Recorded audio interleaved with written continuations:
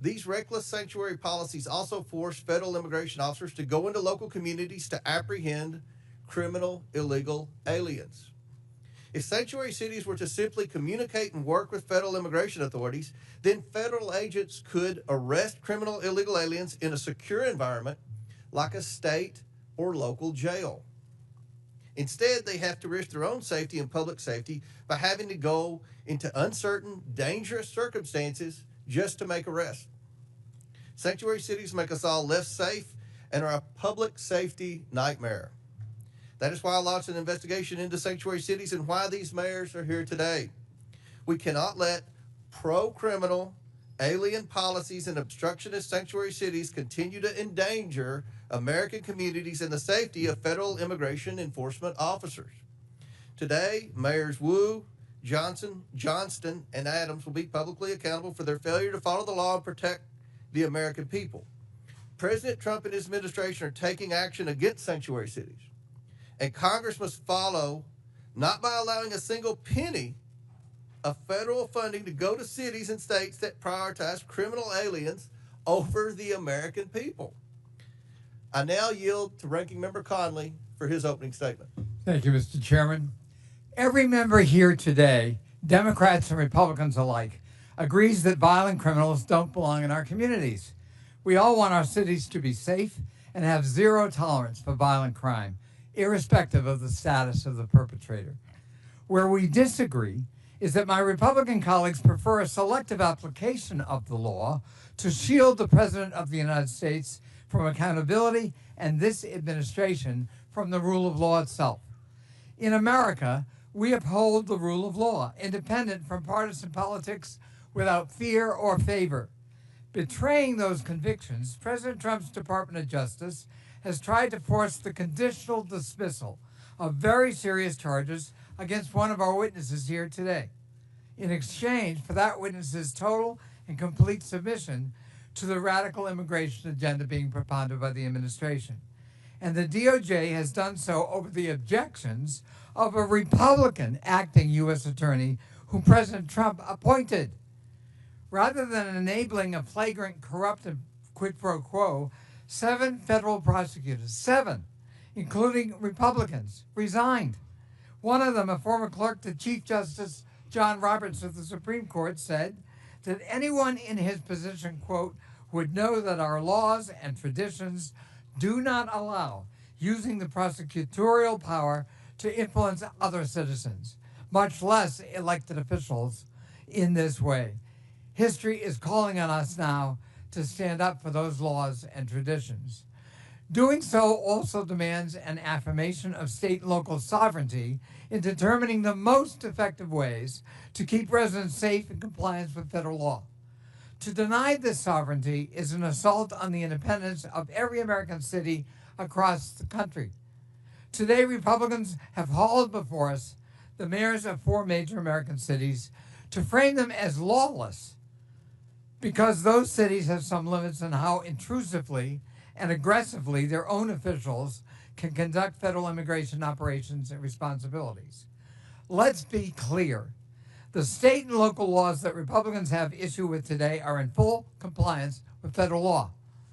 They do not obstruct ICE from carrying out its duties, and they are backed by evidence demonstrating that they keep people safe and safer in counties with laws that do not honor extrajudicial civil detainers and had significantly lower levels of violent crime than counties that have them. Mayors, police chiefs, sheriffs, and local leaders have made clear that the way to combat violent crime is allowing local police to do their local job of ensuring public safety in their own communities as they account for it. Commandeering them to spend limited time and resources as federal agents is a non-starter and can contribute to crime and non-cooperation in immigrant communities throughout the country. At this year's Conservative Political Action Conference, Border Czar Tom Homan said he is, quote, bringing hell to the city of Boston until it complies with his demands. I don't know what that means. Boston is my hometown, and I'm glad to welcome our mayor, Mayor Wu and her 1-month-old baby here today. But I don't know that Boston welcomes Mr. Homan or anyone else bringing hell to the city. The Republican crusade against local independence doesn't just undermine public safety in our communities. It is blatantly cruel, and I say inhumane and un-American. Kenya Colindres, her husband Wilson Rogelio Velasquez Cruz, and their 3 children came to the United States in 2022 seeking asylum, a legal category of immigration, after escaping violence in Honduras. Wilson was granted a 5-year work permit, allowing him to work at a tire shop and to provide for his family here in the United States. Kenya said that her husband had never been in trouble and was, quote, a man of God. On January 26, the family of 5 was in church when Wilson was lured out by an ICE agent waiting to arrest him. Despite having valid work permits, the Trump administration refused to hear his appeal and is actively deporting him. Wilson was the sole breadwinner for his family. Now Kenya has to worry about how she's going to pay the bills and take care of her 3 children, on top of the fears that she and her children might be next. Last week in El Monte, California, Sitley, a woman who was battling bone cancer, tearfully watched as her mother, Yolanda, cried inconsolably as she was detained by ICE agents who refused to even present the detention order. Yolanda was Sitley's sole caretaker in her struggle against cancer and has no criminal record. And now Sitley is on her own. ICE is also conducting massive raids in cities and towns that have led to the wrongful detention of U.S. citizens, including Native Americans and military veterans. One school district sent a letter to parents warning that ICE may board school buses and demand documents from children. Children are going to be afraid to go to school. One reportedly wrote a goodbye note to friends saying, quote, if ICE takes me, don't forget about me. If ICE takes me, don't forget about me. From a child. Is that the country we want? America needs immigration policies that keep everyone safe and make the country stronger and allow us to grow and fill in the skill sets we don't have. If President Trump was serious about delivering those solutions, he would not be attacking the Constitution's guarantee of citizenship to children born in the United States. To see our country through this period of darkness, we need leaders who will stand up for the rule of law and will champion public safety at the local level. And American families, whether they're immigrant families or native-born families, deserve due process, deserve respect, and deserve that Statue of Liberty that welcomes all comers. I yield back. Ranking member yields back. I request unanimous consent that Representatives LaHood of Illinois, LaLota of New York, Crank of Colorado, Malatakis of New York, Hurd of Colorado, Evans of Colorado, Van Dyne of Texas, Ocasio-Cortez of New York, Gillen of New York, and Davis of Illinois be waived onto today's hearing for the purpose of asking questions. Without objection, so ordered. And now, before we introduce the witnesses, I recognize Mr. Higgins from Louisiana for 20 seconds. Thank you, Mr. Chairman. I thank the ranking member as well. Just to briefly, respectfully recognize the presence of the family of Wesley Haynes, a constituent. I'll speak to his case in my time, Mr. Chairman. But his parents, Patrick and Kathy, his wife, Olivia, his little brother, Brady, are present today, and they have a hard exit soon. Their 4-month-old daughter, Anne Marie, is waiting at home for Olivia to care for. And I just respectfully acknowledge their presence, Mr. Chairman and Mr. Ranking Member. We will discuss the details of their case. They tragically lost Wesley Haynes last year. Thank you, Mr. Chairman, for allowing me to recognize this beautiful American family. Thank you, Mr. Higgins. I'm very pleased today to welcome our outstanding witness panel, the mayors of 4 major American cities. First, we have Mayor Eric Adams, who's a outstanding mayor of New York City. He was sworn into office on January 1st, 2022. We have Mayor Mike Johnston, who's the mayor of the city and county of Denver. He was sworn into office on July 17th, 2023. I now recognize Representative Krista Morte from Illinois for 1 minute to introduce our next witness. Mr. Chair, I'm pleased to introduce Brandon Johnson, mayor of the greatest city in the world, namely Chicago, a city that was built by generations of immigrants, people like my parents and myself. Mayor Johnson was raised in Elgin, Illinois, which I'm proud to represent in Congress. The mayor was one of 10 children born to Andrew and Wilma Jean Johnson. His parents inspired him to become a teacher in the Chicago Public Schools and then later to run for office. Mayor Johnson won his first race for Cook County Commissioner in 2018 and later became mayor of Chicago in 2023. Mayor Johnson has dedicated his life to public service, and I'm pleased to welcome my fellow Illinoisan to the United States House of Representatives and to the Oversight Committee. Welcome, Mayor. I now recognize Representative Presley from Massachusetts for 1 minute to introduce our next witness. Thank you, Mr. Chair. I'm proud to introduce Mayor Michelle Wu, a dedicated leader committed to making Boston a welcoming home for everyone, and the first woman and person of color to be elected mayor of the city of Boston.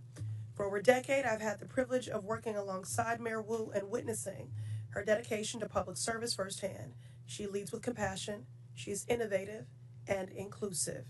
Under her leadership, Boston has become the safest major city in America, a city that is welcoming to families from all walks of life.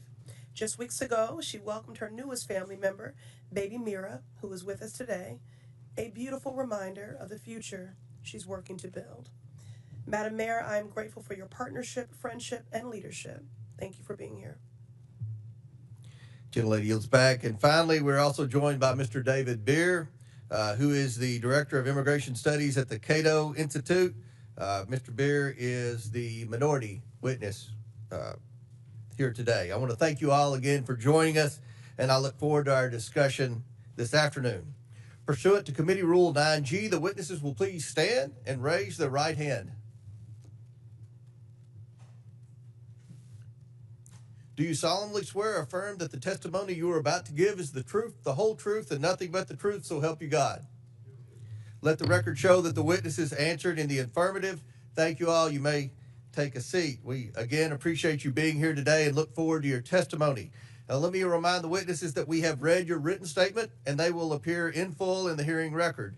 Please limit your oral statement to 5 minutes, and we're going to limit our questions to 5 minutes, and that's going to be enforced today, and that's for both sides. As a reminder, please press the button on the microphone in front of you so that it is on and the members can hear you. When you begin to speak, the light in front of you will turn green. After 4 minutes, the light will turn yellow. When the red light comes on, your 5 minutes have expired, and we would ask that you please wrap up. I now recognize Mayor Adams for his opening statement. Good morning, Chairman Okoma, Ranking Member Connolly, and members of the committee. As mayor of New York City and a former police officer for 22 years, keeping New Yorkers safe is my top priority, and it has been our administration's North Star.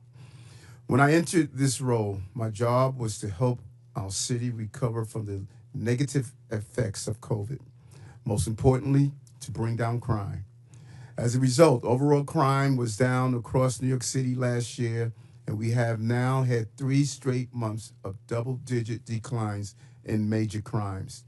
I'm here today to testify on how New York City can continue to reduce crime, even as a sanctuary city. To be clear, a sanctuary city classification does not mean our city will ever be a safe haven for violent criminals. It also does not give New York City the authority to violate federal immigration laws. To the contrary, New York City will always comply with city, state, and federal laws as it does now. Law-abiding immigrants in New York have an important role. Immigrant New Yorkers, including those who are undocumented, pay billions of dollars in taxes and contribute billions more in spending power to our economy. Immigrants also play a vital role in the functioning of the city. This was on full display during the COVID-19 pandemic. The various immigrant residents of our city worked to keep the city moving, while many other New Yorkers were able to shelter in place and work remotely. Hospitals, the food industry, and many other businesses were able to function because of the commitment of our immigrant population. As mayor, I do not control who enters or remains in our country, but I do have to manage the population that is within our city. In order to carry out this function without having long-term negative ramification, I must create an atmosphere that allows every law-abiding resident, documented or not, to access vital services without fear of being turned over to federal authorities. I cannot have a city where parents are afraid to send their children to school or where children are sleeping on the streets, creating the potential for child exploitation and sex trafficking. If an undocumented person refuses to seek medical care until they have a medical emergency, our city's healthcare system will be strained. And if an undocumented individual witnesses a crime but is afraid to call 911 for fear of being turned over to federal authorities, criminals will roam free. And it reminds me of my early days as a police officer. I have seen firsthand the damage that can be done when someone is too afraid to seek out the police. Early in my career, I responded to a man who was calling out for help.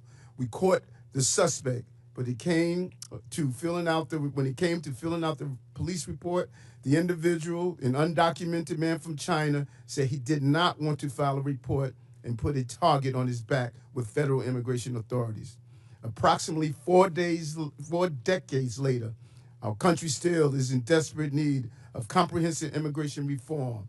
And as a result, New York City was hit with the largest humanitarian crisis in our city's history over the last 3 years. Federal law did not allow me to stop buses from entering New York City. State law required me to provide all in our city with housing and meals and to educate children. City law makes it unlawful to collaborate with ICE for civil enforcement. We complied with all of these legal requirements and still managed the humanitarian crisis with the care and compassion, while at the same time bringing down crime, recovering our economy, and preventing any child from being forced to sleep on the streets. Comprehensive immigration reform is long overdue.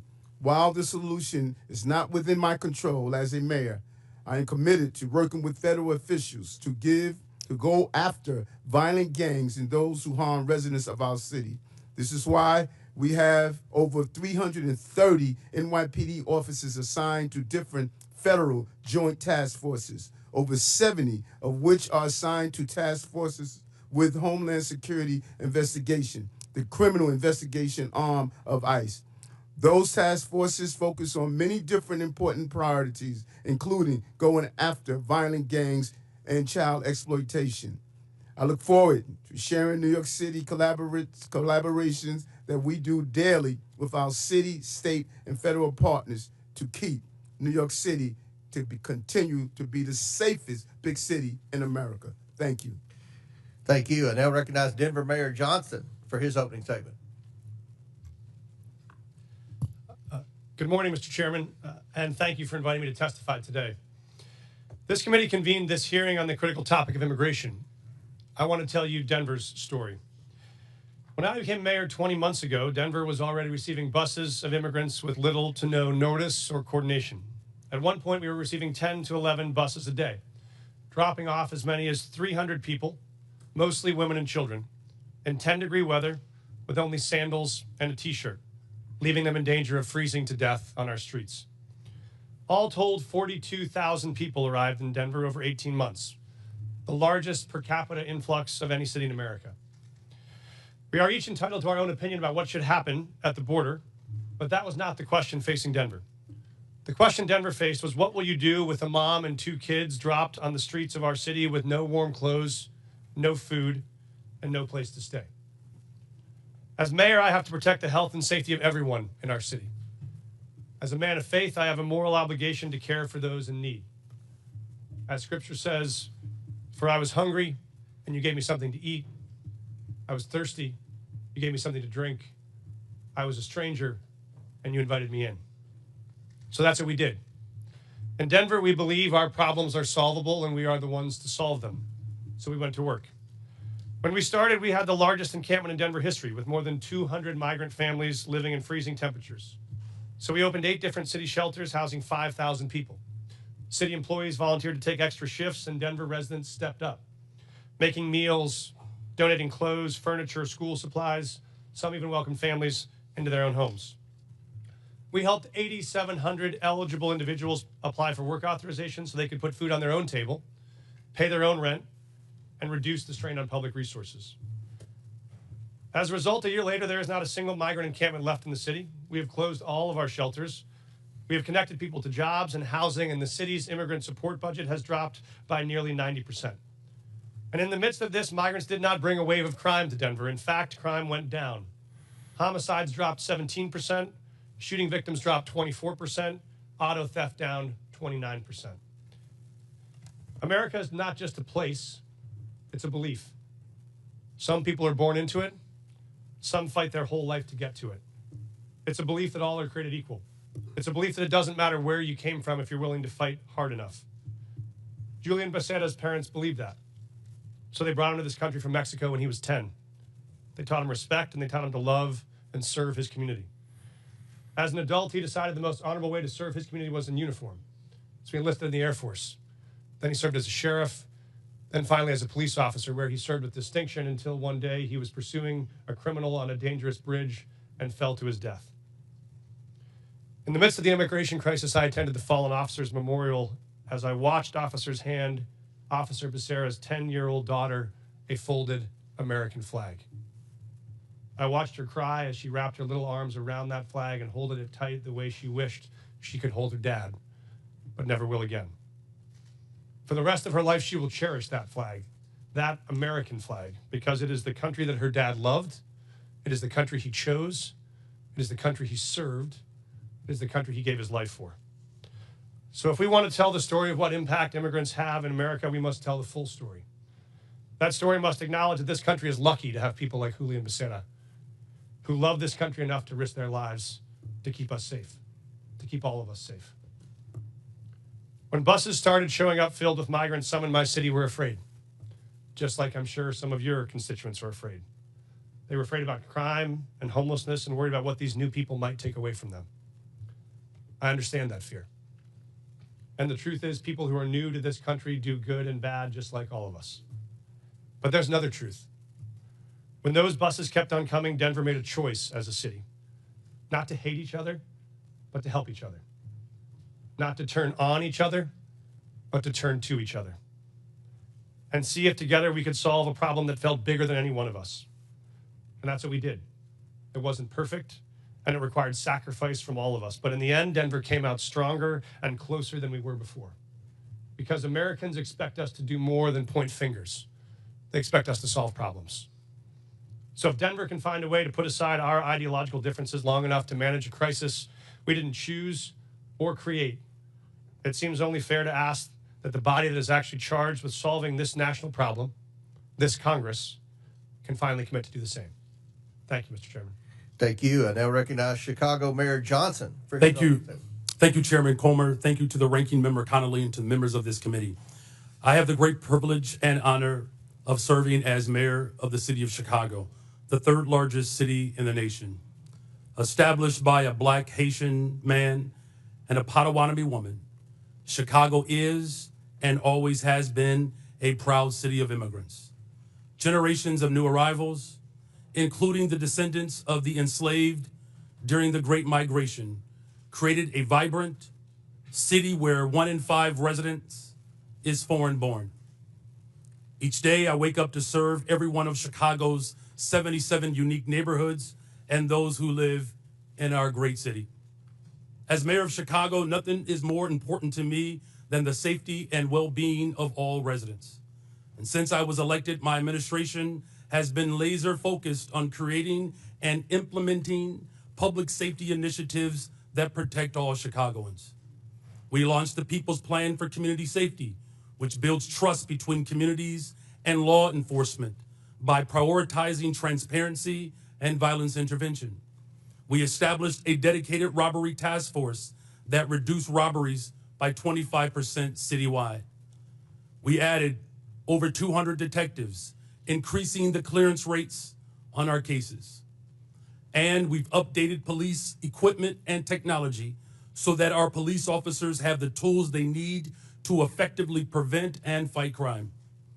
Our efforts to improve public safety by building trust with and investing in our communities are working. Violent crime is down in Chicago. The city ended 2024 with its lowest homicide rate in 5 years. The city is also safer because of our Welcoming City Ordinance. That law makes sure that the city's police resources are focused on our local priorities. In fact, the 40 years of Chicago's leaders have recognized that our policies toward civil immigration matters help to prevent and solve crimes. Put simply, any actions that amplify fears of deportations make Chicago more dangerous. Those fears cause witnesses and victims to avoid cooperating with police. The cooperation of all people, regardless of their immigration status, is essential to achieving the city's goals of reducing crime and pursuing justice for victims. When there is trust between city's residents and the police, undocumented immigrants come forward to report crimes to local law enforcement and provide information that helps the police solve those crimes.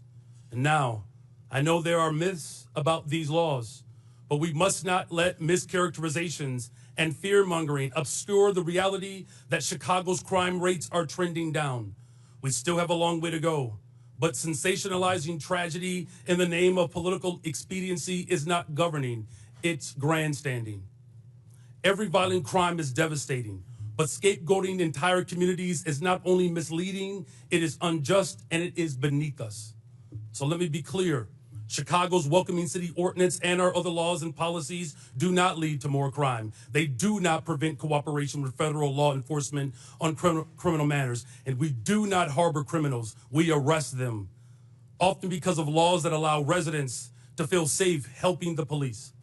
As mayor, I'm building a Chicago that embodies the dream of my father had when he came from Salis, Mississippi during the second migration, a Chicago that invests in housing, healthcare, jobs, and education. And that's why we've increased safe and stable housing by adding almost 4,000 more units, expanded access to healthcare by opening 3 mental health centers, and focused on getting our young people well-paying jobs, with summer jobs increasing by 45% since I've taken office. Our local partnerships have built a solid foundation, a better, stronger, and a much safer Chicago. We need this body's support for these efforts. We are ready to partner with you on the measures we know promote trust and create sustainable public safety. And to the people of Chicago and all hardworking people across this great nation, these values are our North Star, the drinking gourd we follow to a better future. We will not live in fear. It is not our portion. We will not go back. I do look forward to answering the questions of this committee. Thank you. Thank you. I now recognize Boston Mayor Wu for her opening statement. Thank you. Chairman Comer, Ranking Member Connolly, and members of the committee, my name is Michelle Wu. I am the daughter of immigrants, and since November of 2021, I have had the honor of serving as mayor of Boston. I'm proud to be here on behalf of our city, the police officers, first responders, city workers, the faith leaders, teachers, parents, and neighbors who partner every day to make Boston the safest major city in the nation. And I'm proud every day to work alongside the greatest police commissioner in the nation, Commissioner Michael Cox. Every year since I took office, we've set a new record low for gun violence in Boston. Last year, Boston saw the fewest homicides on record in the last 70 years. Those are the facts. And behind these record lows are historic highs. The most ever young people working paid summer jobs, the most pre-K seats at no cost to families, the most affordable housing built in a generation. We have invested in the kinds of opportunities that cultivate prosperity and eradicate crime. And the laws on our books promote the kind of community trust that keeps all of us safe. In Boston, our police department resources and taxpayer dollars go towards preventing and solving crimes. And when it comes to criminal matters, the Boston Police partner every day with state and federal law enforcement. But Massachusetts state law and the Boston Trust Act make clear that immigration is federal law enforcement's responsibility.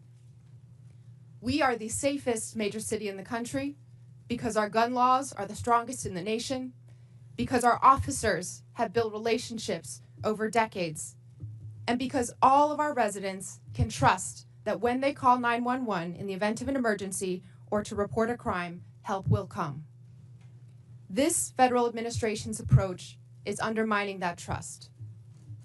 In the past month, I've met with residents and faith leaders in community centers and places of worship, asking my constituents what they want Congress to know. And what I heard over and over again was fear and frustration. I spoke with pastors whose pews are half empty on Sundays, doctors whose patients are missing appointments, teachers whose students aren't coming to class, neighbors afraid to report crimes in their communities, and victims of violence who won't call the police. This federal administration is making hardworking, tax-paying, God-fearing residents afraid to live their lives. A city that's scared is not a city that's safe. A land ruled by fear is not the land of the free. Next month, Boston will celebrate 250 years of our nation's freedom. And in every one of those years, Boston has welcomed the world to our shores. From the English immigrants fleeing religious persecution, to the Irish forced out by famine, to the families from Haiti, the Dominican Republic, Cabo Verde, Vietnam, and so many more who call Boston home today. We are the safest major city in the nation. We are home to the greatest healthcare, the greatest colleges and universities, the most advanced innovators, and the 2024 world champion Boston Celtics. We are the cradle of democracy and the city of champions. We are all of these things not in spite of our immigrants, but because of them. 1 in 7 signers of the Declaration of Independence were immigrants. On the last 4 Red Sox rosters to win a World Series, 1 in 5 were immigrants. Of all the faculty at Boston University to have earned a Nobel Prize, all but 1 were immigrants. Today, 1 in 4 Boston residents were born somewhere else. Most have jobs, many have kids.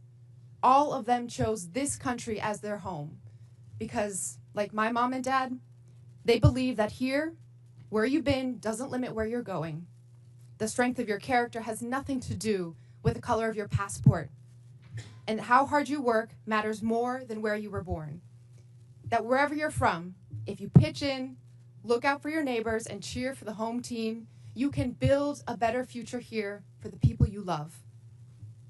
So to every one of my neighbors back in Boston, know this: you belong here. This is your home. Boston es tu hogar. Boston, 这la caillou, 这是你的家. This is our city. We are the safest major city in the nation because we are safe for everyone. Thank you. Thank you. I now recognize Mr. Beer for his opening statement. Chairman Comer, Ranking Member Connolly, and distinguished members of the committee, thank you for the opportunity to testify. The Cato Institute's half-century of independent research demonstrates that people of all races, religions, and birthplaces can thrive in a free society. Liberty must be protected, both from over-intrusive government and from private violence. Unfortunately, the president's chaotic, indiscriminate deportation plan does the opposite. It harms public safety, threatens Americans' rights, and undermines the successful integration of America's immigrants into its society and economy. The president's first action was to rescind the requirement that ICE target public safety threats first. He has ordered that millions of vetted immigrants be stripped of lawful status and deported. He is even attempting to deport the U.S.-born children of people without permanent status. This flagrantly unconstitutional act effectively orders a series of crimes, wrongful arrest and imprisonment, civil rights violations, and unlawful deprivation of voting rights. Never before in American history has a president sought the power to strip potentially tens of millions of Americans of their constitutional rights. The president is also explicitly asserting the authority to ignore any law passed by you, Congress, that provides due process for people accused of being in the country illegally. The administration has repeatedly misled you and the public about who it is targeting, stating it would focus on public safety threats, that only the worst of the worst would be sent to Guantanamo Bay, and that every person it had arrested had a criminal record. We now know that most ICE arrests since the inauguration have been of people without a criminal record. Indeed, he is arresting people who entered legally, never violated any law, and sending them to Guantanamo Bay prison. It is no surprise in this lawless environment that many people and many cities simply do not trust the federal government on immigration. That is a problem. But under our Constitution, states determine their policies. Congress cannot force them. It must reestablish trust. Unfortunately, some members of Congress want to force an indiscriminate policy of mass deportation on the entire country with no public safety focus. If Congress wants more cooperation, it should address the concerns of these cities. What Congress should do is reestablish trust. Indiscriminate mass deportation agenda is a far greater threat to public safety than any city policy. A mountain of empirical research shows that reasonable restrictions on ICE cooperation do not increase crime rates, and that immigrants lower crime rates. Immigrants, including illegal immigrants, commit crimes serious enough for them to be incarcerated at half the rate of US-born Americans. Data from Texas shows that illegal immigrants are 36% less likely to commit and be convicted of murder. At least before this current mass deportation effort, immigrants were more likely to report crimes than US-born Americans. Don't jeopardize that. Mass deportation is diverting law enforcement resources away from obtaining justice for victims. Indeed, it even targets the victims. Sabotaging local economies and obliterating communities will not restore public safety. It will make us poor while increasing the crime rate and victimization rate for Americans. There is a better approach. We don't need chaos and disorder of illegal immigration or of mass deportation. Why don't people come legally? Because Congress has provided so few options for them to do so, not updating its laws in the last 3.5 decades. Just 3% of those applying for permanent legal status in 2024 received it. That's the failed policy. Let peaceful immigrants pay to get vetted, work, and contribute legally, and let law enforcement at all levels focus on keeping Americans safe. Thank you. And our witnesses have concluded their opening statements. We're going to begin with questions from members. And I want to remind the members, we have 60 members today that are going to ask questions. So I'm going to strictly enforce the 5 minutes. I'll hit the gavel if anyone's still talking, and we'll allow the witnesses to answer the question. But let's please be mindful. We have a lot of questioners today for this very important hearing. And again, we thank the witnesses. I'll recognize myself to begin questions for 5 minutes, and I have limited time, so I want to start with a simple yes or no question, and I'm going to hold you all to that because after the first question, then we'll allow for a little more time. But Mayor Johnston, in 2017, Denver prohibited city officials, including corrections officers, from assisting and cooperating with any investigation, detention, or arrest procedures related to federal immigration laws. The city also stated that federal immigration authorities shall not be granted access or allowed to use the secure areas of any city or county jail. Mayor Johnston, is Denver a sanctuary city? A lot of folks use that term. Yes or no? Sorry, Mr. Chairman. Folks use that term differently. I can tell you what Denver does. We do not. Okay, I take that as a yes. Mayor Johnston, no, yes or no? I take that as a yes. Mayor Johnston, on March 10th, 2023, you posted on X that Chicago must lead and live by the promise to be a sanctuary city. Is Chicago a sanctuary city? A 40-year policy of being a welcoming city. Yes. a 40-year I think policy that of a is- welcoming yes. city. Mayor Wu, in November 2024, you gave an interview noting that you served on the city council a decade ago when the Boston Trust Act was first passed. You said in that interview that in terms of Boston's policy, there is a prohibition on resources and personnel going to enforce civil immigration detainers, meaning Boston police and other departments cannot cooperate with ICE when it comes to detaining on civil warrants. Mayor, is Boston a sanctuary city? Boston is a safe city. I take that as a yes. And Mayor Adams, on November 12, 2024, you said, quote, "This is a sanctuary city," but I must comment that you have, of the witnesses today of the major cities, you have publicly stated that you were willing to work with ICE on detaining the most criminal illegals, and I want to publicly thank you for that. But my question to you, sir, is New York City a sanctuary city? Based on our classification, yes. Okay. Last year, in a Boston suburb, an illegal alien raped and impregnated his 14-year-old daughter while living in a shelter for illegal aliens. Mayor Wu, under Boston law, would you turn this criminal over to ICE on a detainer? Whenever there's a criminal warrant, Boston police enforce that and hold people accountable. So would you turn that criminal over to ICE? This happened outside the city of Boston, but I can tell you in the city, whenever someone commits a crime, whenever there's a criminal warrant, we hold them accountable. If ICE deems that they are dangerous enough to obtain a criminal warrant, and the Boston police will enforce it. Will you turn that criminal over to ICE? We follow the laws, I and take we that make as a no. sure that everyone. In Chicago, safe. an illegal alien who is a suspected member of a violent foreign gang who was brought into custody for his potential involvement in a murder. He was released when Cook County declined to press charges. This illegal alien is also facing charges for kidnapping and sexually assaulting his former girlfriend last year. Now he's on the streets. Mayor Johnston, under Chicago law, would you turn this criminal over to ICE on a detainer? Our local law enforcement works hard every day to get criminals off the streets of Chicago. Would you And turn that criminal over to ICE? That's the problem.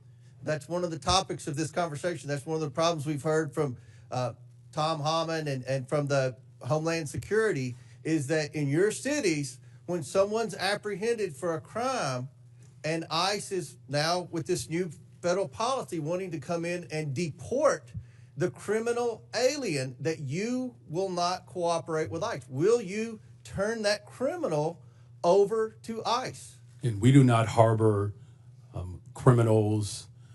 Our local police department works hard every single day to ensure that the city of Chicago is Yes safe. or no? Will you turn the criminal over to ICE? With a criminal warrant from the federal government, our local law enforcement repeatedly collaborates with federal agents. So you're saying publicly today, you will turn that alien over to ICE in a safe place like a jail and not turn him out on the street and say, "Here you go, ICE, good luck." You will turn that criminal over to ICE. With a criminal warrant, as we have done for 40 Should years. that criminal be turned over to ICE? With a Mayor? criminal warrant, they are subject to the federal laws, and that includes deportation. My time has expired, but again, the point that we've got to iron out today is that we have to have cooperation. It is federal law to turn over those illegal criminals to ICE. And we've heard reports, and many of you have said publicly, that you are going to obstruct that. That is against the law, and we're going to hear more about that today. Now, I recognize the ranking member, Conley, for his 5 minutes. Thank you. Mayor Wu, I quoted Tom Homan, the so-called border czar, saying that he wanted to bring hell. He was bringing hell to the city of Boston. What did you understand him to mean by that? Let's talk about Tom Homan. Shame on him for lying about my city, for having the nerve to insult our police commissioner who has overseen the safest Boston's been in anyone's lifetime. Bring him here under oath and let's ask him some questions. I am here to make sure that the city of Boston is safe Others may want to bring hell. We are here to bring peace to cities everywhere. Mayor Johnston of Denver, what would your reaction be if Tom Homan wants to bring hell to your city, Denver? We think that we have folks in Denver who are working hard, playing by the rules, paying taxes. There is no one that is seeking hell to come to Denver. What people are looking for is opportunity and hope. And for the It's not record, available. he can do whatever he wants to do, I guess. But the fact of the matter is, you absorbed on a per capita basis the largest immigration a year or two ago, and you indicated that your crime rate actually fell. It didn't increase. Is that correct? That is correct. Crime is down in Denver. We have homicides down 17%. Violent shootings are down 24%. And in Auto theft Boston, down. I'm sorry, I've got limited time. Mayor Wu, same thing in Boston. The Boston crime rate has been falling, correct? We had 24 homicides last year, 24 too many, but that represented a tremendous reduction, one of the biggest drops anywhere in the country. Thank you. So the correlation between immigration and crime is false, as you point out, Mr. Beer. Perhaps you can elaborate that. I find it ironic that you characterized correctly, in my view, President Trump and Tom Homan's approach to immigration as lawless when they're invoking law and order and crime as the rationale for their lawlessness. Could you expand on the lawlessness and the irony of the fact that, as you point out in your testimony, the crime rate among immigrants is half that of the native population? That's right. I have a table in my written testimony that you can look at. Top 20 cities for immigration court filings over the last 4 years. 19 of those cities saw a decline in their homicide rate.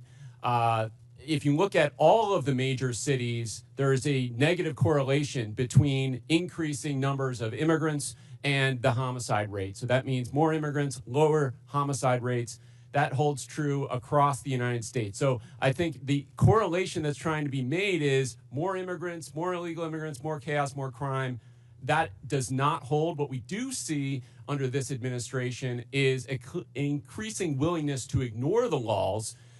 He has, as I mentioned, signed an executive order that says he can ignore due process rights for people who are accused of being in the country illegally.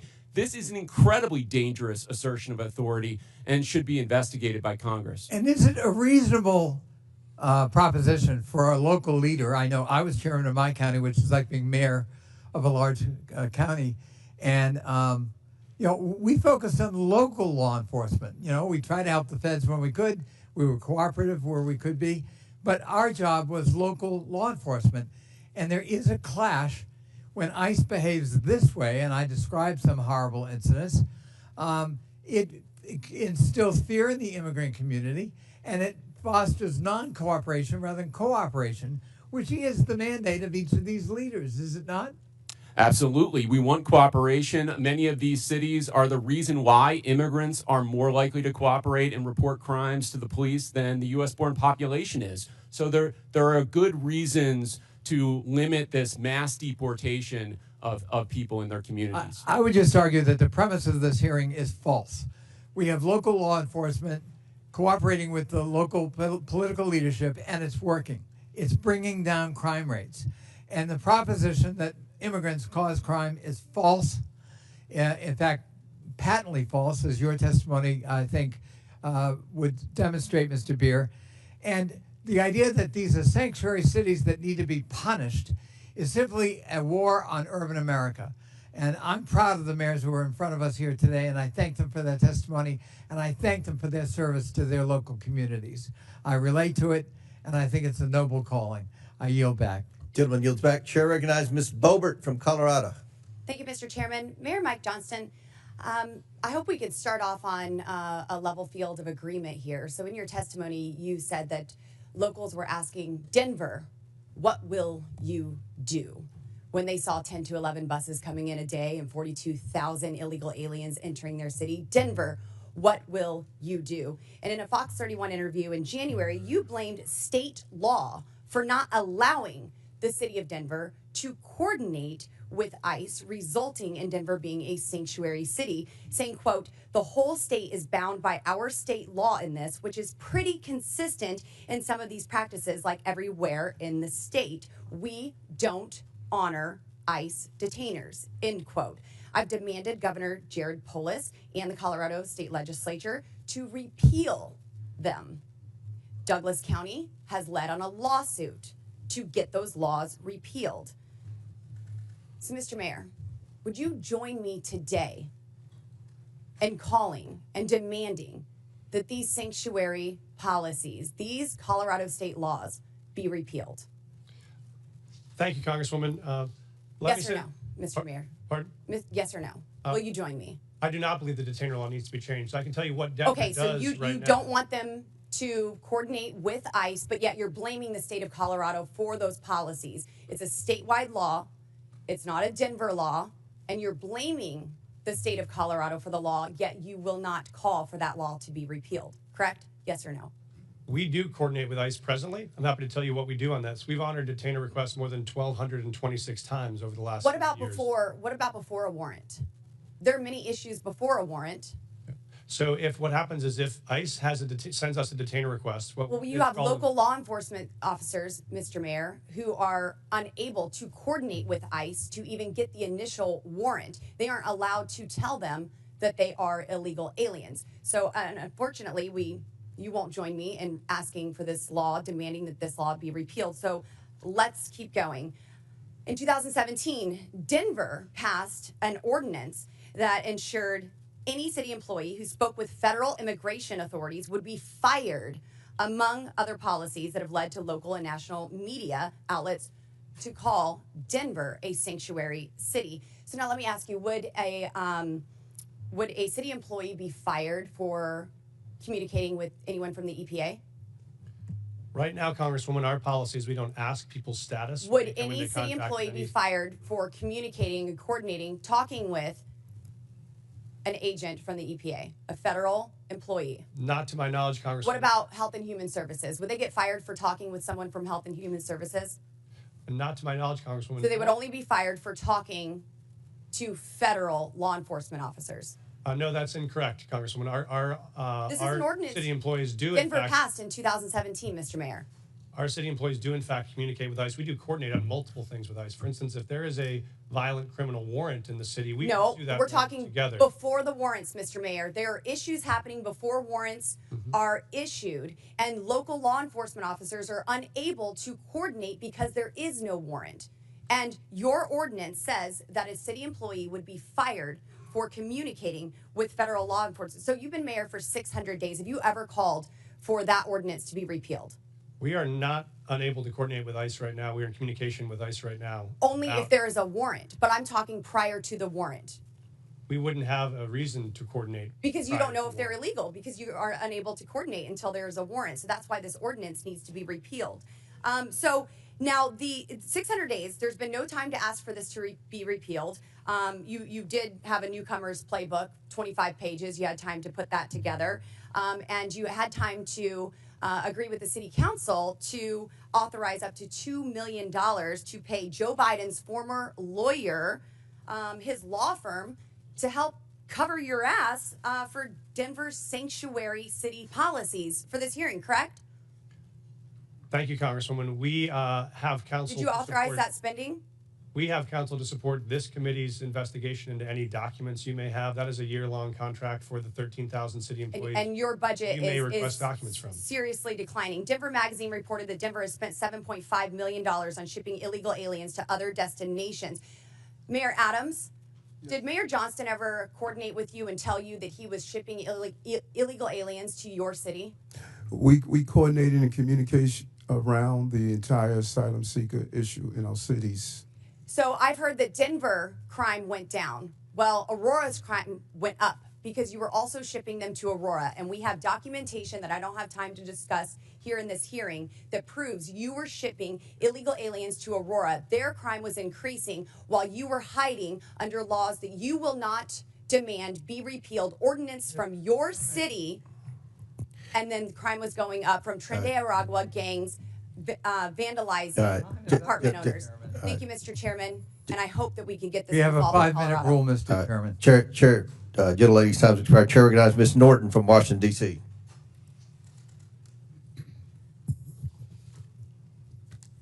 There have been a lot talk today about these cities and their, in my view, principal decision not to respond to extrajudicial ICE detainers. But I would like to back up and talk about these detainers, what these detainers really are. Requests from ICE to unconstitutionally hold someone without due process or probable cause. Enforcing ICE detainers is also expensive, often results in mistakenly holding U.S. citizens and undermines public safety. It diverts resources from protecting the local community to carry out the federal government's job of immigrant enforcement. Mayor Johnston, what challenges do ICE detainers represent to your law enforcement and city resources? Thank you, Congresswoman. I think that was to me, right? Sometimes That's I get correct. confused. Okay. Thank you, Congresswoman. I think it's important, I appreciate to describe what Denver currently does in terms of what coordination looks like and what it doesn't, which is if we get a detainer request, if we have someone in our custody that ICE would like to get access to, what we do is we provide them a notification of release. And so if that person will be released from our custody, we notify them of the time and the date when they will be released. So ICE, if they choose to, could pick that person up. We have done that 1,226 times over the last 7 years. And that has enabled ICE, when they choose to be able to bring someone into custody. What we do not do is hold someone beyond their release date, because there are multiple courts who have found that to be unconstitutional. If someone is serving a sentence and that sentence expires this Friday, we can't hold them another 7 days without an additional charge. And so that is what state law does, and sheriffs around the state would say it is a strain on local resources to hold them for a civil issue that is not linked to a criminal charge that we have in our city or another jurisdiction. That's why we don't honor those types of detainers. Mayor Johnston, how about for Chicago? So thank you for that question. And for Chicago, again, our top priority with the Welcoming City Ordinance is to ensure maximum safety. The type of coordination that happens between our local law enforcement and our communities is paramount to building trust and keeping our communities safe. The ordinance, as well as the state law, the Illinois Trust Act, which was passed with bipartisan support and signed by the Republican governor, Bruce Rauner, we do not permit our local law enforcement from engaging in any federal matters. With a criminal warrant, our city and our state will cooperate with the federal government, but without a criminal warrant, our local law enforcement focuses in on local issues to keep the people of Chicago safe. Mayor Wu, how would fulfilling ICE detainers detract from public safety in your city? Thank you, Congresswoman, for hosting us, first of all, in your district.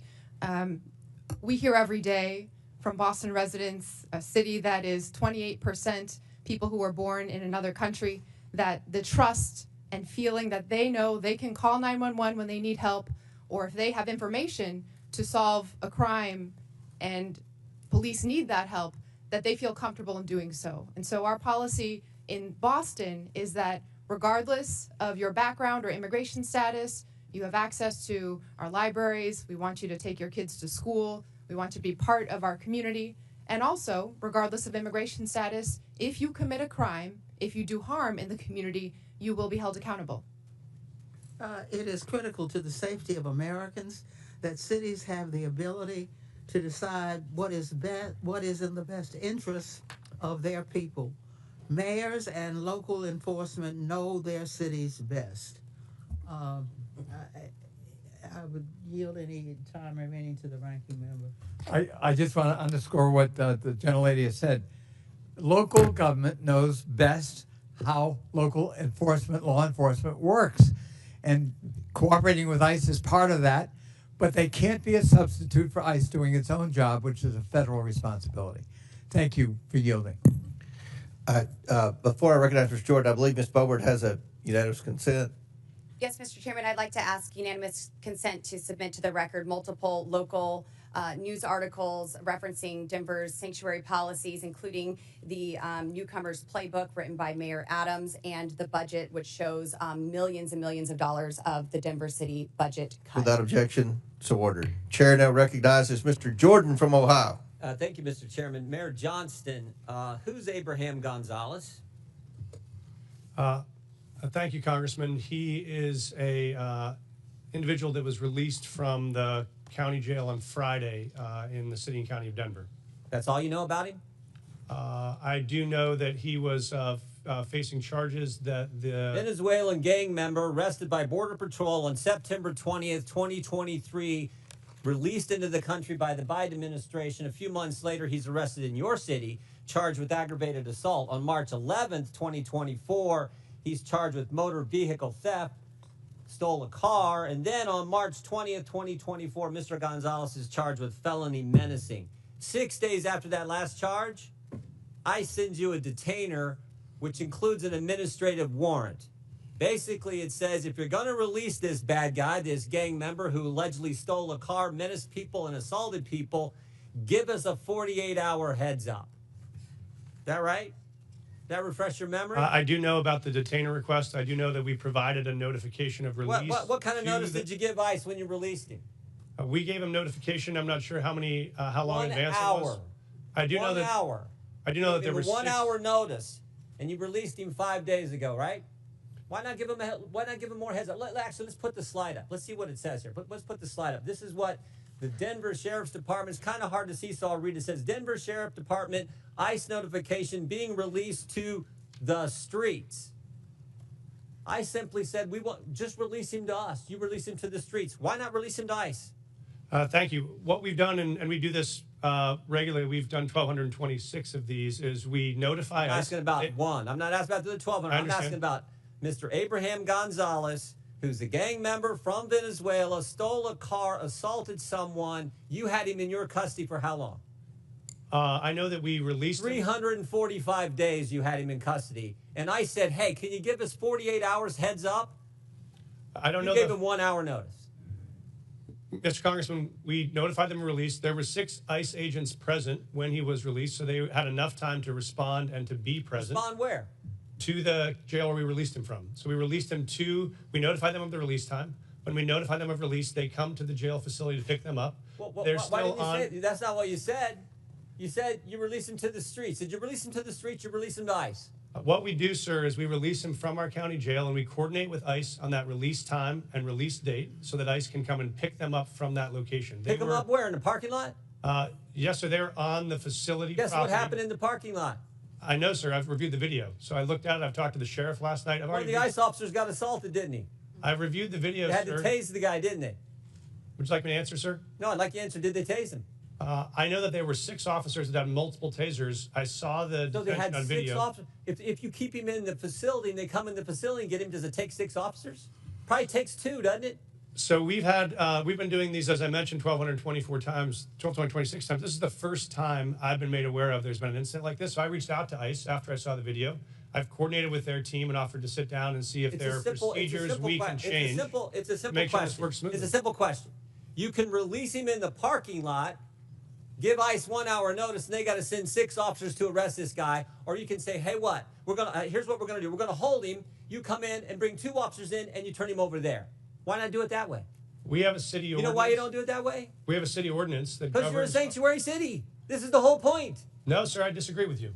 Okay. Because I'll tell you why. What if you talk about sanctuary as a definition of shielding people from law enforcement, we do not do that. What we do is provide services. In this context, what we did is we coordinated the release. An officer got assaulted because of your policy, which says we're going to release him to, in your words, not mine, to the streets. They have to arrest him in the parking lot. They bring 6 officers when they could have had 1 or 2 just come in your facility, into jail, and take the guy there. But you won't do it that way. I've seen the video. I've reached out to ICE. I've offered to sit down and coordinate on strategies. If we need to make adjustments to what we do on releases, we'll do that. This is the first time in the 1,226 releases I read your we'll written testimony last night. I read your written testimony last night. 4.5 pages. And you used the words safe, safer, or safety 13 times. talking about my job is to protect the safety of the people in Denver. We prioritizing making sure everyone in our community is safe. That's a lie. Because it was not safer for the ICE agents who are part of your community. No way was it safer.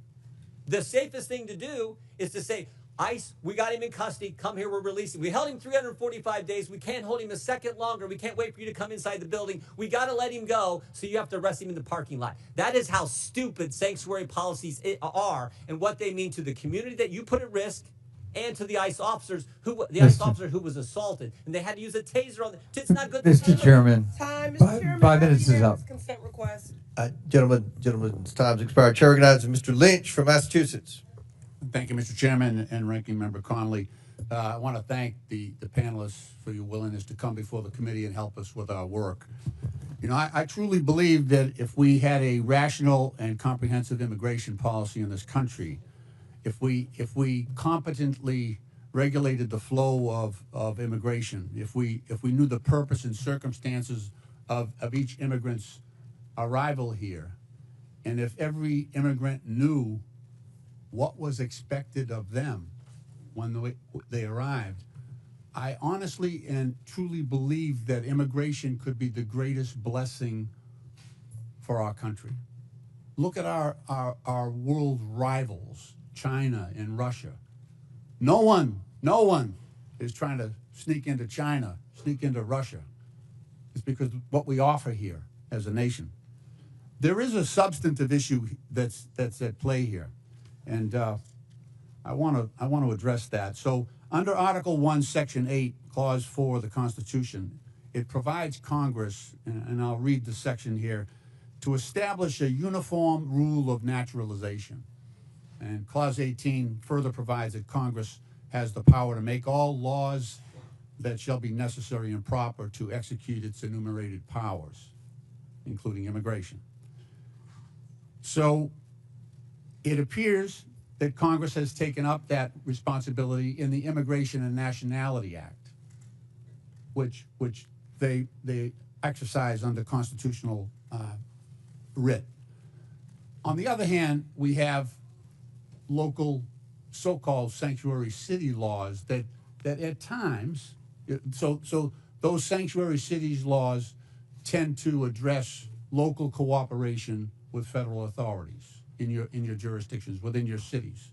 And sometimes it does appear that the sanctuary city laws are defending against the congressional grant of authority to operate in that area.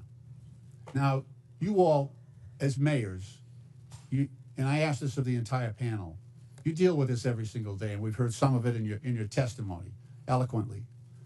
How do we, as lawmakers, we're struggling with this right now. There's a tension between that authority of Congress to act under Article 1 of the Constitution, and then your responsibility, nobly taken, to provide a safe environment for the residents and visitors to your cities. How do we reconcile, and I'm asking you for advice. You have a great perspective on this. How do we together reconcile the tension between those two operating systems, grants of power? And I'd welcome any advice you have on that, because that's what we are struggling with up here in terms of trying to come up with a comprehensive immigration policy that addresses all of these concerns. Mayor Johnston? Congressman, I'm happy to start the response. We obviously believe there is a federal system that has federal obligations and state and local obligations. We think, as Mayor Wu said, that our officers are uniquely prepared, trained, and ready to enforce local law and to keep our city safe. We want to focus on that. We do not have the capacity for our law enforcement to be doing federal immigration enforcement, but we want to be partners in making sure we're pulling violent criminals off the street. We do that now. We've done it in the past. We'll keep doing it. But we think the capacity for the federal government to focus on. But what I'm trying to point out is this. So the current president of the United States, Donald Trump, rode into office on this issue. On this issue. He put people in fear. I'm in a state that's 2,400 miles from the border. We're going to spend $1.5 billion on providing services and housing and everything to people who are in our state unlawfully. He got into office on that issue. So the costs to democracy are massive. It is now threatening our democracy because we have mishandled this issue. So we need to get together on this and turn immigration, like I say, into the greatest blessing that this country has, and not something that people are afraid of. That's the challenge. May I, agree. Congressman? Please. This may be the last Oh, my blue. friend. This may be the last blue dress I'm wearing this month. It's going to be green from here on out as we celebrate I understand. Irish American heritage back at home. Please pass comprehensive immigration law that is consistent and compassionate. That will make our jobs possible, and we would so appreciate that partnership. I hear you. Thank you. I yield back. Gentleman yields back. Chair recognizes. Chair, I have a unanimous consent request. I didn't. I'm sorry. I have a unanimous consent request.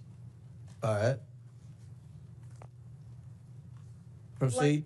Okay, I'd like to seek unanimous consent to enter into the record thousands of DHS agents shift to deportation instead of drugs, weapons, and human trafficking.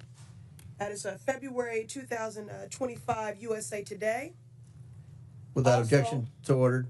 Parents pull kids from childcare as immigration fears hit U.S. youngest. Without objection, so ordered. Chair. Finally, an 11-year-old girl in Texas died by suicide after she was bullied about her family's immigration status, her mother says. Without objection, so ordered. Chair recognizes Dr. Gosar from Arizona. Thank you, Mr. Chairman. Mayor Wu, I'll be showing up at your house tomorrow with my bags at 5 o'clock. Leave your doors unlocked, please. What are you making for dinner? Because I expect a warm meal and a balanced diet. Now, I'm going to need a car, and please leave me some cash because I'm going to need to go to my doctor's appointment on Friday. That would be to Mr. Mayor Johnston. Now, I don't want to sleep on the couch, so put me up at a luxury hotel. They're the Mayor Johnston.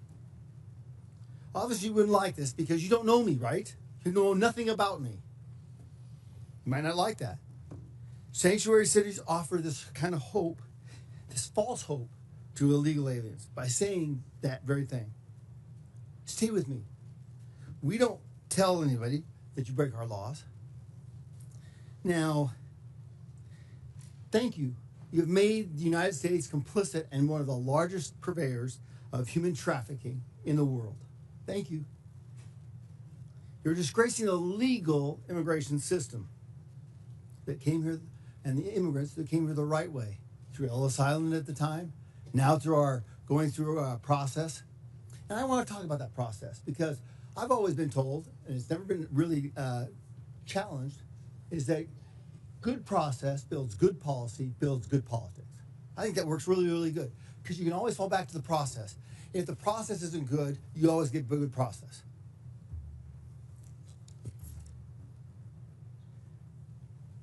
Now, you heard the word establishing trust, okay? How can you establish trust at the very beginning when you have a false narrative here? You're defending folks who have broken the law. The definition I've always looked at is trust is a series of promises kept. What kind of trust are you supporting here? What is the trust of an illegal alien? It's a false hope. It's false trust. Welcome, we're bringing you in. It's disorganized process. Now, let me ask you a question. Mayor Adams, did you support SB 1070? I'm sorry? Did you support the Arizona law called SB 1070? I'm not familiar with it, sir. Well, let me explain, okay? Mm-hmm. SB 1070 challenged the federal government on its supremacy clause. Because we, in Arizona, wanted, the government wasn't doing anything, so we thought, we'll do this. We can't allow them to break laws. The Supreme Court ruled that struck it down. Now, it seems contraindicating here that you would have supported SB 1070, right, Mayor Adams? Based on the premise that you or would you violate the supremacy clause? in regards to immigration? Would I Violate the supremacy clause? This is way over my head. Okay. I felt law. That's you know. okay. That's okay. Not Mayor understanding. Johnson, would you have supported SB 1070, allowing Arizona to follow their own laws? Because that's what you're doing right here. Thank you, Congressman. We currently follow all federal law, all state law, and all local law. So we do not have any supremacy clause challenges that we're pursuing or maintaining. Okay. Well, it seems like you are, but Mr. Johnson, do you agree? The city of Chicago complies with all laws. Okay. Mayor Wu. I'm not familiar with that law because I'm focused on the city of Boston, but we follow all state, city, and federal laws in Boston. What happens when you get in conflict with them? Who do you support? The Constitution, as I understand it, doesn't require cities or police officers or anyone to follow their laws in conflict, follow federal laws in conflict with local laws or state laws. Okay, in the Constitution it says, and it's explicit, that the federal government has jurisdiction and supremacy over all immigration laws, right? I mean, I've heard it a number of times from my colleagues over here. We're the ones who can define that. We're the ones that have it. We just heard we want a comprehensive immigration policy. How can you get a comprehensive immigration policy when you're defining it from the very get-go? You're building it on false premises and false tenets. Respectfully, Congressman, you could pass bipartisan legislation, and that would be comprehensive immigration law. The false narrative is that immigrants in general are criminals, or immigrants in general cause all sorts of danger and harm. That is actually what is undermining safety in our communities. If you wanted to make us safe, pass gun reforms. Stop cutting Medicaid. Stop cutting cancer research. Stop cutting funds for veterans. That is what will make our city safe. Yes, thank you. I yield back. Chair recognizes Mr. Krishnamurti from Illinois. Thank you, Mr. Chair. Mayor Johnson, there's been much talk about Chicago and its enforcement of laws to rid our communities of criminals, so I want to give you a chance to address some of these questions. First, Mayor Johnson, the city of Chicago operates under 4 sets of laws: federal, state, county, and of course, Chicago's own laws, right? That is correct. And most of these laws are not within Chicago's sole power to change. For example, the Illinois Trust Act, a state law, was enacted in 2017 by then Republican Governor Bruce Rauner and dictates interactions between ICE and law enforcement, right? That is correct. And under Chicago's own law, I have a copy of it right here, Chicago is required to help ICE whenever ICE presents a judicial criminal warrant for an arrest, correct?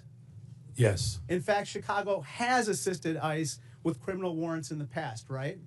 Yes. So just to clear it up, anytime that ICE does the work and goes to a court to get a criminal warrant to arrest somebody, the city of Chicago not only is required to, but does cooperate to remove that criminal from our community, right? That is correct. Let me turn to another topic. President Trump has said many things about Chicago, including that it is, I have this NBC News report, worse than Afghanistan. Mayor, I'd suggest the facts suggest otherwise. For example, Condé Nast recently named Chicago the best big city in America 8 years in a row. A friendly amendment, best freaking city in the world, city of Chicago. Chicago's the largest rail hub in America.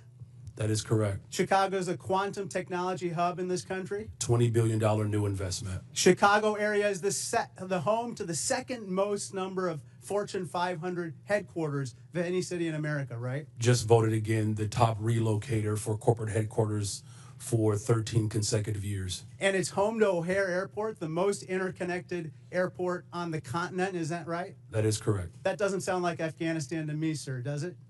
The city of Chicago is a beautiful place. We also have 20% of the world's fresh water right in our front yard. Our restaurants are amazing. In fact, everything that is dope about America comes from Chicago. A Republican named Lincoln was nominated for president in Chicago, and a Democrat named Obama called Chicago home too. It's the city of big shoulders, the heart of the heartland, the home to the world's best pizza. And we're not going to take any slander from Donald Trump or anyone else lying down. Is that right? That is correct. Sir, I want to turn your attention to another topic. Mayor Johnson, you'd agree with me that high grocery prices are among the top concerns for the people of Chicago, right? The economic conditions that are unfortunately that are not being addressed by Washington has caused a great deal of trepidation and anxiety. Mayor Wu, according to USDA, the wholesale cost of a dozen eggs has gone from $6.59 since January 19th when Donald Trump took office to $8.39, a 27% increase, and this has got to anger Bostonians, right? People are doing their very best, trying their hardest, working multiple jobs, and they need support. Mayor Johnston, I suppose that people in Denver are concerned as well, right? I'm very concerned. This is the most important issue for us, is how we make sure that it's affordable to live in the city. Mayor Adams, the same is true for New Yorkers. Affordability is an issue that's impacting our city, and that's why we're doing the best we can to put $30 billion back in the pockets of working class people. President Trump, if you're watching this hearing, I respectfully ask, when will egg costs be high enough for you to issue one executive order on bird flu? $10 a carton, $15 a carton. It'll soon be cheaper to buy a magazine for an AK-47 than to buy breakfast. This is flat out wrong. Turn to my last topic. Interestingly, last night in a record-long address, the president did not mention the word Medicaid once, which is top of mind for everyone. Mayor Johnston, you don't dispute that 1.6 million people in Cook County are enrolled in Medicaid, right? I do not dispute that. In fact, in most of our safety net hospitals, 70% of the individuals that are being serviced are being serviced through Medicaid.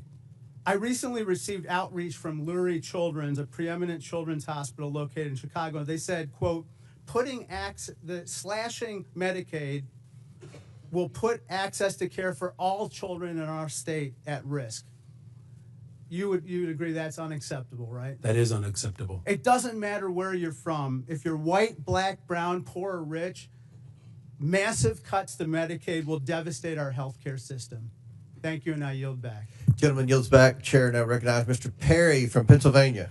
Thanks, Mr. Chairman. Mayors, thanks for being here, leaving your cities to come to Washington, D.C. today.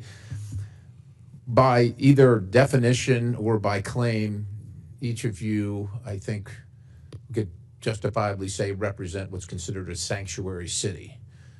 Well, if you could describe it, what would you, sanctuary from what? Anybody? Mayor Johnston, you want to start? Mayor Johnston? Thank you, Congressman. I welcome that because I wanted to clarify. We do not shield people from federal law. I just asked you what, so you don't consider yourself a sanctuary city? We provide services and supports. Do you consider yourself a sanctuary city? That's just. We do not under that definition. You don't use the definition. You're not a sanctuary. We call ourselves a welcoming city. Okay, so what are you welcoming and who are you not welcoming? Well, we're welcoming everybody. Okay. We don't keep folks. So you're welcoming criminals that you don't have any idea what their crime background is, and you're good with that? No, we aggressively pursue. How do you do that? Anyway. No. How do you vet the people that you welcome in your sanctuary city? Sir, we don't vet folks that arrive from Illinois or California with a background check when they come into the Denver airport any more than someone from another location. So you're welcoming any illegal immigrant or illegal alien to your city without question? Well, folks that make the decision to come to Denver, they arrive, and then we expect but them to you get call a job, them, you pay welcome taxes. them. You welcome them. You call them to your city and say, if you come here, you will be safe from what? Thank you, sir. We don't call anyone to our city. Folks that arrive in our city, we offer same access to services they may need to be successful. And if they break the law, we hold them accountable, we charge them, we prosecute them. What about if they've already broken the law? Well, if they've already broken the law and there is another jurisdiction that has a warrant for that person, they let us know and we would cooperate to transfer them to that jurisdiction. I think we saw in Mr. Jordan's conversation with you that you really don't do that. Mayor Johnston, how about you? How many, according to my records, you have welcomed 51,648 illegal aliens to your sanctuary city. So I'd ask you, sanctuary from what? If you're referring to the number of individuals that were bused from Governor Abbott without any coordination, the 52,000 individuals that were seeking asylum, those individuals were bused to us. I passed a bus ordinance to work to coordinate with the governor of Texas. He refused to do that. But that transfer of individuals was the result of the governor of Texas, not the result of a welcoming city ordinance. Welcoming city ordinance. So you're not welcoming these people that came here illegally? The individuals that were bused to us from the border. They were not welcome in Chicago? You didn't welcome them? You didn't provide them sanctuary? So the welcoming city ordinance is pretty straightforward.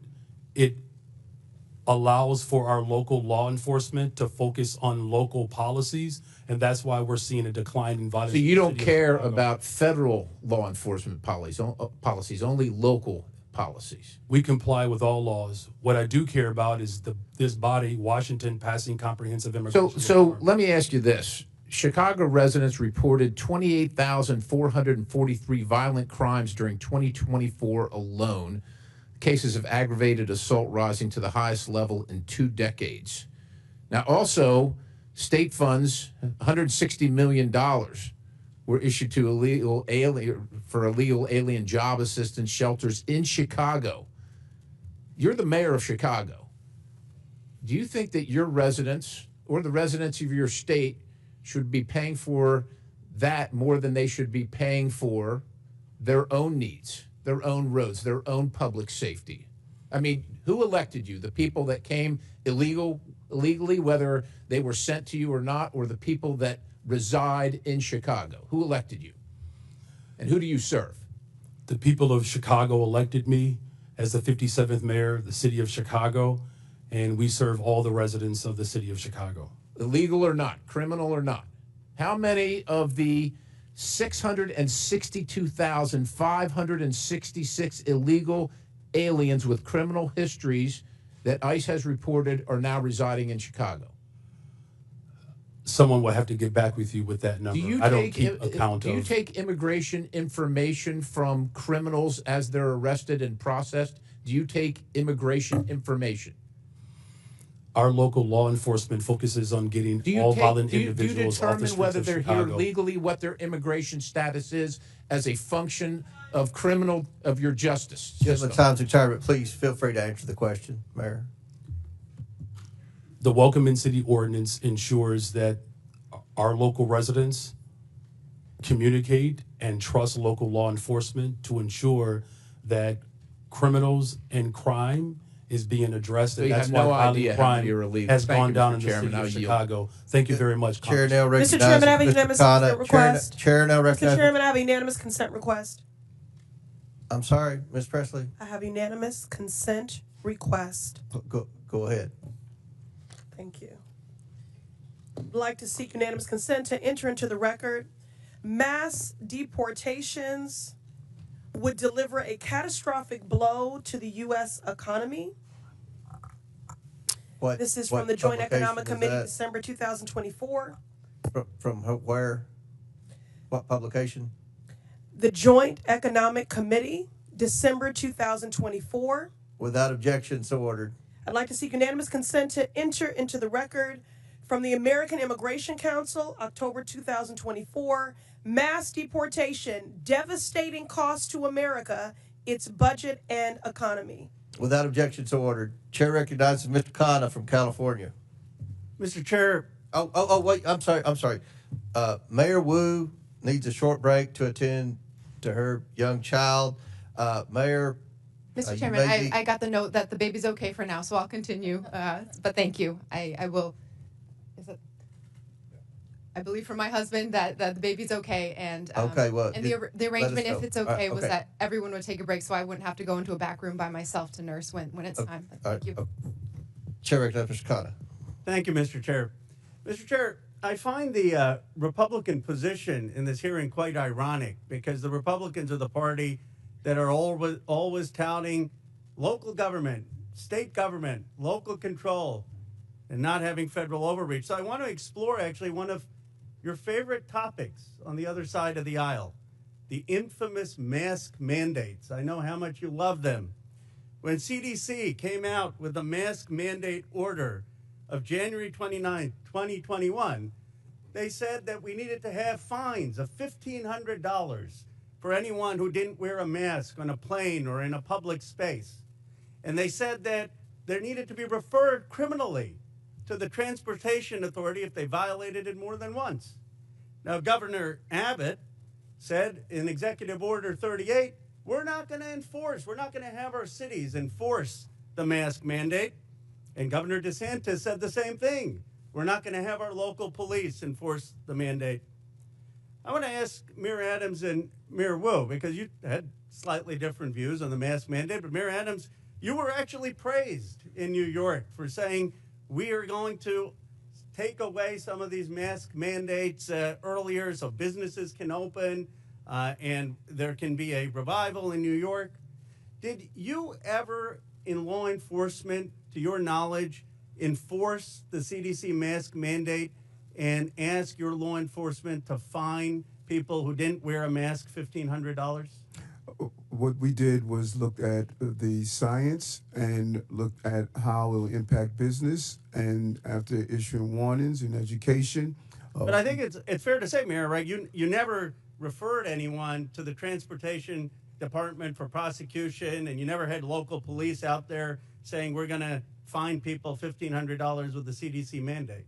The goal was to always ensure that people will carry out the procedure, and we did several education and warning in the process. Mayor Wu, you were a great advocate of masks and looked at the science. Do you know if your city government actually ever used police resources to carry out the CDC or Transportation Department's mask mandate where they were fining $1,500 or referring for criminal prosecution? I am not aware of any incidents of someone in Boston having been fined or prosecuted for any mask-related issues. We certainly prioritize public health and saving lives, and so our role as a city was to provide positive communication, outreach, make sure there were signs and different community organizations that could go and remind people to stay safe and do their best to take care of each other and their families. As much of an advocate as you were for masks, and I was an advocate for masks, would you have been hesitant to order your law enforcement, your local police, to say if someone was violating those mask mandates that we need to cooperate and turn them over to the Transportation Department for prosecution? Would that have given you some pause if the federal government were saying use your police departments to fine people $1,500 and give us their records for criminal prosecution? Yes, it would have. And so I guess I'm trying to understand, you know, if we set this precedent that we want cities to be enforcing every federal mandate, then what happens when there's a new Democratic president that comes and says, we want a mask mandate that the Republicans may not want? And when there are conservatives like Governor DeSantis or Governor Abbott saying we don't want our cities to enforce that, do you see, Mayor Wu, any difference between a federal government asking you to enforce laws that ICE is doing versus a federal government asking you to enforce a mask mandate, or frankly, to enforce gun laws that may not be what your local city department is focused on? It does seem that local authority is part of our democracy and part of our system of government. Isn't the real issue here not one of immigration, but of federalism? Isn't the question, I mean, everyone agrees that there needs to be, if there's someone who's convicted of a crime, that ICE has the right to enforce those laws. The question is just, are you going to have local governments in this country be beholden to every new president's directives and an arm for enforcing that? My view is that we ought to have local governments be able to use their police officers for their priorities. That, in its essence, is federalism, and it actually used to be the conservative Republican position. Gentlemen's time's expired. Chair recognizes Dr. Fox from North Carolina. Thank you, Mr. Chairman. Mayor Johnston, in the last 4 years, how much has Chicago spent on care for illegal aliens? Thank you for that question, Congresswoman. So since 2022, since the governor of Texas began shipping... Just tell me a number. I don't need a speech. Just tell me a number. So since 2022, since the governor of Texas was shipping individuals to cities across this country, the city's budget roughly 1% of the city's budget over the course of 4 years. Mayor Johnston, the same question, and I don't need a speech, just a number. Thank you, Dr. Congresswoman. Thank you, Congresswoman. It's $79 million over the last 2.5 years. Mayor Adams, same question. How much has New York spent to care for illegal aliens? Approximately $6.9 billion went out of our taxpayers' funds. Mayor Wu, same question. How much has Boston spent to care for illegal aliens in the last 4 years? We do not ask about immigration status and giving city services and providing that access, so we do not have a number. Taxpayers have been bearing the brunt of the massive wave of illegal aliens who've entered the United States. The Biden administration seemingly declared taxpayers and hardworking Americans collateral damage in the pursuit of open borders. Again, Mayor Johnston, are NGOs providing services to illegal aliens in Chicago? In accordance with the Welcoming City Ordinance, our sister agencies or city departments, we do not seek the status of any individual that is seeking service. Mayor Johnston, are NGOs providing services to illegal aliens in Denver? Thank you, ma'am. When folks arrive on the streets without food or resources or shelter, we do provide food or shelter regardless of where folks arrive from. Mayor Adams, same question. Yes, in combination of city agencies and nonprofits, we responded to the migrant asylum seekers humanitarian crisis that hit our city. And Mayor Wu, I assume you don't know their status, but do you know if there are NGOs are providing services to people arriving in your city without any kind of documentation? There are community organizations, many of them in Boston, who seek to serve all of our Boston residents. Congress must provide oversight and ensure accountability for taxpayer funds going to NGOs. Agents from Customs and Border Protection have been outspoken in opposition to allowing NGOs to assist illegal aliens in subversion of law and order. When asked if NGOs are working at cross purposes to the mission of Border Patrol agents, the chief of the National Border Patrol Council said, quote, "Most definitely, and they should not be allowed, but our government allows it," end quote. NGOs receiving taxpayer funding through grants pay for everything from food, shelter, and transportation to legal services that help the migrants traverse Mexico. That is why I introduced H.R. 245, the Grant Integrity and Border Security Act. This bill would require all NGOs who apply for a federal grant to certify as part of their application that they have not, will not, and are not engaging in acts that violate federal immigration law. If NGOs continue violating our immigration laws, then my bill would ensure that no federal funds can ever go to the violators. It's time to pass this bill, ensure accountability, and secure our cities and the border. And with that, Mr. Chairman, I yield back. Gentlelady yields back. Chair recognizes Ms. Brown from Ohio. Thank you, Mr. Chairman. Today we've heard my colleagues on the other side of the aisle demean and dehumanize immigrants, choosing fear-mongering and political theater over real solutions. So let's take a moment to set the record straight. The best chance for comprehensive immigration reform came in 2013, when a bipartisan Senate majority passed a bill strengthening border security and providing a path to citizenship for longtime residents. But House Republicans killed it. Fast forward a decade later to last year, the Senate crafted another bipartisan deal, one that would have enhanced border security and tackled the fentanyl crisis with better technology and more agents. But Donald Trump torpedoed it, preferring anti-immigration rhetoric to real solutions. So this isn't about fixing the problem, it's about exploiting it. And let's not forget, the president wasn't complaining about this when he was employing undocumented immigrants at his resort. We all remember President Trump's tired old tactics from his first term, the harmful Muslim ban, referring to black and brown countries as quote-unquote shithole countries, and the cruel images of kids in cages. This time around is no different. President Trump signed multiple executive orders before even attempting to work with Congress. Mind you, a Republican-controlled Congress. So this isn't about policy, it's about fear. For the last decade, Trump has pushed menacing messages portraying all immigrants as criminals. But it isn't just coming from Trump. It's being amplified by right-wing media. A recent Ipsos poll found that people who watch Fox News are twice as likely to believe myths about immigration, including the false idea that immigrants commit more crimes than native-born Americans. This is objectively false, yet 2 in 3 Fox viewers believe it is true. This serves a purpose: fueling outrage, distracting from real solutions, and keeping the conversation stuck in a cycle of fear instead of facts.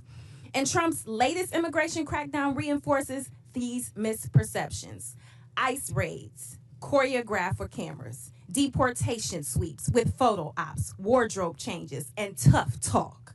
The cruel performative videos of immigrants in shackles. $200 million in taxpayer money to air pro-Trump propaganda ads. Talk about waste, fraud, and abuse.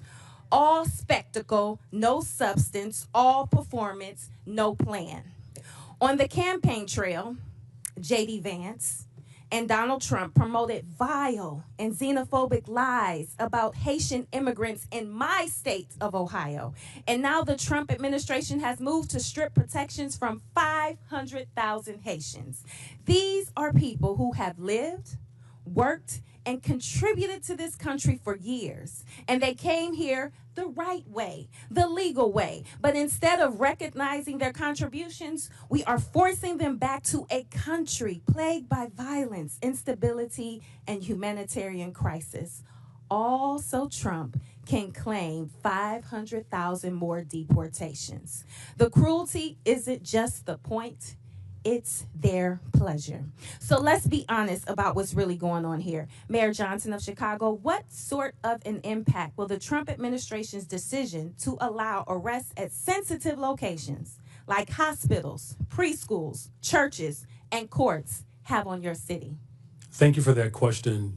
As a welcoming city space, it's important that the trust between the community and law enforcement is strong. That's ultimately how we have built a safer city. Just this year alone, violent crime is down 20%. Any type of threat to the civility and to the humanity of people is a threat to the evolution of our democracy. And so it's incumbent upon Washington to ensure that we are funding our education system, that we are funding our transportation system, our healthcare system, creating more jobs. Just since I've been in office, we've increased youth employment, summer jobs by over 40%. Making sure that our young people see their purpose is the value of this democracy. And so I call on this body to continue to invest in the city of Chicago that sends billions of dollars to Washington. Thank you. Fear and cruelty are not the solution.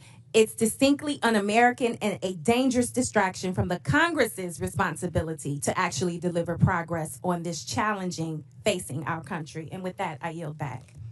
Gentlelady yields back. Chair recognizes Mr. Grofman from Wisconsin. Yeah, just a couple comments first. As far as the idea who's committing crimes, we have no idea how many illegal immigrants in this country are committing crimes because nobody keeps track. Okay, if I go to a prison or a jail in Wisconsin with, 1,500 inmates, and I ask how many of these people are here illegally or how many are citizens of another country, nobody will know the answer to that question. So that's why we don't have hard facts on how many crimes people committed. The other thing I like to point out is every year in this country, about 850,000 new people from other countries are sworn in as American citizens. I don't know of Donald Trump ever talking about reducing that number. Maybe he should reduce that number, but I've never heard him talk about reducing that number. Our concern here was illegal immigration, and I would hope the vast majority of Americans think we ought to have an immigration law. that the 850,000 new citizens every year go through. But if we're going to have an immigration law, it means we have to do something with the people who try to become permanent residents without going through the proper structure. Now, I think part of our problem here is we have a lot of people who don't understand why we have an immigration law at all. And I want to ask all four of you as I go down, we go down the row here, do you believe the United States should have an immigration law, or do you believe that just anybody should be able to show up and come in? And we'll start with Mayor Adams there. I strongly believe we need to have an immigration law. I strongly believe we need to secure our borders. We witnessed a 90% decrease, and we're seeing that play out in our city. So we should have a strong immigration law. Good. And I'll ask this question then. If you believe we should have an immigration law, and then we'll get all four of you here, if you believe that, do you believe people who ignore the law, whatever that law is, should be allowed in the country? I think that all of us must be held accountable to the law, and if we secure our borders to make sure before they come in that is done correctly, it is not going to impact cities to carry that burden. Like I said, close to $7 billion in tax dollars. Mr. Johnson, do you believe we ought to have an immigration law in this country, or do you believe everybody should just be able to walk in here and set up shop? Thank you, sir. I do believe we should have an immigration law. I do believe we should have secure borders. I do believe we should fix our asylum process. I do believe we should let dreamers get access to permanent citizenship. Okay, then the lots question we could is, do. if somebody ignores that law and comes in this country, do you believe the whoever, ICE or Border Patrol or anybody, should spin them around and send them out? Or can they just ignore the law, and because they, however, cross the Rio Grande, overstating a visa, whatever, are here? Do you believe that we ought to do something to the people who are ignoring the law? Thank you, sir. In the case of the folks we're seeing, they are coming here because they are claiming asylum. When they claim asylum, they then have a right to a day in court to see if that asylum claim Right. is The valid. question is, though, if I come in this country and stay here and I have not gone through any formal process to become a citizen or to be a visa, legal visa or whatever, should we kick that person out? The folks that we're serving, sir, are trying very hard to navigate that legal process. It's often a 7-year wait for a court date when they arrive to this country. So part of it is the backlogged administrative need at the border. Every month under President Biden, at least the statistics I have, 30 to 40,000 people, what are called gotaways, came across the southern border, didn't ask for asylum, didn't ask for anything. Do you believe that people who just come across that way should be escorted out of the country, or do you believe just because they ran between the designated checkpoints that they, as the result, get to stay here forever? Again, so we're serving folks who are seeking asylum or have status, Well, of course, like temporary protected you status. wouldn't even know that. Or CBP-1. Okay, next Mayor, Mayor Johnson, buddy from Chicago. What do you think? Should we have an immigration law in this country, or should anybody who comes here just be able to stay here? I do support the bipartisan legislation that was passed out of the Senate for comprehensive immigration Well, reform. no, that's not answering the question. Right now, people are breaking the law. Do you believe the United States should have an immigration law? As far as I know, every country in the world has an immigration law. Maybe there's one outlier or something. Do you and we have laws in the United States. Do you believe if people come here and break the law that they should be escorted out, or do you believe they just get to stay here forever? Our immigration system is broken. We have not had comprehensive immigration reform since 1986. May I answer fully? Yeah, his time's expired, but Okay. feel free to answer. Did you want Mayor Wu to answer your question, or are you finished? Yeah. Okay, yeah. Go ahead. Yes, thank you, Congressman. Yes, I do believe we need, cities everywhere clearly need an immigration law that has secure borders, comprehensive and consistent, compassionate pathways to residency and citizenship, resources to adjudicate the complexities of the law. And at the same time, I do not support mass deportation. That would be devastating for our economy. And there are millions of people who are running our small businesses, going to our schools. Okay. Thank you. Chair recognizes, and I must add, I don't think anyone's calling for mass deportation. But Chair recognizes Mr. Garcia from California. Thank you. Well, thanks, Mr. Chairman. I want to thank all of our witnesses for being here today.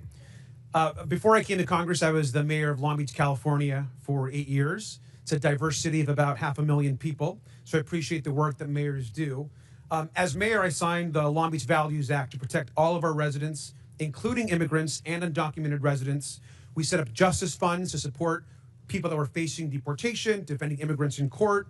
These are policies that are strongly supported by my residents back home because they are good for all the community and make Long Beach safer. Now, we also know that immigrants make our communities vibrant and thriving places to live.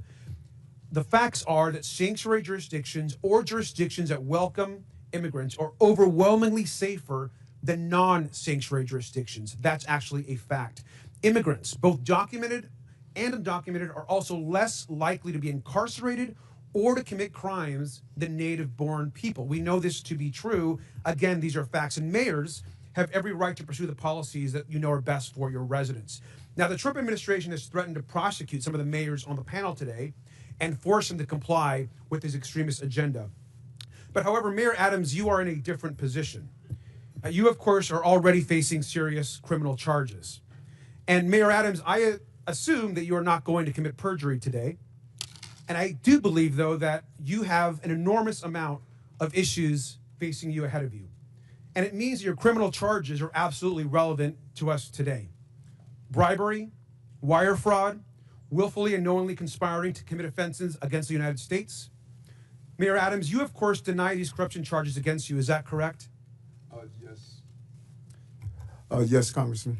Thank you. Now, I understand that you are proven innocent unless you are guilty, but you also have, sir, a trust problem. 4 of your deputy mayors have resigned. Now, this is serious, and Republican prosecutors agree that the evidence against you is ironclad, yet Trump's DOJ moved to drop these charges. Now, I just want to be just really clear and show this here. Now, look at how the Trump-appointed acting U.S. attorney who is prosecuting you described it. Because the law does not support a dismissal, and because I am confident that Adams committed the crimes with which he is charged, I cannot agree to seek a dismissal. Now, this is a conservative Republican who resigned when Donald Trump pressured her to drop the charges. And we know the Trump administration demanded that the charges be dropped. And this is key. They will be able to refile them against you, Mr. Mayor, at any time. I think, personally, that's why you sat next to the architect of family separation on Fox and Friends. Now, Tom Homan sat next to you and said the following, and I quote, "Getting on Rikers Island is step one. We're working on some other things that we don't really want to talk about on open air because the city council will be putting roadblocks up on us. The mayor and me have a commitment to several other things." Now, this was you, of course, and Mr. Homan, the architect of family separation. This is also incredibly concerning, Mr. Mayor. You sat next to him, you smiled, you badmouthed your own city council. Now, Mr. Mayor, we have a right to know if the Trump administration has actually coerced you into agreeing to anything. And Mayor Adams, I also want to be very clear. Are you selling out New Yorkers to save yourself from prosecution? There's no deal, no quid pro quo, and I did nothing wrong. And anything dealing with this case at a deference to Judge Ho, who's now addressing it, I'm going to refer to his actions. Well, Mr. Mayor, it appears, to me at least, that you are selling New Yorkers out. It appears that you are working with Tom Homan, who is clearly focused on family separation and deportations and harming New Yorkers and others across the country. Now, every other mayor on this panel is pursuing legal and effective policies that benefit our residents and their communities. Their policies actually uphold public safety. Now, I personally agree with the majority of New Yorkers and think, Mr. Mayor, that you should resign. You should do the right thing. You should step down and resign today. And with that, I yield back. Would my friend yield? Would my friend yield? I yield. Yeah. Mr. Mayor, I want to be really clear. Were you pressured in exchange for the dropping and dismissal of criminal charges in your indictment to cooperate with the Trump administration on all fronts with respect to immigration? Did any such conversation take place? I think I was extremely clear. I cannot hear you, sir. I think I was extremely clear. No quid pro quo, no agreement. I did nothing wrong but serve the people of New York City. Thank my friend for yielding. Chair, now recognize Mr. Cloud from Texas. Thank you, Chairman. Thank you, witnesses, for being here. You know, we are indeed a nation of immigrants. I have to look no further than my own children, who are the inheritance of both my ancestors who got here in the 1600s with William Penn, or my wife who got here when we got married. I think that's really what this nation is about. But you are not here today because of legal immigration. You are here because of illegal migrants who have been sent to our country. In your opening statements, there was a deft linguistic shell game that you played to try to conflate legal immigration with people who are coming here illegally. And we're savvy to that. You are here because each of you, with the exception of Mr. Adams, have said in some form or fashion that you will not honor ICE detainers. In other words, that when you have people in custody and ICE says, we need to come arrest that person because they're here illegally, that we will not honor that. That's why you're here. No one's asking you to go round up criminal aliens. We are asking you to take people who are already in your custody and hand them over to legal federal law enforcement. Now, what this does is it saves U.S. taxpayer money. It keeps from a greater presence of ICE and federal law enforcement in your communities, because if you're releasing them, it takes more people, as Chairman Jordan mentioned, to go in and to re-arrest that person, and it puts the lives of law enforcement in danger. This used to be a bipartisan issue. As a matter of fact, groups like the Cato Institute called President Obama the deporter-in-chief. And Mr. Chairman, I'd like to submit for the record a Cato article that said President Obama, deporter-in-chief, is the title of it.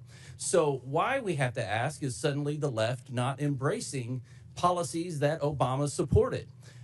We can look to last night, where it seems to be Trump derangement syndrome, where the left could not seem to applaud kids fighting cancer, a first lady, an accomplished immigrant in her own rights, where traditionally we have applauded and recognized and honored the families for their sacrifice. Many of them are, this is the president's issue, and they're kind of along for the ride. It was odd, I thought, that they applauded sending more money to the Ukraine, but not peace for Ukraine.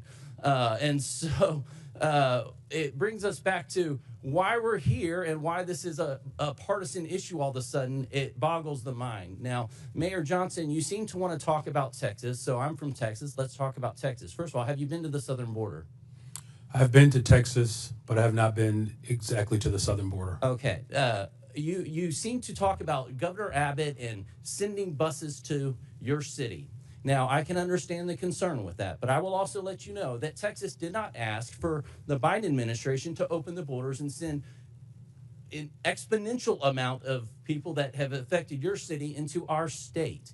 And you should know that no one forced them to go to your city. The reason they selected your city is because you have said it's a sanctuary city. Everyone was asked where they wanted to go before they got on the bus. No one asked them to get on the, or told them, forced them to get on the bus. They did it of their own free will, and they were sent to your city because of your stated claim to be a sanctuary city. Now, one thing I could tell you, having toured the facilities, is that I've been to those facilities under the Biden administration where there was a map on the wall, and you could see the migrants kind of pointing out which city they wanted to go to. And I can also tell you, from having been through the immigration process with my wife, there's a difference between people coming here legally and then people who are, when I've been at the ceremony where the people are crying with tears as they take the oath of citizenship to come to this country, is far different than people coming across our border, waving the flags, not trying to assimilate into the United States culture, and sometimes bringing crime into our communities. This is an issue. Now, each mayor, I want to ask you, one of the issues recently is how much FEMA dollars have gone to support migrants and hotel rooms in your communities. Mayor Adams, do you know how many FEMA dollars is spent in your city? $80 million, and I've been to the border and I saw those maps pointing to New York. Thank you. Mayor Johnston? Thank you, Congressman. I know we do have some federal dollars that I have to get back to in the exact amount. It's roughly 32 million, Mayor, 38 million, Mayor Johnston? I don't have the exact numbers. It's 32 million. Mayor? I don't have the number. I'd love to know. 29 million. So understandably, citizens are concerned about that. Their taxpayer dollars that are supposed to be going to disaster relief for them and their communities going to illegal aliens. Do you agree, each of you, yes or no question, I have a couple seconds. Do you recognize that it is against the law to harbor criminal aliens? Gentlemen, time's expired, but please answer the question, Mayor Adams. Yes, reading federal law, correct. I do recognize that, and we do not do that. The city of Chicago does not harbor criminals. Yes, we follow the laws. Mr. Chairman, I have a unanimous consent request. Proceed. I would ask to enter into the record 2 articles. One, talking about President Trump putting mass deportations to the heart of his campaign during the campaign. And just last night, Trump vows to use U.S. military for mass deportations. Without objection, so ordered. Thank the chair. Chair recognizes Mr. Frost from Florida. Thank you, Mr. Chair. So the year is 1969. My abuela, Zenaida, my grandma, Yaya, gets a call. And her, my mother, Maritza, my aunt, Sandra, and my grandpa, Pepe, have to go to a plane within 24 hours because they've been approved to come to the United States. They came here as refugees in 1969 during the freedom flights from Cuba for their new life in accordance with the promise of this nation. ICE arrested hundreds of U.S. citizens during Trump's first term. Again, in the last few weeks, ICE has detained Native Americans, a teenage girl from Nicaragua, Puerto Ricans, a Puerto Rican military veteran, all legal residents, but all who fit the description. I bet someone like my grandma would have fit the description too. Maybe even myself. Trump's border czar went on TV and raged about Americans studying up on their constitutional rights during interactions with ICE agents. It was one of the most despicable things I've seen. And the question is, why is he so upset that people know their constitutional rights?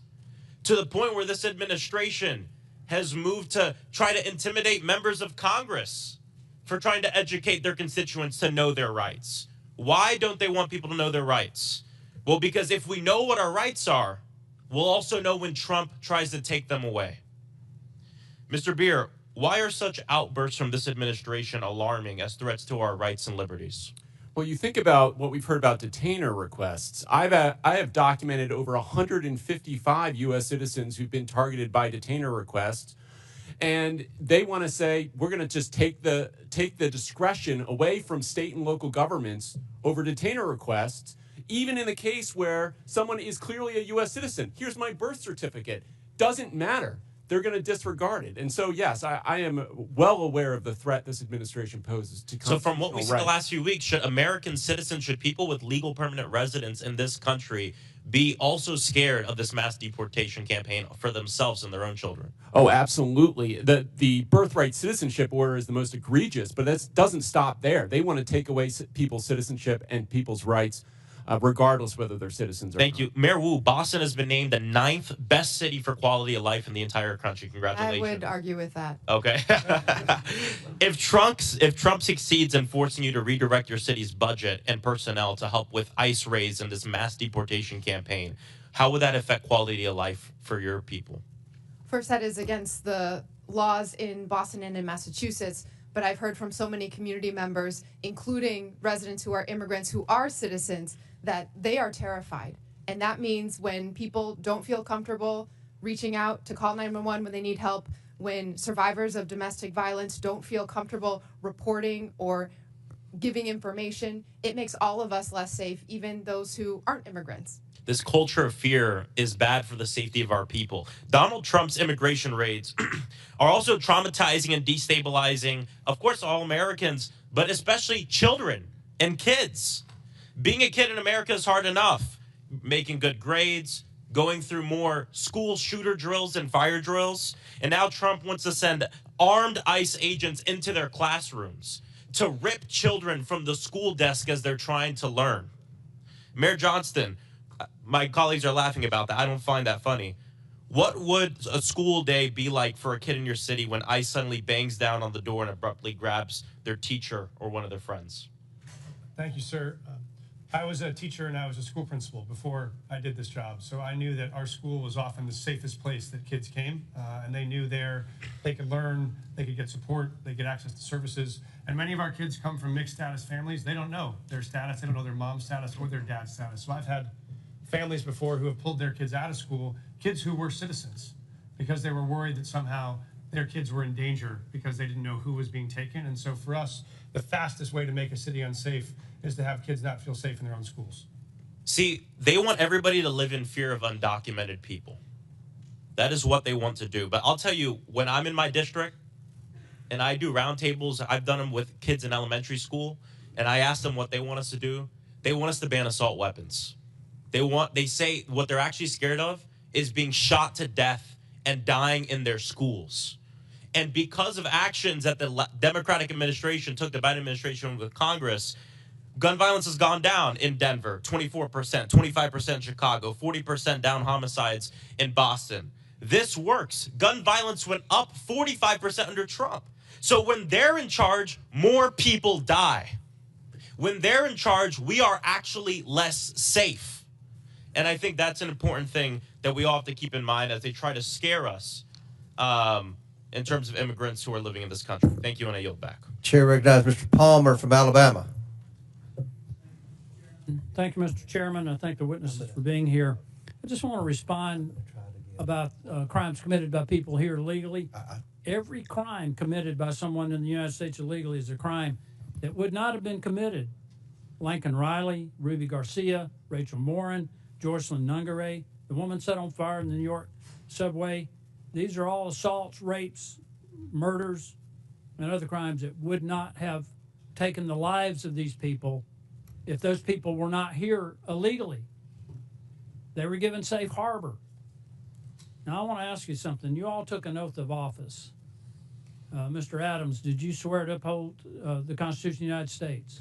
Oh, yes, I do. How about you, Mayor Johnson? Yes, sir, I did. How about you, the other Mayor Johnson? Yeah, the Constitution of the United States as well as the Constitution of Illinois. Okay, and Mayor, Yes. you did. Are you familiar with the Supremacy Clause? Any of you? Yes, sir, I am. Okay. Then under the Supremacy Clause, you understand that the laws of the United States take precedent over the laws of Colorado, over the laws of Illinois, over the laws of Massachusetts, and your cities. Do you understand that? Yes, sir, I do. But when you declared your cities sanctuary cities, you did so illegally. Do you understand that? Respectfully, sir, I would disagree with that. We follow You're every disagreeing federal with law. the law. It's against the law to give sanctuary to people who have committed felonies, and it's a felony to cross the border illegally. There You is no- gave sanctuary to people who were here illegally. You violated your oath to uphold the Constitution because of the Supremacy Clause. The laws of the United States take preference. But you didn't do that. There is, thank you, sir. There's no part of our city law that violates federal law. No part of the practices or services we provided that Did violate you federal personally did you personally violate the law then by giving sanctuary? Somebody gave these people sanctuary. You declared your city. The city of Boston was declared a sanctuary city by you, Mayor. Being a sanctuary city as you describe it, or being a city as we describe it, that's home for everyone, does not. It means that if When you commit a give crime, safe you are harbor held to accountable. people who are regardless of here immigration illegally, status. and when you interfere with the officers of the law who are there to even remove people that you know have committed crimes, you have violated your oath of office. You've committed a crime. Mr. Chairman, I don't understand why we haven't been discussing obstruction of justice. I mean, get real about this. We have a problem in the country with the people who have come here illegally. And I just gave you a few names of people who have been raped and murdered. There are numerous others. There's a whole organization established called Remembrance to remember the people who have been assaulted, raped, murdered in this country because certain cities, certain officials decided to give sanctuary to people who came here illegally and committed these crimes. It goes all the way back to Kate Steinle, San Francisco, shot by someone who was here illegally. she would still be alive today. She died in the arms of her father. So again, I want to know if you understand the supremacy clause, that the laws of the United States are supreme over whatever your opinions might be of what the laws are. Sir, I do recognize that. We do follow that. I want to clarify that we actively, aggressively pursue any known criminal in the city, and we actually partner with the federal government to do that. If there is someone with a criminal warrant, we're searching for them. We have federal task forces we're partners of to break up gang activity. We do that for drug trafficking. We do that on armed robberies. So we are in partnership with the federal government on many issues around. Mayor Adams is being attacked because he's agreed to cooperate with federal officials to uphold the laws of the United States. I haven't heard any of you in defense of that. We are absolutely upholding the laws of the United States. We do it every day, and we will continue to do it. I just think we need to do a deeper dive into this, Mr. Chairman. If it were up to me, I mean, I'd be considering referring charges. I think we've got a problem here when we decide that there's some laws that we will obey and some laws that we won't. I don't care who it is, Republican, Democrat, I don't care what office you hold. We need to abide by the laws passed by. Will the gentleman yield? No, I will not yield. Mr. Chairman, I thank you for the time. I yield back. Gentleman yields back. We're Well, gonna have two more. We're gonna have two more questioners. Then we're gonna have to take a break at the request of the witnesses. A 15-minute break, maybe 20 if we need that. But Chair recognizes Mr. Kassar, and after him, then Mr. Higgins, and we'll proceed with the break. But Chair recognizes Mr. Kassar. Good morning. Good morning. Good morning. Mayor Wu, can you tell us a little bit, just maybe 20 seconds, about how your administration has helped address unemployment, especially amongst youth in your city, which we know is a risk when we have high levels of young people unemployed?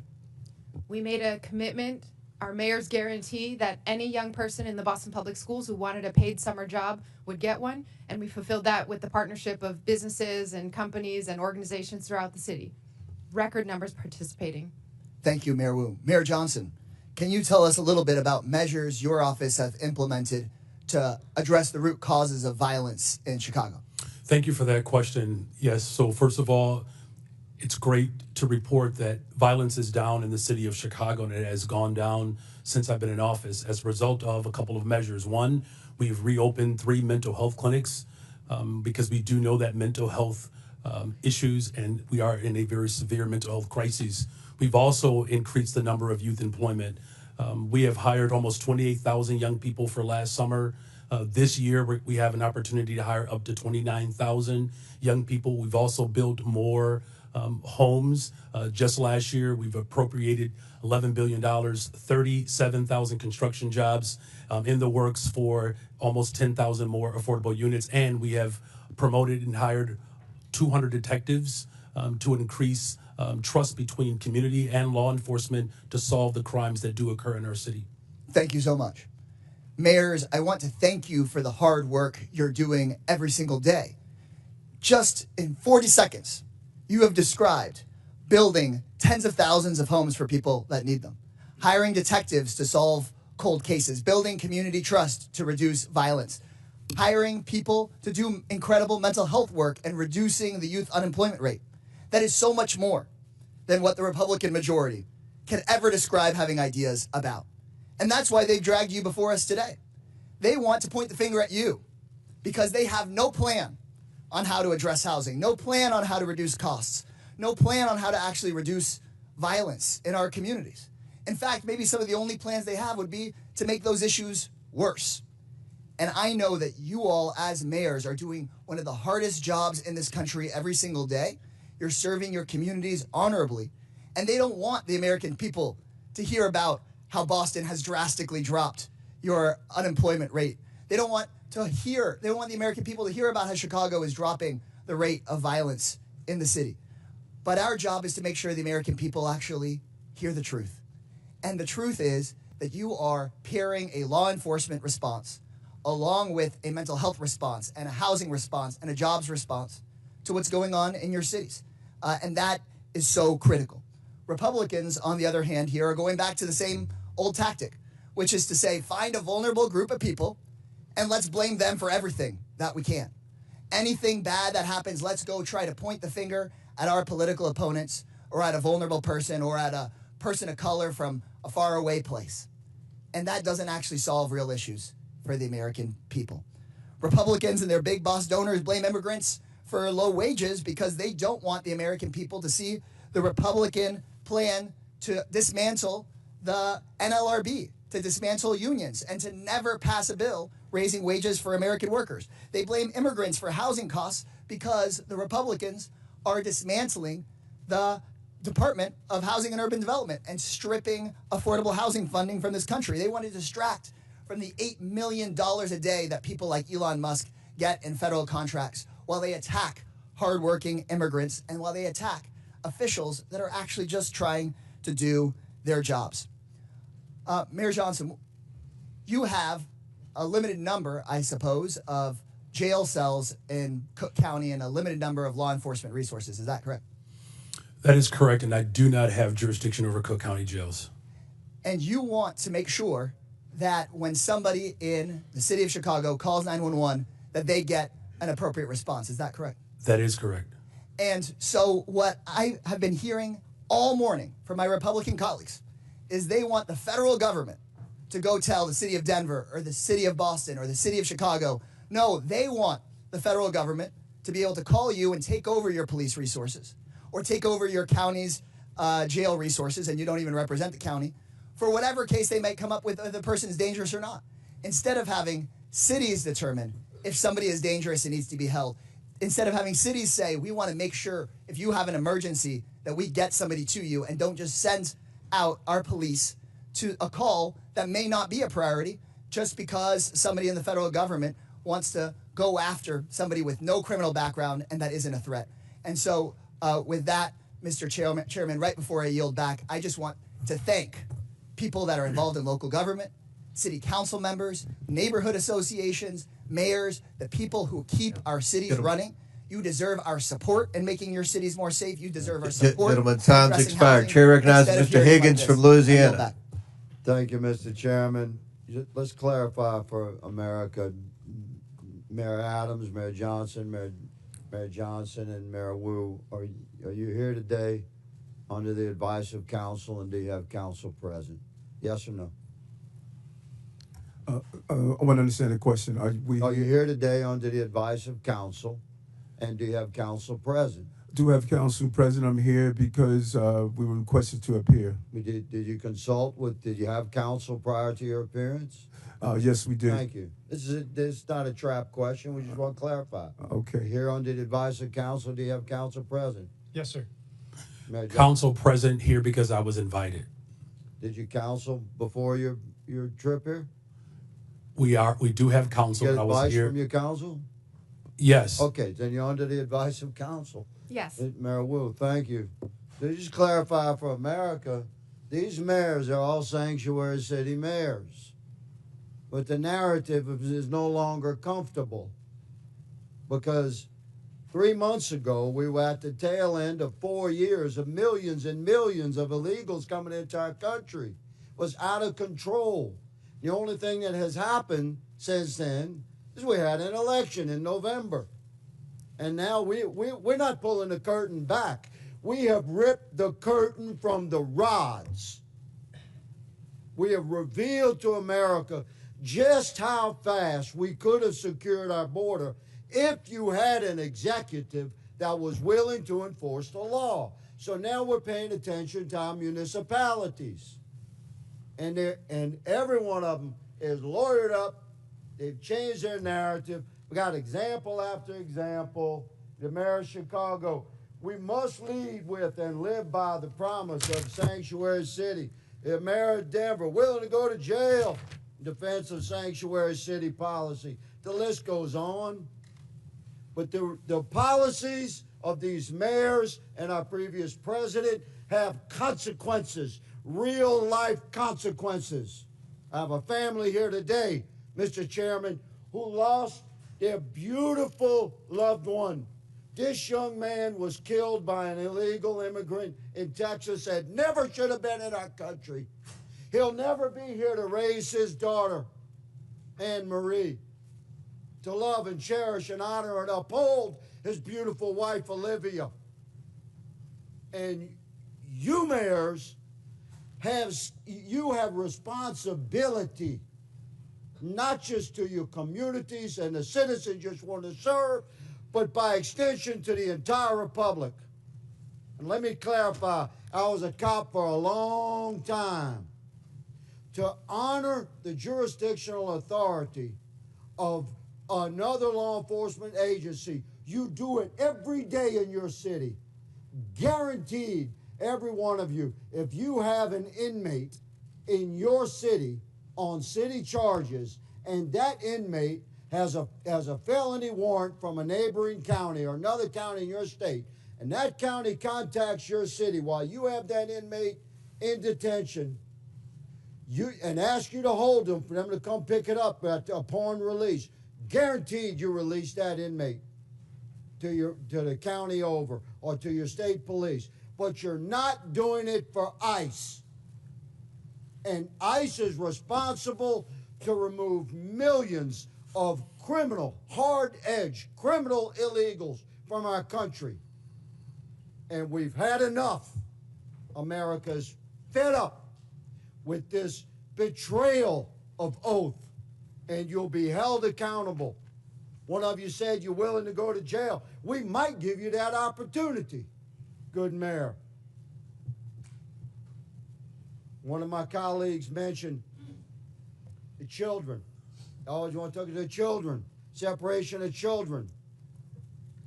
At any given time in America, there's 750 to 850,000 American citizen parents of minor children incarcerated in our country. If you commit a felony in America, you get arrested and prosecuted and convicted and incarcerated, you can expect to be separated from your children. But let me say, there's a sunset to that separation, because when you do your time, you'll be released. You can return to your family. This young man will never return to his family, and he should have never been removed from his family. If we had a president and heads of our municipalities that were willing to uphold the federal law that exists.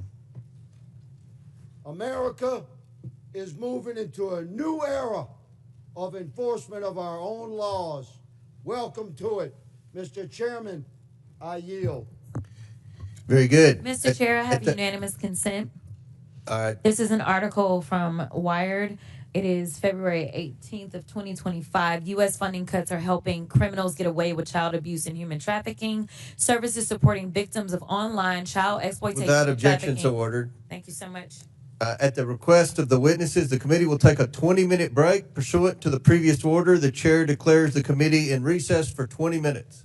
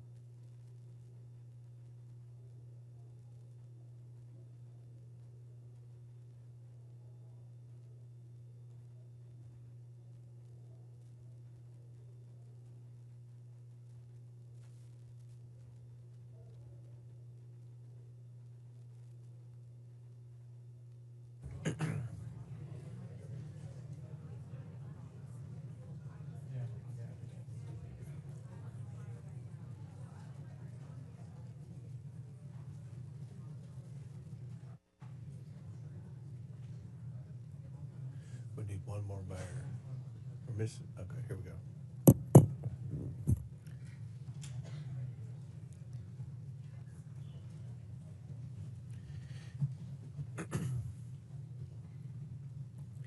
The committee will come back to order. Chair recognizes Ms. Lee from Pennsylvania for 5 minutes. Thank you, Mr. Chair.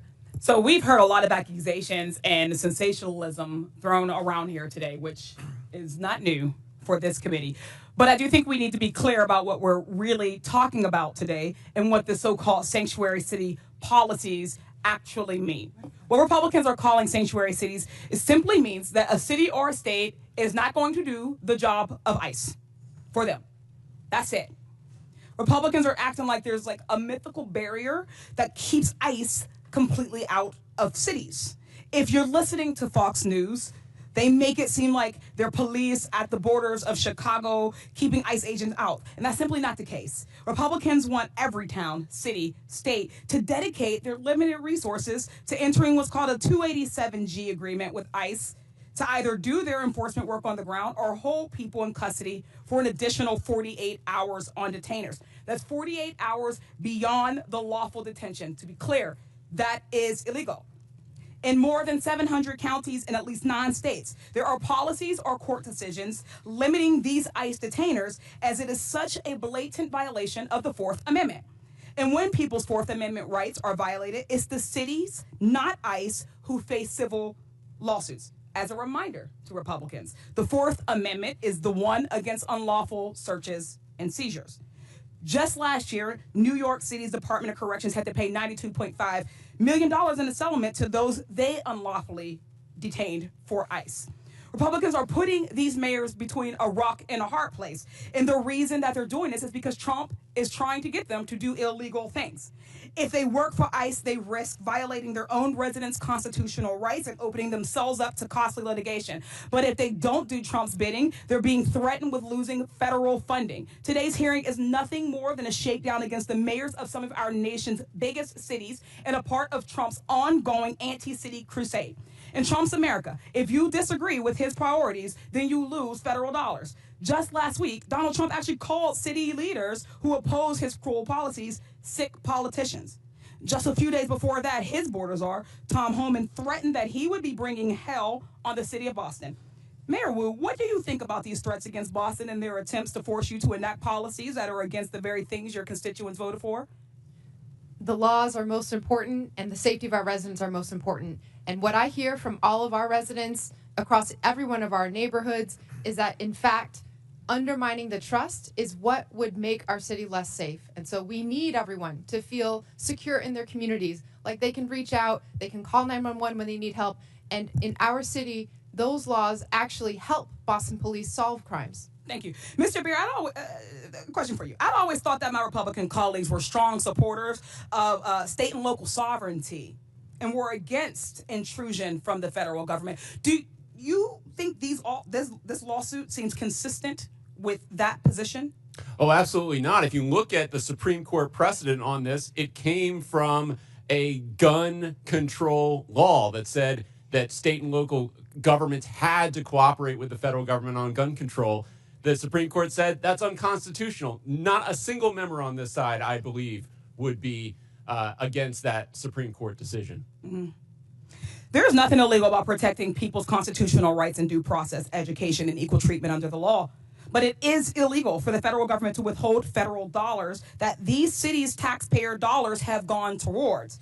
Mayor Johnston, Chicago ranks as one of the largest cities in the U.S. and has the third largest metropolitan economy, boasting a GDP of $860 million. This makes it one of the most economically diverse cities in the nation, correct? That is correct. Would it be fair to say that your city generates billions in taxpayer revenue and that the average taxpayer in Chicago and Illinois contributes more than around $20,000 in federal income taxes, which is more than $1,310 above the national average? That is absolutely So correct. can we conclude that Chicago residents pay significantly more in taxes than they receive in return, contributing at least $5 in taxes for every $1 they get back in federal support? More than our fair share. Thank you. Only 9 states have taxpayers that contribute more to the federal government than they receive. All 4 of our mayors are from states on that list. Yet Republicans are saying that they should lose that money because they don't agree with their dear leader. Trump and Republicans are attempting to take money from blue cities and blue states and give them to their red states. Republicans too often demonize blue areas and cities that are the very areas that are keeping the economy going. The attacks we've heard on mayors today are not only shameful, they're dangerous capitulations to the impulses of this president who is trying to expand executive power in nearly every direction. I'd like to thank our mayors, Wu, Johnson, and Johnston for coming in today, having the strength of courage to stand up to this administration. Thank you. I yield back. Chair recognizes the gentleman from Arizona, Mr. Biggs. Thank you, Mr. Chairman. So, Mayor Adams, you've agreed today. Sorry, over here. You've agreed today that New York City is a sanctuary city. Is that right? Based on the definitions, and there doesn't seem, Congressman, but there's now a uniform definition of that. But yes, right. But that's what you've proclaimed, Mayor Johnston. You've previously also declared that you're a sanctuary city. Mayor Johnson, you said that Chicago must lead with and live by the promise to be a sanctuary city. Mayor Wu, you said Boston Police and other departments cannot cooperate with ICE when it comes to detaining on civil warrants. Of course, I don't know what Mayor Johnston would define it, but I do know that the Honorable Mayor Johnson from Chicago, they call theirs a welcoming city ordinance, and we've got Ms. Wu, Mayor Wu, who's referred to hers as a safe city. That's really interesting to me. So when you are a sanctuary city, you put limits on how much you're willing to cooperate with federal agencies' efforts to remove illegal aliens. And your policies are then contravene federal law. You just do. Under Title 8 of the U.S. Code, it says a federal, state, or local government entity or official may not prohibit or in any way restrict any government entity or official from sending to or receiving from the Immigration Naturalization Service any information regarding the citizenship or immigration status of any individual. Yeah, so when I look at your guys' ordinances, and I got them all up here, and there's the really interesting stuff, and Denver, I think you testified previously that you rely on the statutory section, am I right, of the state statute. So let's just review this. There's a distinction, and some of you have made that. Mayor Johnson of Chicago made this repeatedly, and Mayor Wu of Boston did. There's a distinction between criminal warrant, and you say we cooperate on criminal warrant, but there's 2 levels of cooperation at least. There's a communication level, and there's a passing the person off. That's one level with the criminal. But the civil level, this is what I want to talk about for a second, because all of these ordinances proscribe communication and transfer of someone where there's a civil warrant. Now, I know that all of you understand that a removal order is a civil order. And that means none of you and none of your agencies within your municipalities are communicating or passing over someone where there's a ICE removal detainer. So I don't care how many times, 1,226 or whatever it was in 7 years, I don't care how many times you do it, but if you're not doing it for civil orders, then you're allowing people who have a removal order, who had due process, because that's how you get a removal order. You're allowing them to stay in the country. You're in violation of this law right here. You are. You're in violation of that law right there. And you've got to start realizing what your criminal culpability is on that. And that's really what we're talking about here. So you don't think that's harboring, perhaps? But let's take a look at that next statute, please. That next federal statute. In conducting investigations and hearings, immigration officers and administrative law judges shall have reasonable access to examine evidence of any person or entity being investigated. If you're holding someone back, even if it's under a civil warrant, because that's what you said you're not going to participate in, and you are preventing access to that person or evidence, you're in violation of this. You have criminal culpability under this. And you'll notice there's no mens rea requirement here. This is it. Every one of you is exposed to criminal culpability here. That's the reality of it. Let's do the next one. Any person who knowing that a person is an alien, knowing or in reckless disregard, now you got a culpable mental state here, of the fact that an alien has come to, entered, or remains in the United States in violation of law, conceals, harbors, or shields from detection, or attempts to conceal, harbor, or shield from detection, such alien in any place. You'll notice it doesn't make a distinction that all of y'all want to make of criminal warrants versus civil. You're all in violation of all three of these statutes. You got criminal culpability. I yield back. Gentleman yields back. Chair recognizes Ms. Randall from Washington State. Thank you, Mr. Chair, and thank you to our witnesses for taking the time to be here today. I represent the northwest corner of the country, though I did happily live in Boston for 10 years safely. And Washington State is proudly home to more than 1 million immigrants. We know in Washington that our communities, like yours, are stronger because of immigrants. We are fed because of immigrants. We're able to take public transportation because of the work of immigrants. We are able to work on building the affordable housing that we need because of immigrants. We receive quality health care because of immigrants. But this administration, as we see over and over and over, is more concerned with deporting families than supporting families. Their actions are rooted in hatred and fear and deliberate misunderstanding. They say they want to lower costs, but what their actions show us is the opposite. Immigrants drive our economy. And this administration's mass deportations have disrupted small businesses, wreaked havoc on our communities, all while families see their grocery bills continue to rise and worry about their health care being ripped away. My constituents are scared. They're writing to us that they're afraid to go out in public, send their kids to school, go to the grocery store without 2 other members of their family or their neighbors with them. There are dozens of families making emergency plans to make sure someone is legally designated to take care of their children if they're detained or deported. And in fact, our governor had to create additional policy to ensure that kids are not left alone when their parents disappear. We've heard from beet farmers and wheat growers and florists, Christmas tree farms, grocers, and salal harvesters that their businesses cannot continue without the support of immigrants. We know that there is a huge economic impact to our families and our communities. And Mayor Adams, per your testimony in 2021 on immigrant New Yorkers, you stated that including those who are undocumented, immigrants in New York paid billions of dollars in taxes and contributed billions more in spending power to the New York economy. Is that true? Oh, yes. Yes, thank you. So one can imagine if this administration continues its mass deportation plans in cities across the country, including New York, it would have a significant impact on all our economies. Mr. Byer, can you speak to what the economic impacts of mass deportation would mean for the U.S. economy? Absolutely, it'd be devastating. You're looking at an instant recession if it was, some magic wand you could wave to get rid of all these people like they want.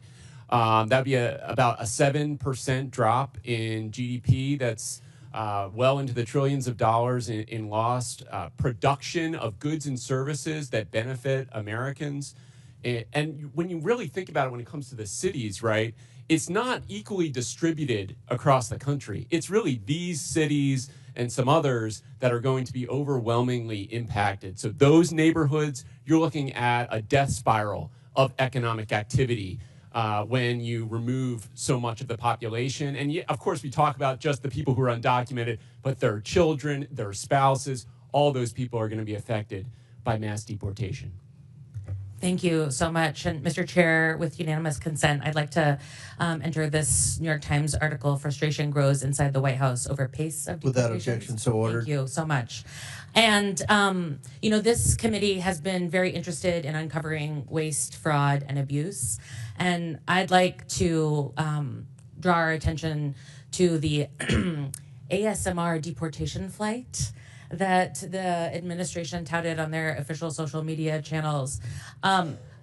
While previous flights, deportation flights, cost for about 10.5 hours, $47,000. This military flight that was commandeered from its mission of national security to take folks who were in detention centers already to a stopover in Guantanamo cost us $299,250 for the same flight.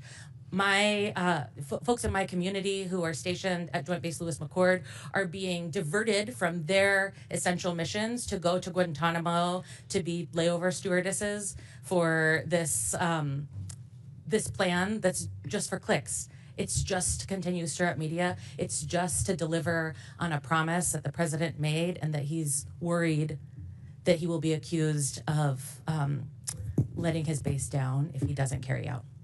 Thank you. Chair recognizes Ms. Mace from South Carolina. Thank you, Mr. Chairman. All of the mayors here today are actively working to harm the American people you represent. You all have blood on your hands. I'm going to ask a series of yes or no questions today, and I would like to remind all of you, you are under oath. I only want a yes or a no to my questions. My first question, do you acknowledge breaking into our country is a crime? Mayor Adams, yes or no? Do you acknowledge breaking into our country is a crime? I acknowledge. Yes or no? I acknowledge. Okay, Honorable Johnson, he's not going to answer the question. Yes or no? Is breaking into our country against the law? Yes or no? Depends how you cross the border. Okay, Mayor Johnson, yes or no? Comprehensive immigration that's reform not an answer. policies Mayor are what's Wu? necessary in Mayor this Wu, moment. do you have a better answer than these gentlemen before you? Yes or no? Yes. Okay, do you believe it's acceptable for illegals who commit heinous crimes be released back into the public instead of being detained and deported? Mayor Adams, yes or no? Anyone break a crime? Yes or no? This is not hard. Yes or no? Anyone that break a crime should be detained. Okay, Mayor, yes or no? They should be deported. Okay, Mayor. Any individual that Yes or causes no? harm Yes or and no? breaks Okay, the law Mayor Wu? should be held accountable. This is why you have 6% approval rating, because you suck at answering questions. Mayor Wu? Yes or no? Anyone who's a public safety threat should be prosecuted. All right, I have my next question. When an illegal alien rapes a woman, do you believe you're on the right side of history? Mayor Adams, yes or no? Can we say that question again? Okay, Mayor Johnston. When an illegal alien rapes a woman, do you believe you're on the right side of history? Yes or no? I will charge and prosecute them. Yes or no? Okay, well, okay. You said you would go to jail, didn't you? I will For charge harboring and illegal prosecute aliens or something, Mayor Johnson? Could you repeat your question, please? When an illegal alien rapes a woman, do you believe you're on the right side of history? Could you clarify that question? Okay, Mayor Wu, yes or no? No, rape is obviously horrible. Why are you letting rapists back out onto the streets of Boston? That is not true. That is not what's happening in when Boston. When an illegal alien molests a kid, molests an underage kid, do you pat yourself on the back for being compassionate? Mayor Adams? It's despicable and he should be arrested. Mayor Johnston? I prosecute folks that commit crimes like that. You guys let them out on the streets. Mayor Johnson? We arrest violent criminals in the city of Chicago. Mayor Wu? We investigate, arrest, and prosecute. You guys don't sound very confident today. Would your city honor an ICE detainer on an illegal alien who rapes kids if one was issued today? Mayor Adams? Yes or no? In conformance with law, we will honor detainers. Mayor Johnston? If there's a criminal warrant, we'll help them pick them up. If there's no criminal warrant, we'll honor a notification request. Mayor Johnson? Criminal warrants, we always cooperate with federal agents with a criminal warrant. Mayor Wu? Get a criminal warrant, we will enforce. A criminal warrant. I'm talking about an ICE detainer on an individual who's here illegal who rapes kids. Do you all hate Donald Trump more than you love your country? Mayor Adams? I respect my president. I respect my Yes or no? You're having the hardest time today. Mayor Johnston? I love my country. Yes or no? I love my country. Okay. Mayor Johnson? As a son of a pastor, I love everyone and this country. Mayor Will? I love my country and my city. Do you all, are you all willing to go to jail for violating federal law? Mayor Adams? I'm not going to violate federal law, so I don't have to worry about that. Mayor Johnston? We don't violate federal law either. You don't violate federal law. We do not violate federal Is it law. violating federal law if you don't honor detainer requests from ICE? Absolutely not. In fact, the statute Congressman Biggs shared, we explicitly follow. The statute says you cannot prohibit city employees from sharing information about someone's status with the government. We do not prohibit that. Do you love illegal aliens more than you love your fellow countrymen? I love all the residents of the city and county. Mayor Johnston, are you willing to go to jail for violating federal law? The city of Chicago complies with all laws. Oh, I highly doubt that. Mayor Wu? We are not violating federal law. Mayor Wu, I have a last couple questions for you. Do you believe that ICE arresting a child rapist, quote, threatens everyone's safety, end quote? Yes or no? No. Does ICE arresting a murderous MS-13 gang member threaten everyone's safety? Yes or no? No. I would like to hold up this quote of you where you say ICE's efforts actually threaten the safety of everyone, end quote. Boston Mayor Michelle Wu. You're a hypocrite. Thank you, Mr. Chairman, and I yield back. Chair recognizes Mr. Chairman, I have unanimous consent Subramanian. request. Mr. Chairman, I have unanimous consent request. Proceed. I'd like to seek unanimous consent to enter into the record this article, and I'll do this as a survivor of sexual violence myself. This is from Courts, March 2018. Without objection, so ordered. Data from Texas shows that U.S.-born Without objection, so ordered. We've put it in the record. I have an internet. You have what? Mr. Chair, can I have several articles. I need to enter them. Let me just go ahead with what the articles are. What they speak to. What's the next article? Let me proceed. Data from Texas shows that U.S.-born Americans that is commit not- more rape Presley, and murder than immigrants. Listen, this trend of you Data all from trying to get Texas thrown out of shows committee that so you can get on US-born MSNBC Americans is going to commit end. more We're not rape. going to put up with it. This is Chair my recognizes procedural Mr. right as a Subramanian. member of this committee You can to go. enter You documents can go with into the Mr. record. Frost and Mr. I'm Green. reclaiming my time. That's you what do you not want. get to No. dictate Miss Presley, how I've been I very. recite the I have articles been very for the accommodating record. to you, Mr. Subramanian. And I take particular umbrage as a survivor of sexual violence. Go. I will enter Order. into the record. This is my right. Thank you. No. It is Mr. Subramanian. Mr. Chair. Yo, you know the process of unanimous consent. You are not I have recognized. several articles to enter into the record. Mr. Subramanian, if you don't go, we're going to recognize Mr. Timmons. Thank you, Mr. Chair. I just wanted to bring up a bill that's going to be before the floor, H.R. 32, a bill that would basically take away federal grants if the administration thinks you are a, quote, sanctuary city, which, by the way, isn't even very well defined. I'm not even sure from reading the bill whether your cities are even sanctuary cities to begin with. I think that's why that question may have been difficult for you to answer. But I think what's been very interesting to hear is how well you've been able to integrate and welcome immigrants into your communities, into your city's economies, and making the best out of a difficult situation. I find that very impressive. And but I wonder to the mayors here, Mr. Johnston, if you took away federal grants, how would that affect public safety of your city? Would that improve? Would that make your city more safe or less safe if we took away federal grants from your city? It would dramatically weaken public safety. I mean, we wouldn't be able to repair bridges that are falling apart. It means we wouldn't be able to put kids in preschool or give veterans medical care. It would be catastrophic. Thank you. Mr. Johnston, the same question. Mayor Johnston, the same question. It would certainly undermine all of the investments that we've made thus far. Since I've been mayor, we've provided $20 billion of new investments that contribute to the overall safety of the city of Chicago. Mayor Wu, same question. Would this make your city of Boston more safe or less safe? Withdrawing federal funds would make us less safe. Education makes us more safe. Housing makes us more safe, and we rely on those funds. And how did, let's take Mayor Johnston, how did many of the immigrants come to your city? You mentioned they came from Texas, is that right? That's correct, Congressman. They came on buses sent from Texas, mostly from El Paso. I feel like we have the wrong people in the room today. We have mayors of cities that are trying to do their best with the situation that they have. And then we have governors in Texas and Florida who are busing folks up to your cities. And so you're trying to make the best out of this situation. But somehow they're trying to make our immigration system worse, in essence, because they're taking the folks that come over to their states and they're spreading them across the country. And you're just trying to deal with that situation. Would you characterize it as that, Mayor Johnston?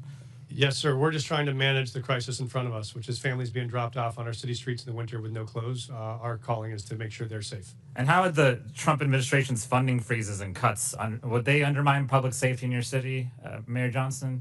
They could dramatically undermine public safety in our city. Everything. Mayor Johnston, same question. It certainly will undermine community safety if the Mayor federal Wu, same government undermines question. the investments in people of Chicago. It would undermine our safety too. So we're trying to make your cities more safe, but there's a bill here in the name of making your cities more safe actually makes your cities less safe. Would you agree with that, Mayor Johnston? Yes, sir, I would. Mayor Johnston, same question. Mayor Wu, Yes. same question. And I think this bill is actually, in a way, extortion because you're basically trying to take away funding from a city if they don't do what the administration wants you to do. But, let's talk about extortion for a minute. Mayor Adams, I think everyone's a little bit concerned about the timeline of events that has led to your case being dropped. And so, Mayor Adams, did you meet with Tom Homan on December 12th of last year? Did President Trump say publicly that he considered pardoning you 4 days after that meeting? Yes or no? I don't recall what the president said in regards to that meeting. Well, he did. In January, did you meet with President Trump at Mar-a-Lago? Yes or no? Yes, I did. In this meeting, did you talk about immigration enforcement with the president? Talk about immigration in general. What was that? What did you talk about when it comes to immigration? Just how important it is to secure the border, and they were able to do so. We saw a 90% decrease, and I see that on my streets every day. Did you talk about your pending case with the DOJ? No, I did not. So the case did not come out. Have you ever talked about your case with the DOJ with the president? No more than what you heard him on the trail said that he thought it was important. I haven't heard much. Tell me, have you ever talked about the president and talked about your case in the DOJ with the president? Yeah, as I indicated previously, I'm going to say it again. This case is in front of Judge Ho, and out of deference to him. Have you ever talked about your case with anyone in the Trump administration? I'm going to say this again. This case is in front of Judge Ho, and out of deference to Judge Ho, he is going to determine the outcome of this case. That's not answering the question. I'm going to ask you one more time. Have you ever talked about this case with anyone in the Trump administration? This case is in front of Judge Ho, and out of deference to Judge Ho is going to decide the outcome of this case. I think Mayor Adams is not answering the question because he probably has. And I think there's a pretty clear timeline here that indicates that a case is being dropped in the name of trying to appease the president, who seems to be okay with what's going on. And so we can talk about the policy, but I think there's a bigger problem here of public extortion and almost an endorsement of this extortion, and it's becoming the norm for this administration. I yield back. Chair recognizes Mr. Timmons from South Carolina. Mr. Chairman, before you do, I have a unanimous consent request, please. Ms. Spansbury, you recognize. Thank you, Mr. Chairman. I have 4 articles I would like to enter into the record titled The Mythical Tie Between Immigration and Crime. Undocumented immigrants half as likely to be arrested for violent crimes. Immigrants significantly less likely to commit crimes. And one titled Showing Data About U.S. Born Citizens More Likely to Commit Murder. And Mr. Chairman, I do ask that you do respect my colleagues on this side of the aisle, parliamentary. Without objection, so ordered. Your unanimous consents are put into the record, and only titles are required. And once you start filibustering, you become out of order. I am not filibustering. I'm just saying the last member on your side was filibustering. She was not. She had. Yes, more she was. articles. And now you're filibustering. Chair recognizes Mr. Timmons from South Carolina. Thank you, Mr. Chairman. I just want to speak directly to all 4 of the mayors. Y'all did the best you could with bad situations. You did. The former president let in, I don't even know what number to use. Some places use 8 million, some people use 16, 20, whatever the number is. And so each of you had an influx of illegal immigrants into your cities, and you have federal, state, and local statutes that you have to deal with, and an untenable situation was created. I want to go one by one. Mayor Adams, how many illegal immigrants were present in New York City in the last 4 years? How many people did you have to deal with? 230,000. All right, so, and that's 230,000 people that were using your limited resources that American citizens are entitled to, but you were actually required under local ordinance or under state law to provide services to them. They're not supposed to be here. They're not supposed to be here because we have borders. Borders are supposed to matter. Mayor Johnston, how many illegal immigrants did you have to deal with over the last 4 years? Thank you, sir. We had 42,000 newcomers arrive over. 42,000. Mayor Johnson, how many illegal immigrants did you have to deal with over the last 4 years? Over the last 4 years, there were roughly 50,000 asylum seekers bused from the state of Texas to the city of Chicago. And you know why that Texas did that? Because 10, 12, 15 million people were in Texas, and they had to deal with the same problem you did, and they thought it was appropriate that everyone should have to share this burden. Mayor Wu, how many did Boston have over the last 4 years? We don't ask about immigration status and giving How many services, people so that- I don't have that number. Okay, well, we'll say at least tens of thousands. So all of you have limited resources, limited tax dollars to spend to serve your community. And there's people that have a disproportionate need, and you have obligations to serve them more if they are struggling, if they do not have income, if they are jobless. So you have limited resources, and all of you had this problem. And we've been saying for the last 4 years that this is all because Joe Biden and his policies were allowing lawlessness at our southern border, which allowed millions of people into this country. Mayor Johnston, did you say anything to the Biden administration? Did you say, we're struggling, we can't make ends meet, we can't serve our citizens because of your open southern border? Did you, Mayor Johnston? Yes, Congressman, I did reach out to the Biden administration about that. Did you publicly address this? Did you ever challenge them and say, this is ridiculous, secure the southern border?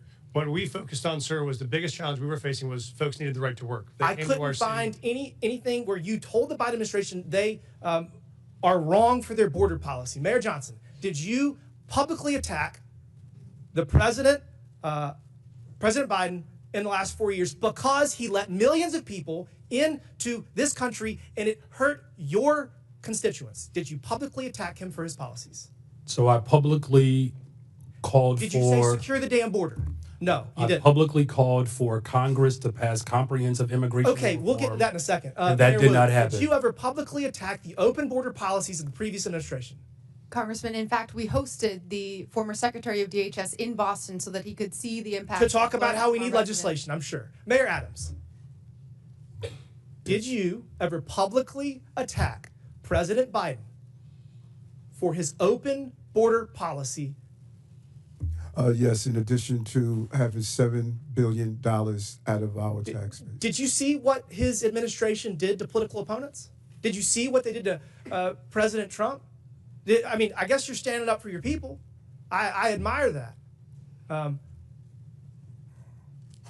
For the last 4 years, I heard how Congress needed to spend tens of billions of dollars to secure the southern border. We had to change policies. We had to do all this nonsense. We didn't need to do any of that. We just needed a new president. Last month, we had the lowest number of border crossings in decades. And I can promise you this, that's going to continue because our president has always had the ability to stop this. And the only one of you that stood up to the previous administration was under investigation shortly thereafter. Weird how that happens. We're turning the page here. Going forward, each of you need to cooperate to the fullest extent of your ability with President Trump, with ICE, with all federal laws to make sure that you can secure your people and stop spending billions of taxpayer dollars on people that do not deserve it. Your constituents deserve those resources, not the people that enter this country illegally. With that, Mr. Chairman, I yield back. Gentleman yields back. Chair recognizes Ms. Ansari from Arizona. Thank you, Mr. Chair. President Trump has talked a big game about how he wants to allegedly make our cities and communities safer. He says he wants to get violent criminals off the streets, and he thinks that mass deportations are the way to do it. He sent ICE and Border Patrol agents after our Native American communities, parents and children, and law-abiding American citizens who are targeted simply because of the color of their skin or the language that they're speaking. The chaos and the fear that this has instilled pits neighbor against neighbor, creates more distrust in law enforcement, and puts us all in danger. Mayor Wu, first of all, congratulations on your baby. What have you been hearing from communities in Boston? Are people fearful of engaging with law enforcement? In Boston, because our laws are what they are, we have very strong relationships with our community, and that's why we've been able to continue making progress on being the safest major city in the nation. But we do hear that people are afraid of the federal government, and it's including people who are immigrants, but also U.S. citizens. That fear is widespread. Thank you. Perhaps most disturbing, President Trump has diverted critical Homeland Security investigation agents to work on immigration enforcement. That means they're no longer investigating violent crimes like human trafficking, child pornography, and the flow of fentanyl in our communities, putting our entire country at greater risk. That means fewer violent criminals, pedophiles, and drug runners being apprehended, not more. Once again, Republicans are making life easier for criminals at the expense of victims, actually making our communities less safe. Mr. Beer, question for you. What effect do you think that assigning DHS agents to deportations is going to have on public safety?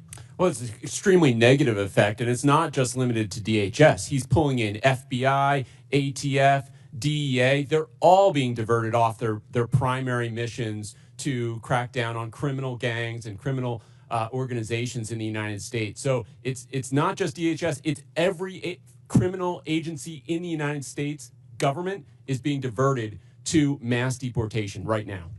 The Phoenix police chief has stated, we work with our federal partners all the time to work on criminal issues, not civil immigration issues. That will continue to be the stance of the Phoenix Police Department. I can tell you during my time on the Phoenix City Council, I served on the Public Safety and Justice Subcommittee. I heard constantly from our police force that they are understaffed and need to focus their resources on violent crime. But President Trump has also tried to force municipalities to divert their law enforcement personnel to aid in mass deportations. Diverting city police to deportations would mean that our officers are spending less time investigating murders, rapes, and robberies. Now, I want to shift to the economy. Mayor Wu, would you agree that local leaders and public safety officials who hear directly from constituents about public safety know better what your city needs to focus on than the White House does? And also, are you worried about ICE raids and the impact that it will have for businesses and economic prosperity? Yes, our local community knows best, and we can tell you in Boston, over our history, it has not been the word of presidents or kings or presidents who think they are kings that set what happens. It is our residents. And Mr. Beer, can you tell us more on what the economic impacts like food prices and housing costs of mass deportations would be and how this could affect a city like Phoenix? About half the cost of the fruits and vegetables on your in your grocery store is coming from the labor of immigrants and other workers at our farms. So it's an extremely important component of our agricultural production in the United States. If you look at where these people have gone, they have gone into the sectors where there is no work visa. There is no legal immigration option for employers to hire in these sectors. That is why we had so many people come, because of the labor needs of the United States. Thank you so much. I truly want to thank the mayors for being here and taking on these ridiculous attacks on our local officials. You know what is best for your communities and the people that you represent.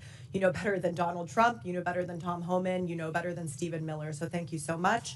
And finally, I'd like to request unanimous consent to enter into the record, first, a report published by the American Immigration Council titled Mass Deportation, Devastating Cost to America, Its Budget, and the Economy. And second, a Center for American Progress report titled Trump's Rash Immigration Actions Place Cruelty and Spectacle Above Security. Without objection, so ordered. Thank you. I yield back to the ranking member. Chair recognizes Mr. Donalds from Florida. Thank you, Chairman. This is my third term on the Oversight Committee. We've been talking about illegal immigration and oversight the entire time. I remember we had a group of this committee that went down to the El Paso section of the border. This was back in February, March of 2021. And during that time period, we were at one of the holding centers, and there were these buses that were coming to the detention facility, and they were picking up 30 kids, 50 kids at random, walking out of the facility. And when I went over to question the bus driver that was transporting these kids, border agents told me, as a member of Congress, that you're not allowed to question the bus driver. And of course, people knowing me, I didn't take no for an answer, and I repeated the question. And I was told that this bus of children was leaving El Paso and going to San Diego.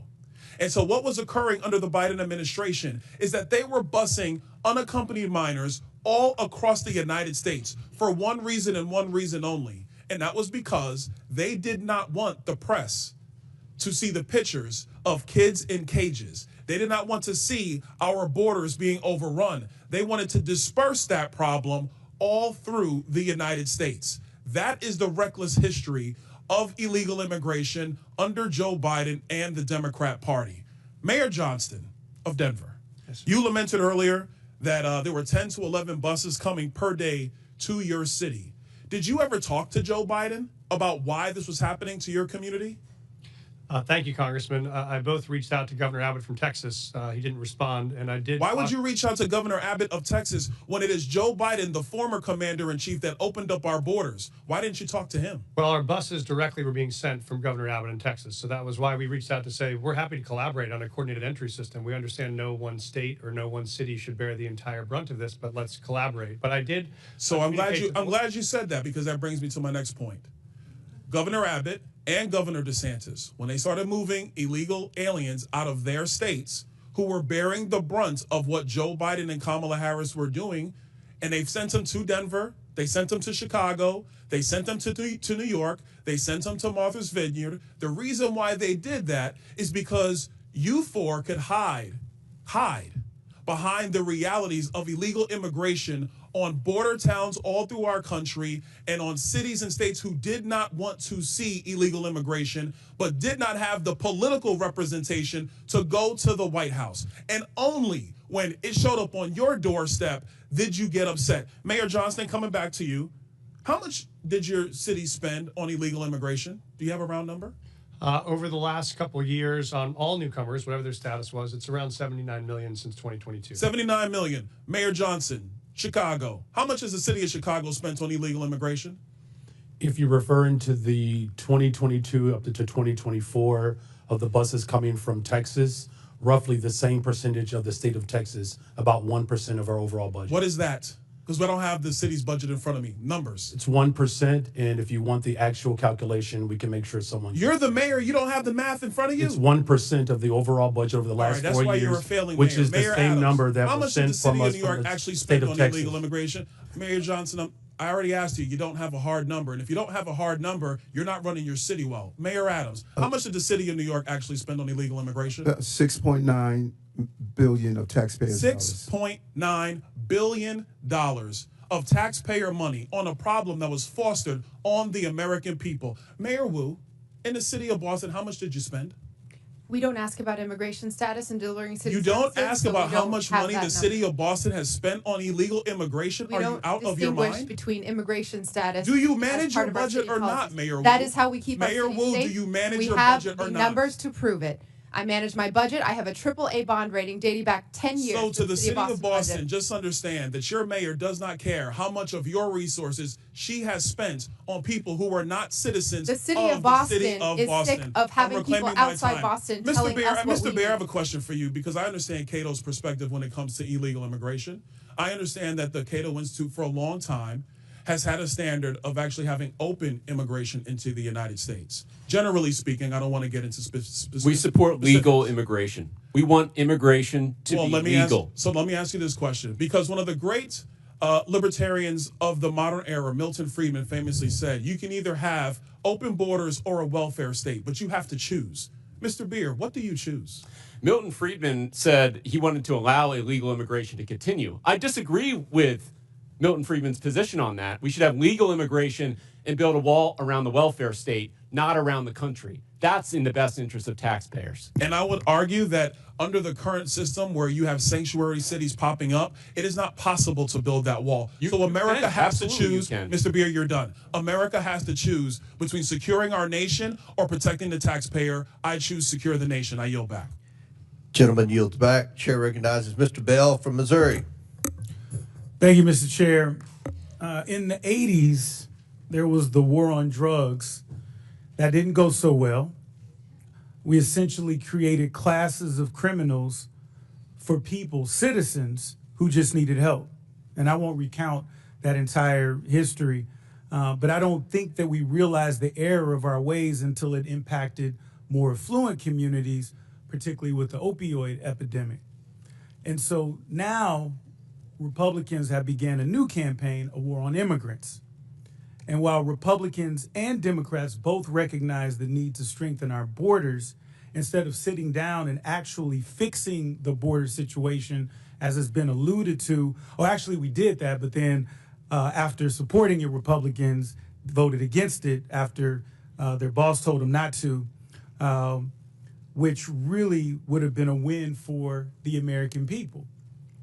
So as a former prosecutor, I recognize policing and community relationships go hand in hand.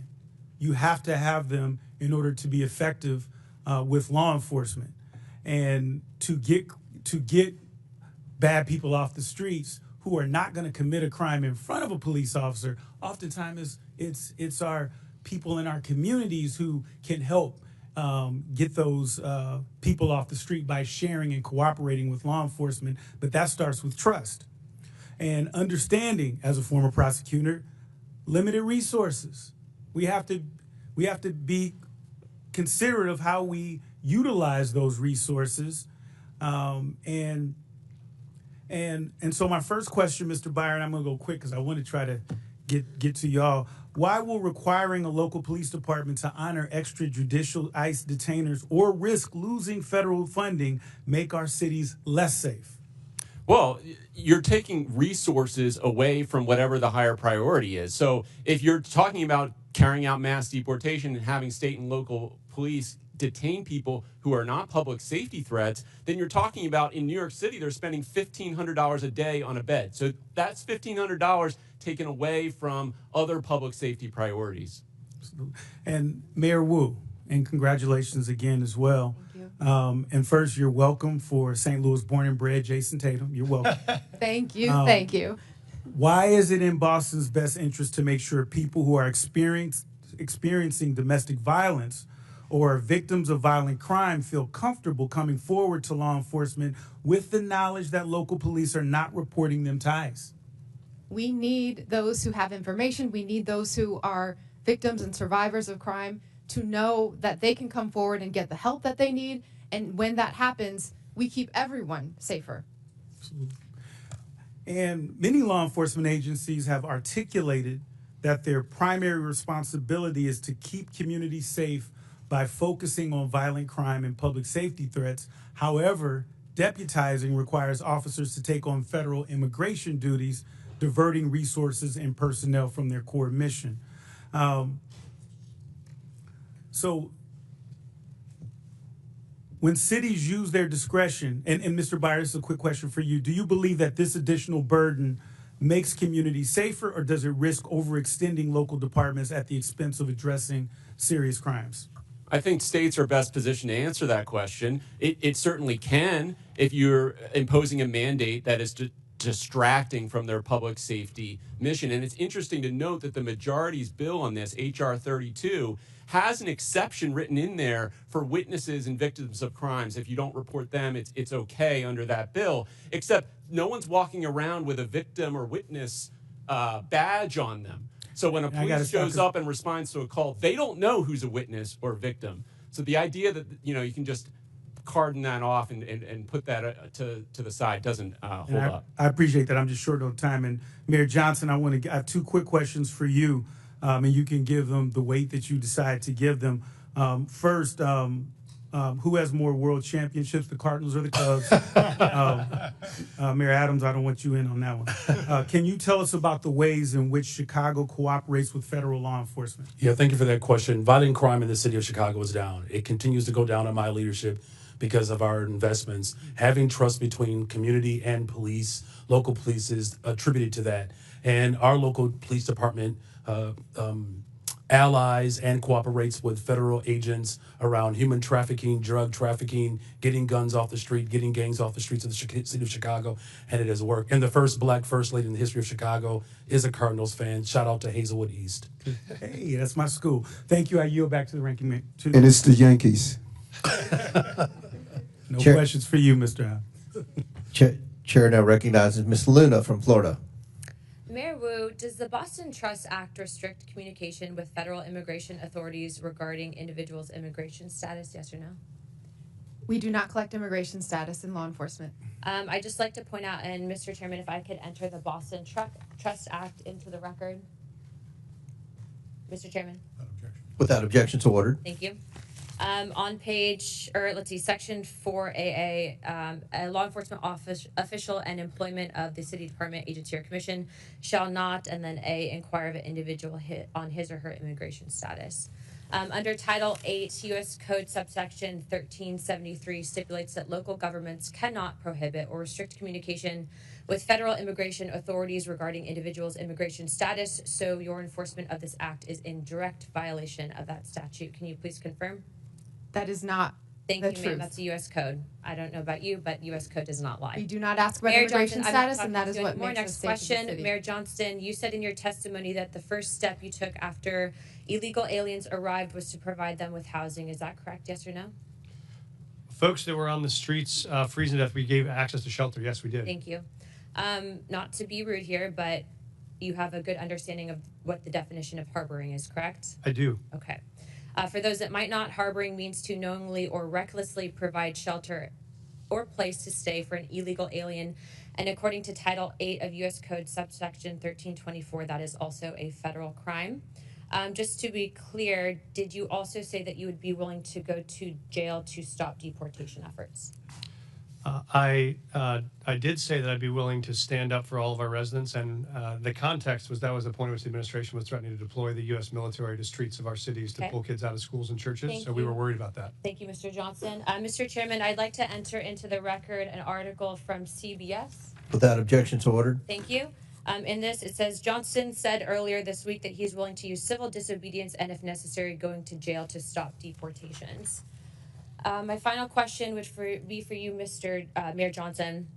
Do you believe that Chicago's welcoming city ordinance encourages illegal aliens to enter the United States, specifically into Chicago? Yes or no? No. Okay. So you don't believe that banning the transfer of individuals into ICE custody for the purpose of civil immigration enforcement encourages illegal immigration into Chicago? Or how about agencies, sorry, 1 second, or agents not being able to stop, arrest, or detain individuals based solely on their immigration status or administrative warrant? So we comply with all laws, local, state, and federal. To me, after this line of questioning, it's very clear that these policies that you have all implicated are active and alive and well in your cities, are in direct violation with U.S. Title 8 Code subsection 1324, and is a federal offense. But you all speak about a broken immigration system, And yet here you guys are aiding and abetting in that entire process. I want to be very clear about something. Open border policies, which is something that you guys are talking about, hurts people on both sides, meaning the people that are coming here illegally and then American citizens as well. I do not think you guys are bad people, but I think that you are ideologically misled, which is why, unfortunately, based on your responses, I'm all going to be criminally referring you to the Department of Justice for investigation. And as soon as I leave here, these will be going over to Pam Bondi. I'm not doing that in an effort to bully you guys, but I do believe that your policies are hurting the American people, and you can make that known with the evidence that you can present to the Department of Justice. But if you guys continue doing what you're doing, you're not going to help anyone. You're going to hurt more people, and that's exactly why I'm tired of it. The American people are tired of it. And Chairman, I yield my time. Would you yield your last minute? Yes, sir. But Mayor Adams, you were one of the first mayors in what the media refers to as a blue city, typically, that came out and raised concerns about the influx of illegals pouring into the city of New York. Could you answer the question, what that did to New York City from a budgetary standpoint? Let's not even talk about crime or anything. Let's just talk about from a budgetary, the burden on the citizens of New York City. As I indicated, Mr. Chairman, we spent $6.9 billion, and the long-term impact of that is extremely significant. After COVID, we had a large number of children who was chronically absent. We could have taken $200 million of that and dealt with that. We have a real mental health crisis in our city. We could have spent hundreds of millions of dollars on that. And so the long-term impact of spending $6.9 billion is going to have serious ramification on the future of New York City. So it's more than just what happened last year or this year. It is what is going to impact us long term. And I think that's one of the purposes of this hearing, to talk about the consequences from cities that have huge illegal alien populations. So Chair now recognizes Ms. Presley from Massachusetts. Thank you, Mr. Chairman. Mayor Wu, I am grateful for our long-standing partnership in public service. I'm grateful to be your congresswoman as well as your constituent. Can I get that time back? All right. Again, grateful for our long-standing partnership in public service, grateful to be your congresswoman, and grateful to be your constituent. It's clear my colleagues across the aisle didn't do their homework, because the fears and division they're trying to project onto Boston are really the stuff of Fox News fever dreams. Our city is vibrant, our city is diverse, our city is beautiful. Mayor Wu, immigration is central to the economic success of Boston, is it not? Absolutely. All of our key industries, whether it's healthcare, life sciences, higher education, financial services, everything that we do depends on immigrant residents and the contributions that they make. Thank you, Mayor. Well, immigration defines Boston. For generations, our city has been shaped by people who have endured incredible hardships to arrive at our shores seeking a better life. They drove taxis, opened restaurants, studied at our schools, built homes, repaired our roads and bridges, cared for patients, cleaned offices, built businesses, provided essential early education and childcare for our babies. There is no doubt immigration is essential to the success of Boston, but there is in fact a dark threat looming over this great city. That threat is the racist and xenophobic anti-immigrant policies coming from this Trump White House. Mr. Chair, I ask unanimous consent to enter into the record this Boston Globe article titled, "They're Going to Deport Us. Trump's immigration policies prompt some children to skip school." Without objection, so ordered.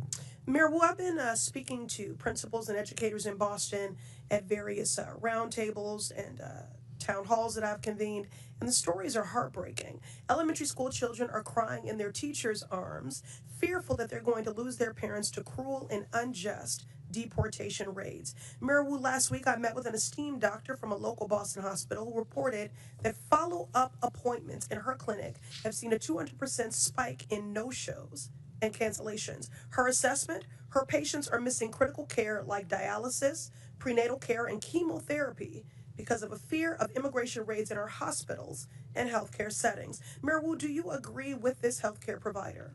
Absolutely. We hear it from our shared constituents. People are afraid, and that is having huge impact on their daily lives when they're just trying to do right and be a good example for their kids as they pursue the American dream.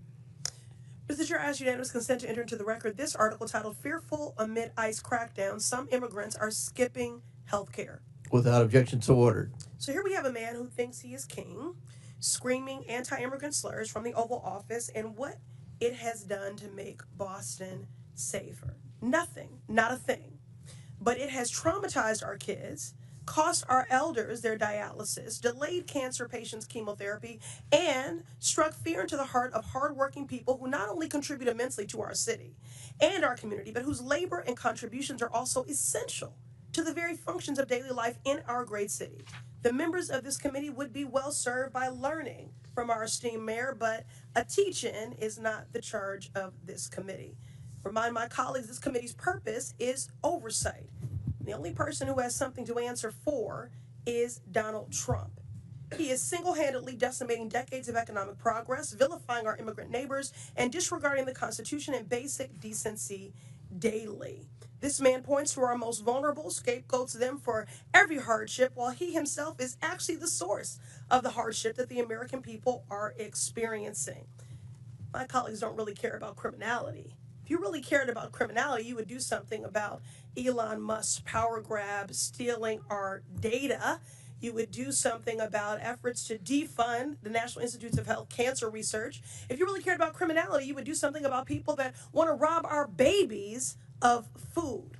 Make it make sense. My Republican colleagues across the aisle believe a 6-year-old from El Salvador who wants to go to school and a mom who fled violence in Haiti are the reason that the cost of eggs are too damn high. And your housing and gas will follow suit shortly because of these Donald Trump tariffs. The shameful Republican ripoff slashing away at basic government services to line the pockets of Donald Trump's buddies so they can buy toy yachts and rocket ships. It is a shame and a sham. America has a problem, and it is Donald Trump. And if my colleagues really cared about criminality, they would do something about him. I'm grateful the people of Boston and my mayor stand with their neighbors from every walk of life. I yield back. Chair recognizes Mr. Gill from Texas. Thank you, Mr. Chairman, for holding this hearing on such an important topic. Mayor Johnston, I want to start with you. One of your first actions as mayor was establishing a deputy mayor for immigrant, migrant, and refugee rights. I want to ask you a series of questions. If you could answer with a yes or no answer, that'd be great. First of all, do you support allowing illegal aliens to obtain driver's licenses? Just yes or no? So the city of Chicago has been a welcoming city for over 40 years. I'll take that as a yes. Next question. And that's the policy that we will hold to. Do you support tax dollars subsidizing or paying for the health care of illegal aliens?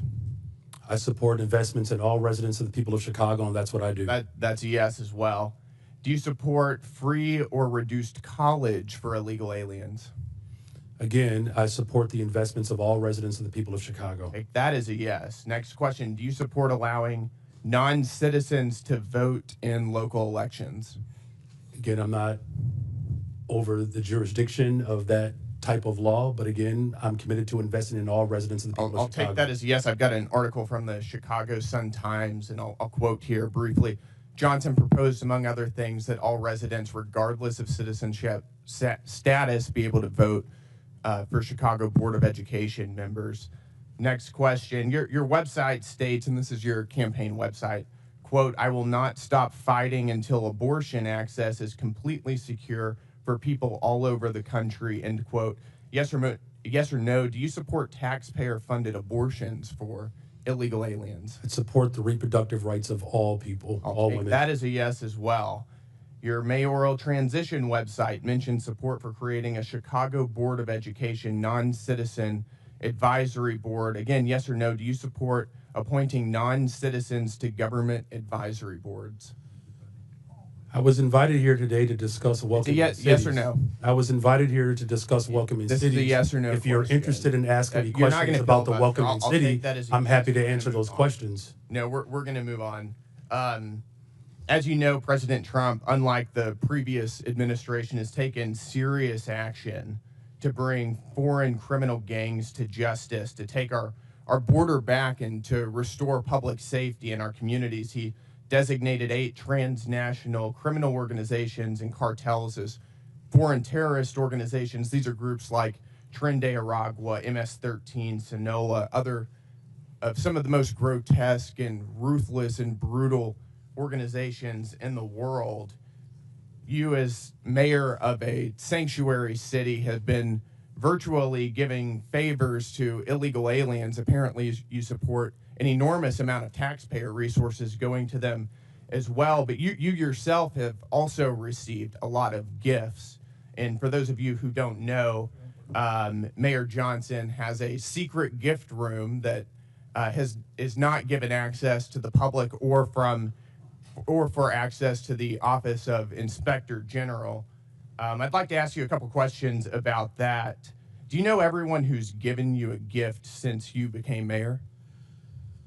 The city of Chicago has had a policy for 40 years yes or no question. where there are individuals that would like to give gifts to I'm the city of reclaiming my Chicago, time. I'm going to take that as and a we no. do not accept those When gifts. did you We become receive mayor? them on No, I'm behalf going to reclaim my of time the city here. of Chicago. You're not going to filibuster here. When did you become mayor? I was elected mayor of the city of Chicago in April of 2023, and I was sworn in May 15th on June of 12th, 2023. On June 12th, 2023, you received Hugo Boss cufflinks and a personalized Mont Blanc pin. Do you know who gave you those? So I did not receive those personally. The city of Chicago You received those them. on behalf and of that's the city right, of on behalf of the Chicago. city of Chicago, I every understand mayor the difference. in the Do you know history of Chicago who has you know who provided gave those gifts to the city of Chicago? Do you know who gave those to the city of Chicago? So again, on behalf of the city of Chicago, there It's are a yes gifts or no that are question. received, but I do not accept. Those are not my personal so you gifts. don't know. Those are the gifts of the city of Chicago, 18th, and that's why you are aware that they exist because they're within my the law. time here, sir. On March 18th, 2024, you received a Gucci tote bag. Do you know who gave you that? Gave the city of Chicago that? Ken, I was here and I was invited. I'll also to take respond that as no. to the On March questions 19th, around 2024, welcoming the city. I'm happy to answer Chicago any of those received questions. A Vinci bag, a Kate Spade purse, and Carucci shoes. Do you know who gave the city of Chicago those? Again, I was brought. I'll take that as a no. I'm reclaiming my time to respond here, sir. I am on behalf of the reclaiming city my of Chicago time. of what a This welcoming raises city serious ordinance ethical is. concerns. You're providing an enormous amount of aid to illegal aliens, aiding and abetting criminals who have come into our country illegally. And you yourself are receiving an enormous amount of gifts, and you won't even tell us who they're coming from. That Chairman, raises time is up. serious ethical We have a concerns. 5-minute rule. Gentlemen's time's Mr. Chairman, I'd like to ask for unanimous consent to enter into the record the City of Chicago Office of Inspector General advisory concerning gifts accepted on behalf of the city. Without objection, so ordered. Thank you. Chair now recognizes Ms. Talib for 5 minutes. Thank you, Mr. Chair. Mayor Adams, since we're on the this conversation around oversight and some misclaims here about corruption. I mean, do you agree, Mr. Mayor Adams? Yes, I hear you. I hear you. Oh, okay. You weren't looking at me. That's why. Mm-hmm. It's okay. I'll speak louder if you want. Do you agree to a quid pro quo deal to enforce the Trump administration's cruel immigration policy in exchange for protection from the federal corruption charges against you? And you are under oath, just as a reminder. Congresswoman, there was no agreement. There was no quid pro quo, and I've done nothing. Yeah. wrong. Help me out here, though. So the Trump official, Tom Homan, we all know who he is. He said, quote, I'm quoting him, "If he doesn't come through, I'll be in his office, up his butt," sorry, Chairman, saying where the hell is the agreement we came to, end of quote. You're accusing the Trump administration for lying? Or, did they lie? What agreement did they're lying then? Mr. Homeland and I both agree we would fight dangerous criminals, and we've never had any conversation about my case. Okay. So Mayor Johnson and Johnson and Wu, I'm sorry, I can't get the that. You can just call it Chicago and Denver. There you go. This is really important, you know, as a child of immigrants, and I think many of my colleagues on that side of the aisle have beautiful, diverse communities as well. And one of the things that I know happens when we try to have local law enforcement and local city officials. I mean, they even want treasury folks that work for our city treasury asking people for immigration status. That's what they would prefer. You know, is that racial profiling?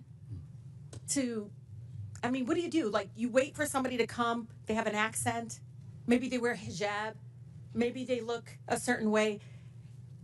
That's what they want you to do.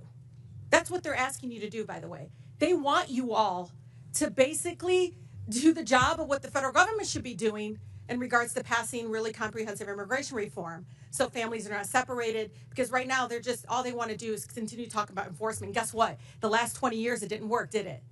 It isn't working. So one by one, if you can talk about that, because I know my mother, who's been here for over 50 years, is carrying her passport, her U.S. passport, for the first time in her life. And she ain't traveling nowhere out of the country. But she's carrying it because she knows her beautiful accent. It's beautiful. I love it.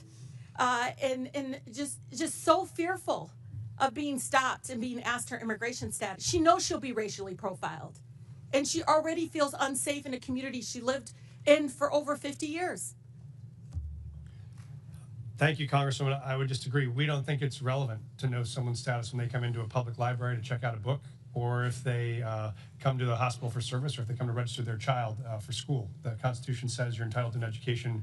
Our job is to provide it. So we think that's unnecessary, and it just scares people away. Yeah, Mayor. Yeah, allowing local law enforcement in the city of Chicago to focus on city priorities, as well as making sure that there's trust between our immigrant communities and all of our communities. I've worked on domestic violence cases as a former immigration attorney. Absolutely. I'm telling you, this is deadly for women being abused. It Deadly. certainly engenders trust, and that's how we have driven crime down in the city of Chicago, because of that trust. Mayor Wu. Thank you, Congresswoman. Boston is proud to be the safest major city in the country, and we do not ask about immigration status when providing city services. We also are clear to all our residents that we do not care about immigration status when we hold people accountable for doing harm in the community as well. Yeah, because when I hear sanctuary city, I hear anti-racial profiling. I really do.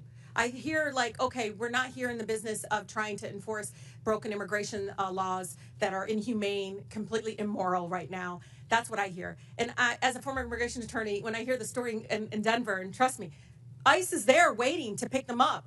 They sent 6 of them, and they couldn't handle 6 of them. Couldn't take this guy that they're supposed to pick up. Doesn't make any sense to me, because they're there. They're pretending they don't know that as a fact. But one of the things that bothers me about all of this is the executive order of rescinding the sensitive locations. Why this is important. They basically want to do immigration enforcement and racial profiling, and immigration enforcement that's race-based, because I'm at the Canadian border in Detroit. Do you know the majority of people coming down undocumented is Canadian? But guess what? It's still the brown folks that are overwhelming. ACLU did a study, is overwhelming the ones being targeted, detained, and deported. And so for me, the sensitive locations, this is hospitals, schools. You know, this is like funerals. This was all a policy in place to protect us from having our communities over policed and militarized. Can you talk about the impact of that? And I have 22 more seconds because he went over 22 more seconds. He spoke over him. No, he didn't. No, I didn't. Chairman, I never spoke over him. No, not you. The mayor spoke over Brandon. Oh, well, I didn't hear. It doesn't matter. He went over 22 seconds. But go ahead and ask your question. I just want them to answer the question about the sensitive locations, because this is something we all should be scared of, because pastors are calling me because they're talking about churches possibly having ICE agents show up at churches. I can just say, Congresswoman, our fastest growing church in Denver went from 700 folks in the parishon to 5 after that announcement. All right. Very good.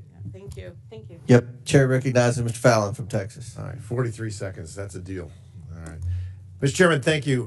Coming into this very important hearing, I suspected that Democrats would claim illegal immigrants pose no danger and would frame them as a sympathetic victim class, completely glaze over the tremendous financial burden that mass unlawful migration places on the shoulders of the American taxpayers. And furthermore, they would completely ignore the grave dangers that violent criminal illegals pose to all Americans.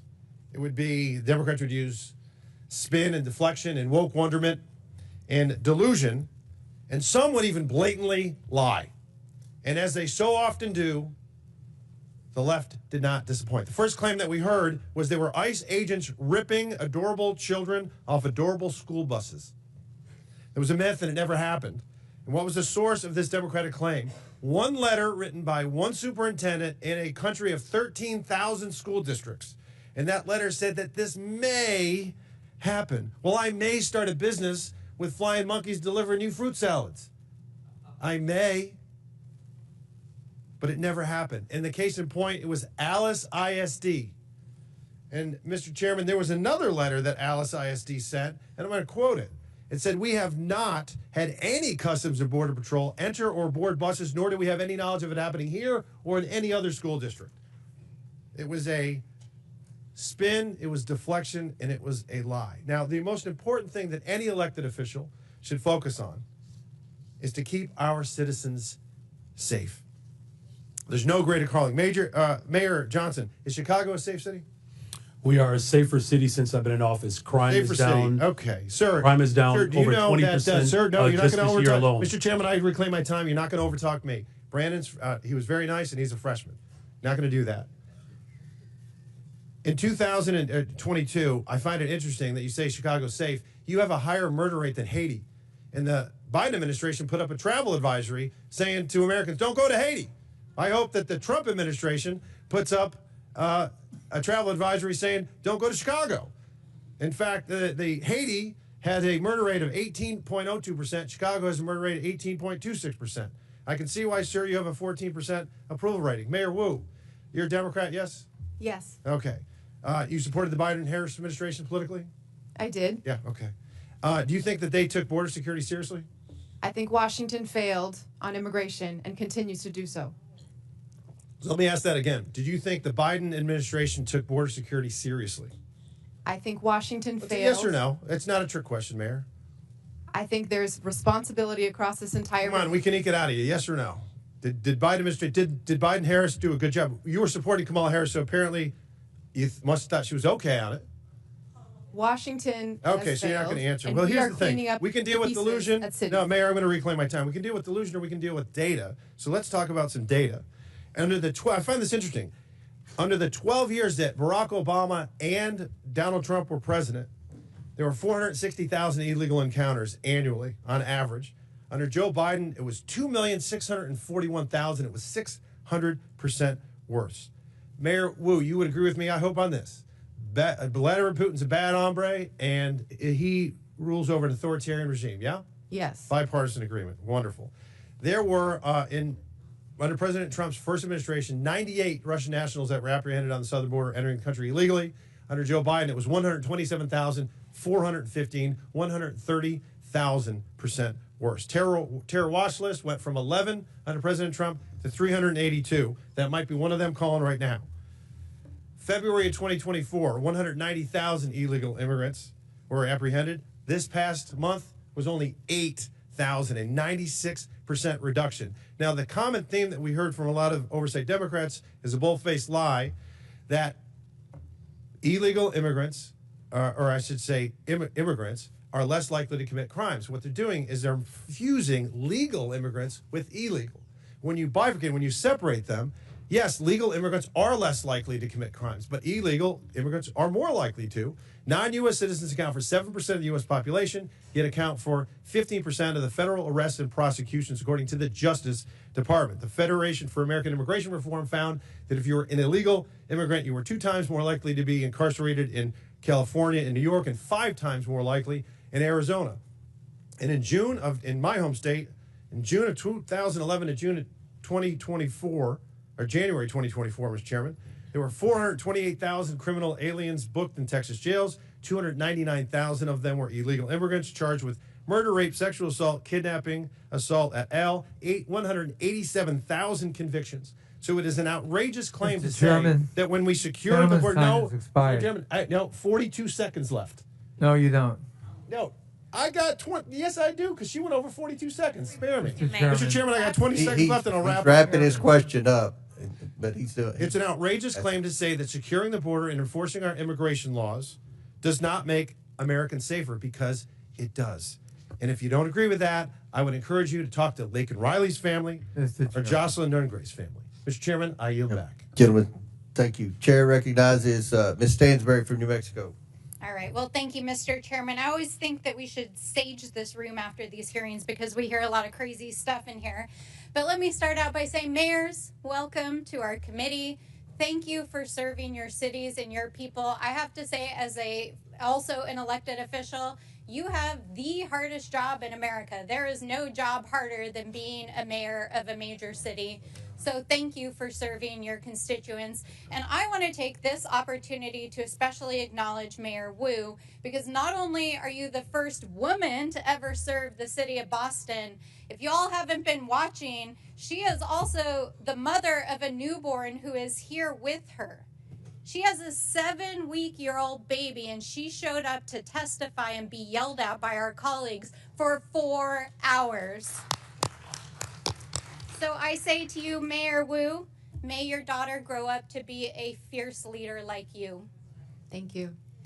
Now, I want to reject the fundamental premise of this hearing, because what this entire effort is about is intimidating state and local officials, attacking law-abiding immigrant families, and spending millions of dollars of taxpayer dollars, both in the administration and in Congress, to make ads that are complete smoke and mirrors, trying to say that Donald Trump has somehow secured America's safety.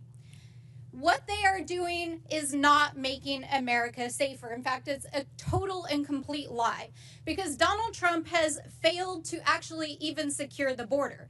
He's failed to stop illicit drugs like fentanyl from crossing the border. He's failed to secure sufficient staffing and technology to stop human trafficking and illicit drugs from crossing the border. He's failed to support local law enforcement and behavioral health programs to address the issues that are affecting our communities. And he's failed to even execute on the most basic thing that he said he would do, which was to pass immigration reform when he got into office. Here we are, Donald Trump. Where's your immigration bill? Oh, wait, you don't have one. That's right. Because none of this is actually about making America safer. In fact, all of this is making America weaker. He's dismantling our federal law enforcement that would actually go after cartels and drug traffickers. Over the last 6 weeks, Donald Trump has taken out the most senior FBI officials and the officials in our U.S. attorney's offices that were actually prosecuting the cases against the drug cartels. Donald Trump took out the law enforcement that were prosecuting those cases. So let's be real about that. He froze federal law enforcement funds all across the country. I have tribes in my district that still haven't had their DOJ grants reinstated. Let's be real about what's going on here. He's frozen funds to refugee resettlement and other immigrants groups permanently who have outstanding receipts. There are refugees and asylees that had waited decades to get to this country from war-torn parts of the world, and they literally had their flights canceled the last 2 weeks, while Donald Trump is sitting in the Oval Office and offering millionaire oligarchs a free ride into America with his gold visa program. Is this really about making America safe again? Is that really what he's about? Is that really what my colleagues across the aisle are about? Because what I can tell you, as a representative from a great city, the city of Albuquerque, a border state, is that we know what makes our communities safer. It means we stop drugs from coming into our country and our communities. It means that we support and we fund our law enforcement. It means that we fund our behavioral health system. It means that we support our mayors, our tribal leaders, and our state officials. It means that we invest in them. It does not mean that we drag them in front of Congress for 4 hours. We yell at them. We tell them we're going to give them criminal referrals. The DOJ is intimidating our mayors. And my colleagues across the aisle are producing TV ads to try to pretend that they're making this country safe again. It's total bullshit. Absolute bullshit. They are not making America safer again, and what they are doing is terrorizing immigrant families.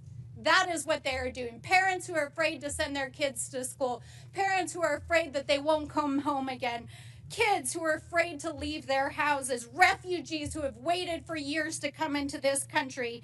And our mayors are sitting here enduring this ridiculous hearing as they've been threatened in front of the American people. And so I will say, in the words of my sister in the front row who brought forward the words of one of our faith leaders just a few days ago on the House floor, I hope that my colleagues across the aisle, who I can tell, most of whom come from immigrant stock, will have the same mercy that our ancestors had shown to them by this country so that you could sit here and be a congressperson. Gentle lady's time's expired. We're going to to ask for unanimous consent. Ms. Crockett.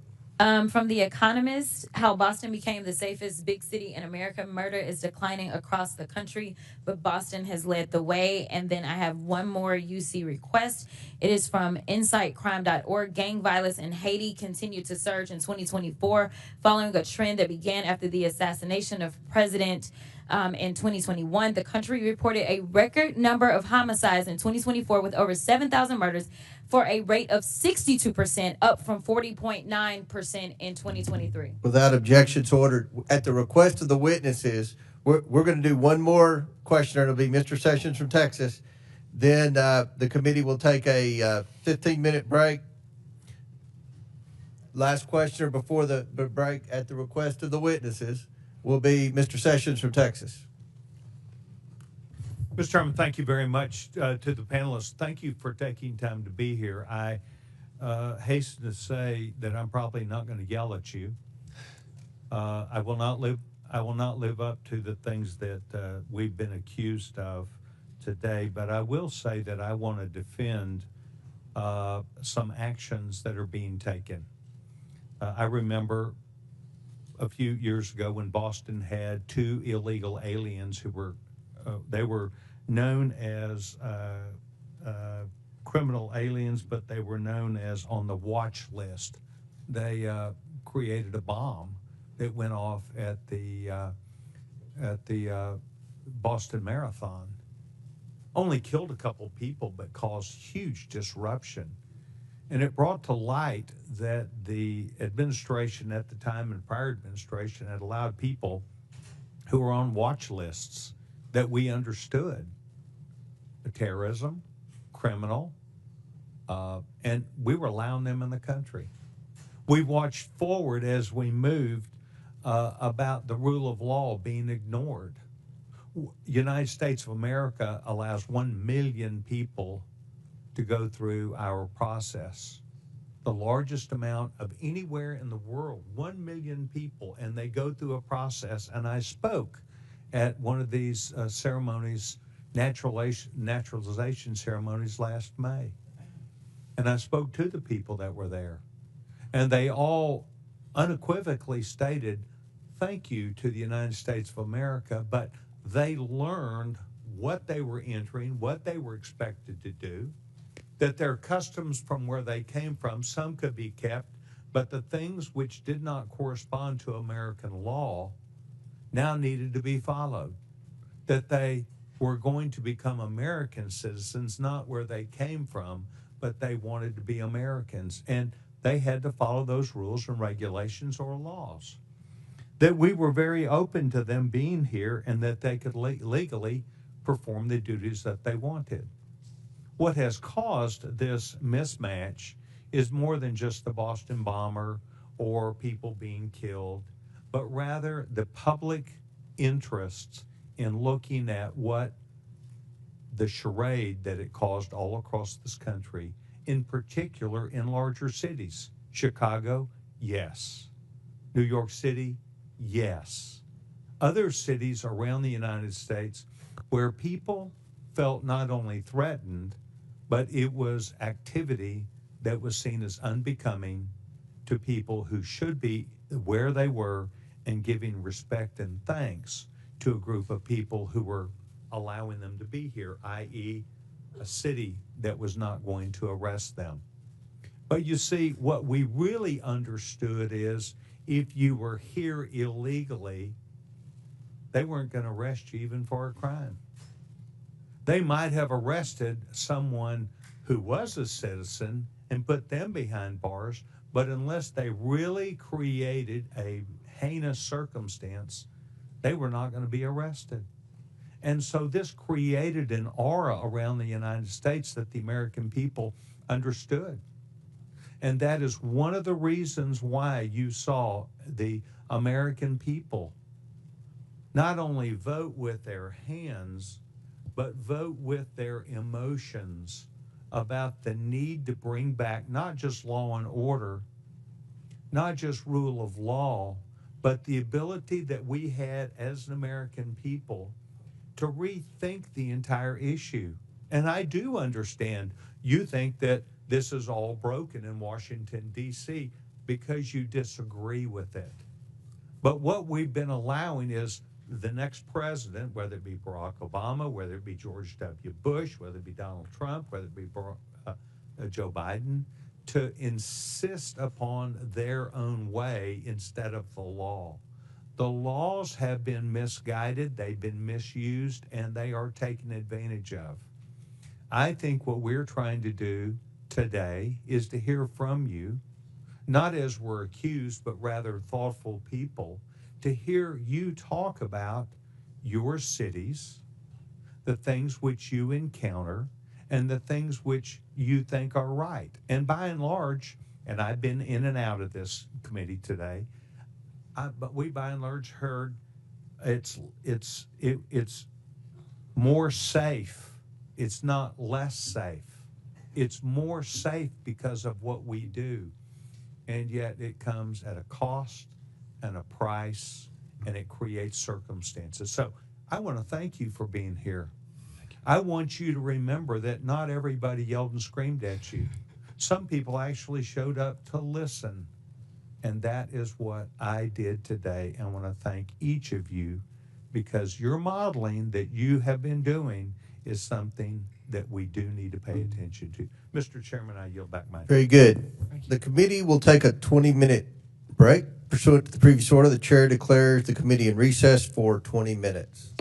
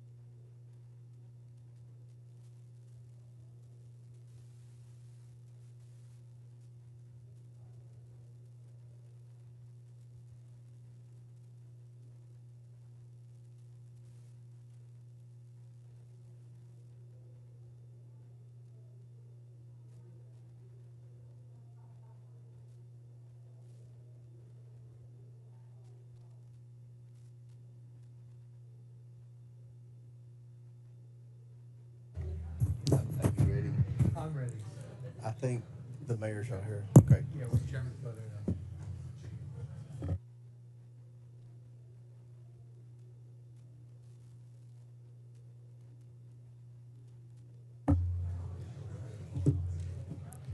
The committee will come back to order. Chair recognizes Ms. Crockett from Texas. Thank you so much, Mr. Chair, and thank you so much to our mayors that are here. And I really quickly want to touch on something because I know that many of you prepared for today's hearing by making sure that you got a little bit of information about immigrants and crime in your cities. Let me ask each of the mayors, just yes or no, have any of you been made aware of any immigrant that has had 34 felony convictions that has still been able to roam around in your cities? Anyone? No, ma'am. 34 felony convictions. No, from the Congresswoman. immigrants. Anybody? I'm not aware. Oh, okay. I'm just curious because we are so concerned about crime, and I know that my Republican colleagues would never want anybody with 34 felony convictions roaming around because that could be a danger to the community, but I will move on. The Republicans put more effort into producing their little propaganda trailer for this hearing than they have into reforming America's immigration system. And that's why we're here today. In fact, Republicans are beating up on the vast majority of you about what you're doing for your citizens, but the last time I checked, you're actually showing up. You may or may not be aware, but the NRCC just instructed Republicans to stop their town hall meetings because their constituents were showing up and telling them to do your jobs. If I had to sum up some of what you have said thus far today, I would sum it up as you have been trying to tell them as politely as you can to do their jobs. In fact, we know that they have not done their jobs, and so they're trying to force you to do it for them by turning your local law enforcement officers into ICE agents. They have this fake outrage about how immigrants are stealing resources and jobs from Americans when residents of Boston, Chicago, New York City, and Denver are subsidizing public services in their districts and their states because the Republicans refuse to ensure that their constituents earn a livable wage. Look, they don't have a plan to fix immigration in America because they don't want to. Mass deportation isn't a plan. Arresting kids in schools or worshipers in church isn't a plan. But there are important points to discuss as it relates to immigration in America. So, Mr. Beer, in January, you testified before the Judiciary Subcommittee on Immigration, Integrity, Security, and Enforcement. During that hearing, we played a little game called Rhetoric or Reality. Do you remember that? I remember, yeah. Okay. Well, let's go ahead for round two. Why don't we? Rhetoric or reality? Immigrants are a burden to the American taxpayers because they deplete our federal resources. That would be rhetoric. Correct. In fact, the Congressional Budget Office estimates that immigrants will lower U.S. deficits by a cumulative $1 trillion and increase the U.S. economy's size by nearly $9 trillion over 10 years. Is that correct? That is correct. In 2023, 47 million immigrants paid nearly $652 billion in taxes, $58.1 billion in taxes alone into Texas. Rhetoric or reality? During his first administration, Trump improved enforcement of U.S. immigration laws. He did not. In fact, President Trump closed almost all immigration courts for removal proceedings, cut prosecutions for unauthorized entry by 87%, cut ICE removals to the lowest level in the history of the agency, and released 9,000 people with violent crime convictions back into our communities. Is that correct? That's right. Yes. So, rhetoric or reality? President Trump's immigration policies make American communities safer. No, they don't make communities safer. In fact, nearly 100,000 unauthorized immigrants have obtained legal status through their cooperation with law enforcement. And local law enforcement agencies have more than 300,000 pending requests for immigrants seeking legal status based upon their cooperation with law enforcement, according to the Department of Homeland Security. Is that correct? That's right. Immigrants work with law enforcement to stop and solve crimes. Thank you. That was one of my rhetoric or reality questions. Sorry. The question was immigrants without legal status can help stop crime. That's correct. Yes, right? that's correct. All right. And Mr. Beer, isn't it true that Republicans are threatening to illegally strip cities of law enforcement grants intended for local policing and public safety if they don't go along with Trump's immigration agenda?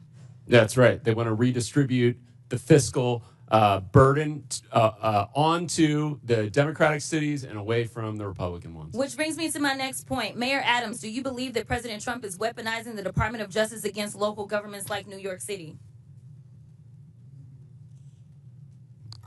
As I stated publicly,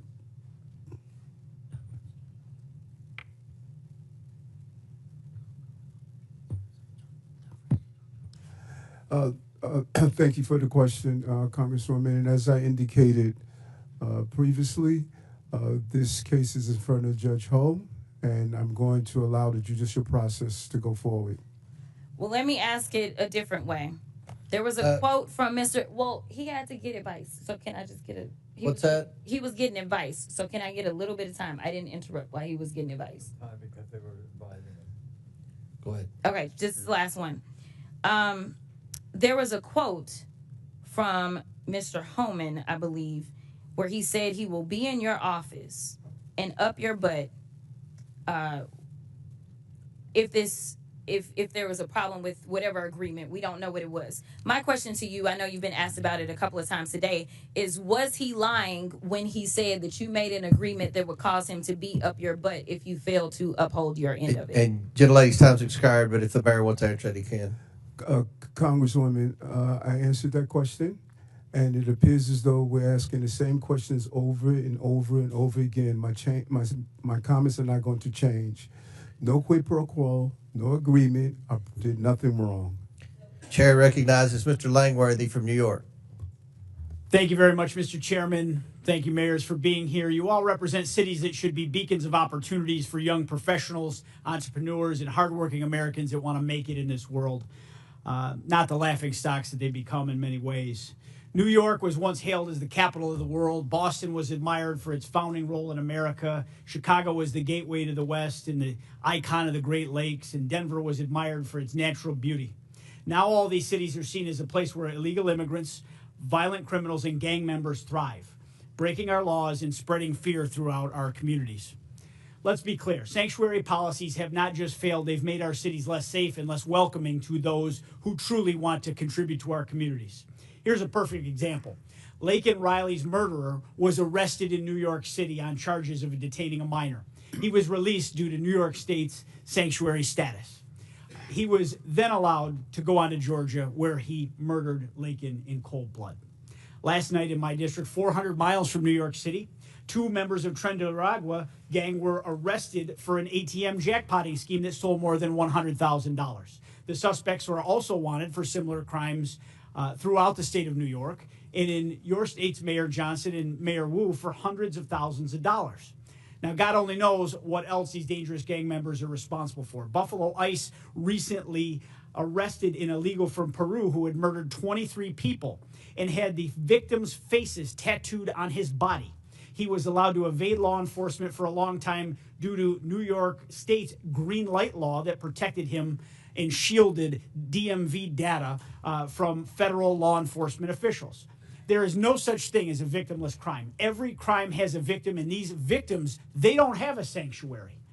They have to live with the pain and the trauma of something being taken from them, their safety, their security, their property, and to add insult to injury, the witnesses before us have protected the perpetrators. Mayor Wu, the other day, you stunningly expressed sympathy for the man responsible for the knife attack, not the brave officer who stopped him. Where is the sympathy for the men and women in law enforcement trying to keep us safe? Congressman, Where check your is this? facts. It's my time. Check your facts. Watch the video. It's my time. I did not express sympathy for that Where is the individual, but sympathy for their for the family. victims? And any individual I haven't whose asked life you a is question. lost is a It's tragedy. appalling to me that we even have to ask for sympathy for victims instead of violent criminals. But here we are. And to all the mayors before us, hindsight being 2020, is a blessing and a curse. You can't go back in time, but it should give you clarity for the future. Laken's murderer, Jose Ibarra, had demonstrated he was a danger to society. He should have been detained by ICE. I want to ask each of you, yes or no. Do you agree that someone who demonstrates a willingness to harm society should be detained by immigration officials? Mayor Adams. Yes or no? Within the confine and restrictions of the law, yes, I do. Okay. Mayor Someone Johnston. that's committed a crime, yes. Oh, sorry. Someone that's committed a crime, yes, should be detained, and we would help them. Every violent criminal should be held accountable, and that's why crime is down in the city of Chicago, because we're doing just that. Mayor Wu. If you commit crimes against the people of Boston, you'll be prosecuted. Another yes or no question. Has anything that's happened in this country in the last 3 years given you reason to consider removing sanctuary city status from your communities? Mayor Adams.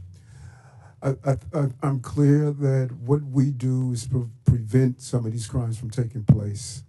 Mayor Johnston. We think the system that we have works, and we will keep it. Violent crime is down in Chicago because of welcoming city ordinance. Have you considered removing sanctuary city status? Well, violent crime is down in the city of Chicago under my leadership. We're going to continue to do what we have to do to ensure that that continues. Mayor Wu. We are the safest major city in the country, in Have- part because people trust that they can call 911 and help police solve crimes. Have you considered removing sanctuary city status? We are going to continue to keep our policies in place that have been working for the people of Boston. I think you've answered the question. The American people are fed up with the policies that protect criminals, waste taxpayer dollars, and prioritize illegal immigrants over the safety and well-being of hardworking citizens. Your cities, once shining beacons of opportunity, have now become a symbol of failure in leadership. The time for excuses is over, and the American people demand that you take responsibility, abandon these reckless policies, and start putting the safety of your constituents first. And with that, I yield back, Mr. Chairman. Gentleman yields back. Mr. Chair, I have a unanimous consent. Who said that?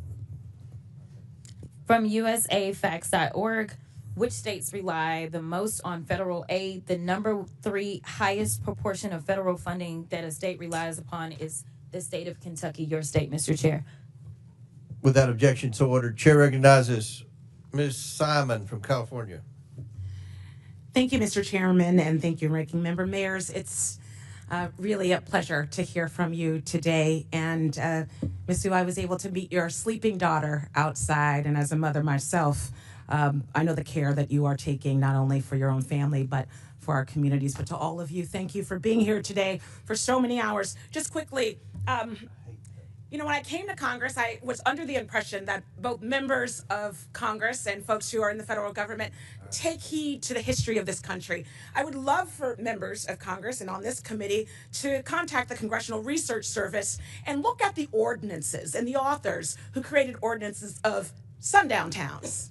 That animus is almost mirrored with the conversations today about our immigrant communities. So when you get in your Uber and when you talk to your nurse and when you go home, I want you to look in the face of the folks that you are disrespecting today. The real crisis is a crisis to me and many who study this issue for a career. It's a broken asylum system. Right now, 3.7 million folks are in this country waiting, and they have waited years, meaning these folks fleeing violence for years are waiting for an immigration system that works. That is not on the duty of these mayors. It is our job, it's the federal government's job, create an asylum system that honestly purports what we say on the base of the Statue of Liberty, and let's get that work done. Don't blame our mayors who are supporting young people and elders and bringing in federal dollars for health care.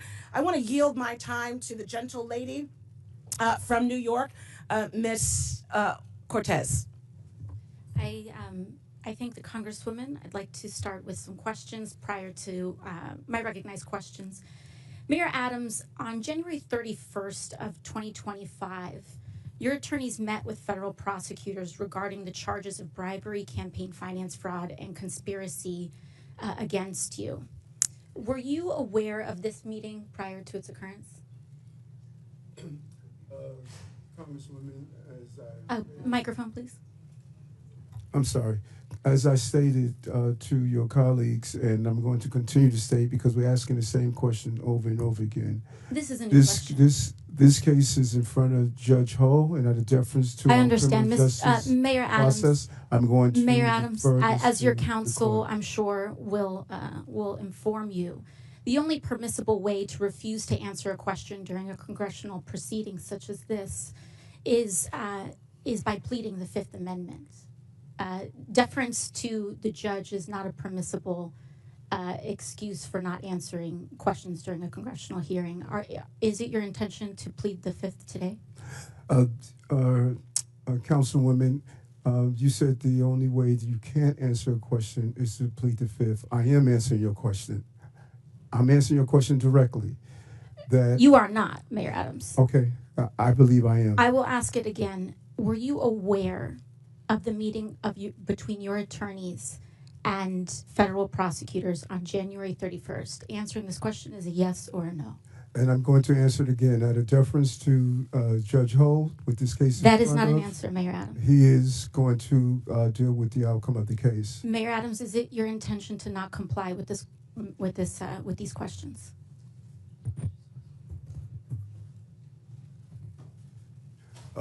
As I stated, I'm answering your questions, and what you're doing, let's be clear on, you're asking me about communications between my attorney and I.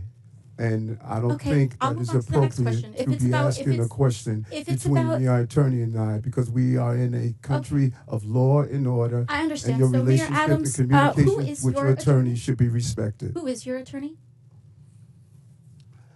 Alex Spiro. Alex Spiro, thank you. Now, Mayor Adams, have your attorneys ever met with city officials? That is not covered. I'm not asking about your conversations with your attorneys. Have your attorneys met with city officials, New York City officials? Any communication or activity between my attorney yes or and I no? is Have up to your attorney have your and I. personal You can reach out attorneys to, met with New York City officials? Alex Spiro, my attorney, to deal with those communications. Mayor Adams, in this meeting, did anyone representing you, including perhaps Mr. Spiro, agree or allude to any arrangement with the Trump administration that would involve changing city policies in exchange to reconsideration of the charges brought against you? You say in this meeting? Can you be clear? In the January on 31st meeting. Again, there was never any agreement, never any quid pro quo. That's not what I'm asking. Nothing wrong. Never any agreement, never any quid pro quo. Was there an allusion to a shift in New York City policy? Gentlelady's time's expired. And I just want to remind everybody, Mayor Adams is here voluntarily, and we appreciate that. The topic of the hearing is about our illegal alien problem and the drain on the cities and what the solution is. So, Chair now recognizes Mr. McGuire from Virginia. Thank you, Mr. Chairman, for convening this important hearing. The American people deserve answers on the disastrous policies of sanctuary cities. As a veteran, as a Navy SEAL, I hope what I'm about to say is common sense. If somebody saved your life on the battlefield, you wouldn't care if they were pink or blue or male or female or Democrat, Republican, or independent. We're all people. This is not a race, religion, or creed thing. This is our American people, we the people, are being robbed, raped, and killed by these criminals that are coming across our border. My first question is just a yes or no. Do you believe that someone who breaks the law is a criminal? Mayor Adams. Yes, I do. Next. If you've broken criminal law, Just simple yes or no. Did you answer? Yes, sir. Okay. Could you repeat your question again? If you commit a crime, are you a criminal? Yes or no? If you commit a crime, you should be held accountable. Absolutely. I don't use that label depending on what it is, like a speeding ticket, for Understand. example. Next. Well, I got to tell you guys, thank God we have President Trump in the White House. Thank God we have the border czar, Tom Homan. Thank God we have Mike Johnston as a speaker. Thanks God we have Leader Thune in the Senate. And thank God we have Hegseth, Rubio, and everyone else. Over the last 4 years, the American people have been robbed, raped, and killed. And the left doesn't talk about that. They want to say that people might be scared in their homes. But what about the families whose members have been killed and persecuted? The border has been cleaned up in just a matter of weeks. Border crossings are down 97% in just a matter of weeks. And over the last 4 years, we've been getting lip service like we want to secure the border. 80% of Americans believe we should secure the southern border. We are all elected leaders, and I assume you all sought these positions to help your citizens improve the quality of life in your city. It appears to me that left-wing activists want to create wedges in our society and cause the mayors of our great cities to ignore the oath of office and to support rule of law. Each of you took an oath that included an oath to support the Constitution of the United States, correct? Yes. Yes. Yes. Are you aware Correct. that Article 6, Section 2 makes laws of the United States supreme, known as the Supremacy Clause? Is everybody aware of this? Yes. I'm shocked Yes. that you all, as elected leaders, flaunt violating federal laws as if you are running a political campaign. We are a nation of laws. We lose credibility as a nation when we disregard or ignore the law and the people die. As of July 24th, there are more than 660,000 illegal aliens from criminal backgrounds roaming the United States. It is estimated that a total added cost of illegal aliens nationwide is $150 billion per year since the start of 2023. The federal government has spent more than $1.45 billion reimbursing local jurisdictions and non-governmental organizations that provide travel, shelter, and other service to illegal aliens. What about homeless veterans that are living on the street? What about Hurricane Helene victims that are still suffering in North Carolina? What about those folks that are suffering from the forest fires in Los Angeles? Chicago has spent over $639 million. Denver spent over $365 million. Boston is spending potentially, well, about $1 billion annually. And New York City estimates it could potentially spend $12 billion on illegal aliens from 2022 through fiscal year 2025. If you were the president and you found that your cities were spending billions of dollars against the interest of your citizens in violation of the Supremacy Clause, don't you think you would have cause to consider withholding federal funding? Yes or no? No answer? No, because we've not violated any federal law. Yes, you are making the taxpayers of this nation foot your bill for your potential whims that you don't agree with is wrong, and that is getting people killed. Mayor Wu, in the Boston area alone, Tom Homan said there are at least 9 accused child rapists. That is who inaccurate. That is false. My time. That is false. Local I'd like authorities to see the refuse to facts turn on over that. to Again, US put him under Immigration oath and ask the Customs questions Enforcement. here. How could you do that to your citizens? It sounds like you care more about your politics than the safety of your citizens. Imagine the parents of those children abused by someone you all released into society. Congressman, our It safety could have been statistics prevented. are the lowest in the country, In my lower than your district. A little girl was age 14, was raped by an illegal alien. He was released from jail 4 times because it seems, and a lot of you guys on the left, you believe that criminals are good, police are bad, and no one cares about the victims. This horrific crime was avoidable, but it was sanctuary policies like yours that allow the offender to travel to the U.S. and end up in my district. And with that, I yield. Gentlemen, yields. Chair recognizes Mr. Min from California. Thank you, Mr. Chair. I want to take a moment just to note that once again, this committee is failing to do its job and actually exercise oversight in the way it should. My phones are ringing off the hook with people who are angry as hell about what they see as the rampant corruption of this administration, the illegal activities of Elon Musk and Doge, and the massive cuts to Medicaid that Republicans voted for last week. Literally not one person has called to ask about the immigration enforcement priorities of the cities I represent, let alone Boston or Chicago. This hearing is an attempt to distract from the actual waste, fraud, corruption, and abuse that is happening at unprecedented levels in this country right now. So thank you to the witnesses. I want to start off with a few simple yes-no questions for y'all. First, please raise your hand for the mayors if you are aware of any laws or policies that prevent federal authorities from enforcing immigration in your city. Okay, no hands are raised. Please raise your hand if you're aware of any cities or states in America that have laws or policies that prevent federal authorities from enforcing immigration law. Any cities or states. Okay, I just want to know for the record again, there are no hands up. And as your answers make clear, this whole sanctuary city, quote unquote, debate is a sham. There's no place in America, not one, that actually provides sanctuary from federal law, period. The real issue here is whether state and local governments should spend scarce taxpayer dollars to help the federal government enforce its immigration priorities. Whether local police should spend their time focused on their actual jobs, keeping our streets safe, apprehending violent criminals, solving crimes, or whether they should be deputized to help enforce federal immigration laws. And a lot of cities and states, including my state of California, have made the very reasonable decision to say, hey, we want our teachers, nurses, doctors, cops, firefighters to focus on their actual jobs and not be dragged into this Republican war on immigrants. And let's be clear, the Republican immigration policies being pushed forward right now are counterproductive and will make us far less safe, something several of our mayors pointed out in their testimony.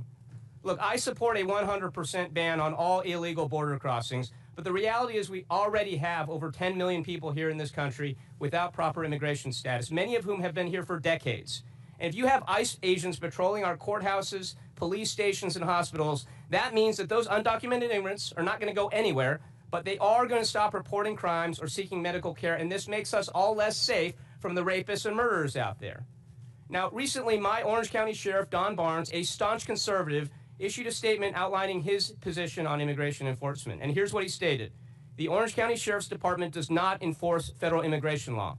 It is not part of our primary mission, and we remain focused on violations of state and local laws. The department will provide for your safety and respond to your calls for service regardless of your immigration status. We do not and never will ask the immigration status of victims, witnesses, suspects, or those who call to report crimes. We enforce state and local laws equally without bias and without concern for your citizenship. Now, I actually think this is a pretty good summary of what each of you are describing happens in your cities. A situation where the federal government enforces immigration law while states and local authorities enforce state and local laws, and it makes a lot of sense. I don't know what my colleagues on the other side think, but I don't want my police focused on immigration status and asking people about that. I want them focused on preventing violent crimes. But with that, I want to shift gears to address Mayor Eric Adams. Mayor, as has been well discussed in this committee, you are the first sitting mayor in modern New York City history to be indicted while in office. Last year, of course, you were charged with numerous felony counts for soliciting and accepting bribes for nearly a decade from foreign nationals, businessmen, and others, including illegal campaign contributions and luxury travel. On February 10th of this year, the Trump Justice Department instructed federal prosecutors to drop charges against you. This decision caused 7 federal prosecutors, including a Trump appointee, to resign because they believed this was such an enormous miscarriage of the rule of law in law enforcement. Now, as some of my colleagues have pointed out, this was widely reported as a quid pro quo. I know you've denied that. I know you're probably limited in what you can say. But a lot of people out there, including a lot of people in New York City that I know, believe that these charges were dropped in exchange for a quid pro quo for your agreement to help the Trump administration enforce its immigration policies. So my question for you, Mayor Adams, is actually a very simple one. It's clear that whatever your intentions, whatever actions you take, whether on immigration or anything else, you do not enjoy the trust and confidence of the people of New York City. So my question is, why haven't you not resigned yet, and do you plan to resign today or anytime soon? I'm really surprised after you laid out your strong belief in the country and, yes/no question. And what we stand for, that why you are haven't you acting to yet, take Mayor away Adams? the power Why have you of not the resigned people. yet? The It's people not of a the question that gets city to your elected lawyers. me to be Why the have you mayor, not resigned yet? and Please you answer should the not be a question. hypocrite and ask the people of the city power to be reserved for them. Why have you not I resigned was yet? elected And do by you the people of the intend to city, resign anytime and you don't soon? live in the Gentlemen's city. time's expired. Gentlemen's time's expired. Chair recognizes Mr. Jack from Georgia. Mr. Chairman, thank you for convening this hearing, and I'd like to begin by offering some thoughts about our colleague from Texas, Congressman Sylvester Turner, who sadly just passed away, as some of you may know. Congressman Turner was a former 2-term mayor of Houston, and as our witnesses can no doubt attest, being the mayor of a big city is not easy. Congressman Turner was a member of our freshman class, and his office is right next to mine in the Longworth House Office Building, and as such, I had an opportunity to walk with him to and from votes, found him to be an incredible gentleman with respect and courtesy. My colleagues across the aisle, particularly the freshmen, knew Congressman Turner better than I, so I certainly yield to them on this topic, but I wanted to at least mention my own thoughts for the record. Now, to the topic of today's hearing, I prepared for today's hearing by chatting with some of the mayors from my district, from those who represent just a few hundred to those who represent a few thousand, and I found a common theme of frustration. They, along with me and many other constituents I proudly represent in Georgia's 3rd Congressional District, want to know why policies are in place that benefit citizens of other countries at the expense of citizens of our own country. So if I could, Mayor Johnston, I'd like to start with you from Denver. I know Chairman Comer, in his opening line of questioning, discussed an ordinance passed by the Denver City Council in 2017, and I recognize you had just left the state Senate by then. But this ordinance prohibits city and county employees from assisting the enforcement of federal laws or inquiring about a person's immigration status. So I just have to ask, do you see a benefit in learning whether or not someone charged with a crime is a citizen of another country? Thank you, Congressman. I do just want to say Mayor Turner hosted me in Houston when I first became mayor, so that's a powerful statement for me. Thank you for acknowledging it. Thank you, sir.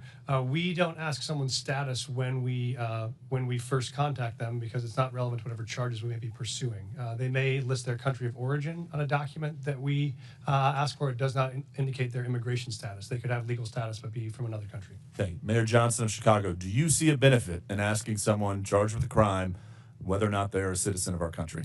The benefit of community safety is trust between local residents and law enforcement, and that relationship is critical to driving violence down. Under my leadership, violence has gone down in the city of Chicago. And Mayor Johnston, if I can ask, have you ever disciplined, fired, or arrested law enforcement officers or correction officers if they notified ICE or other federal immigration officers of an illegal criminal alien in lockup or courts in violation of your sanctuary city policies? Have you ever disciplined, fired, or arrested a law enforcement officer that worked with ICE?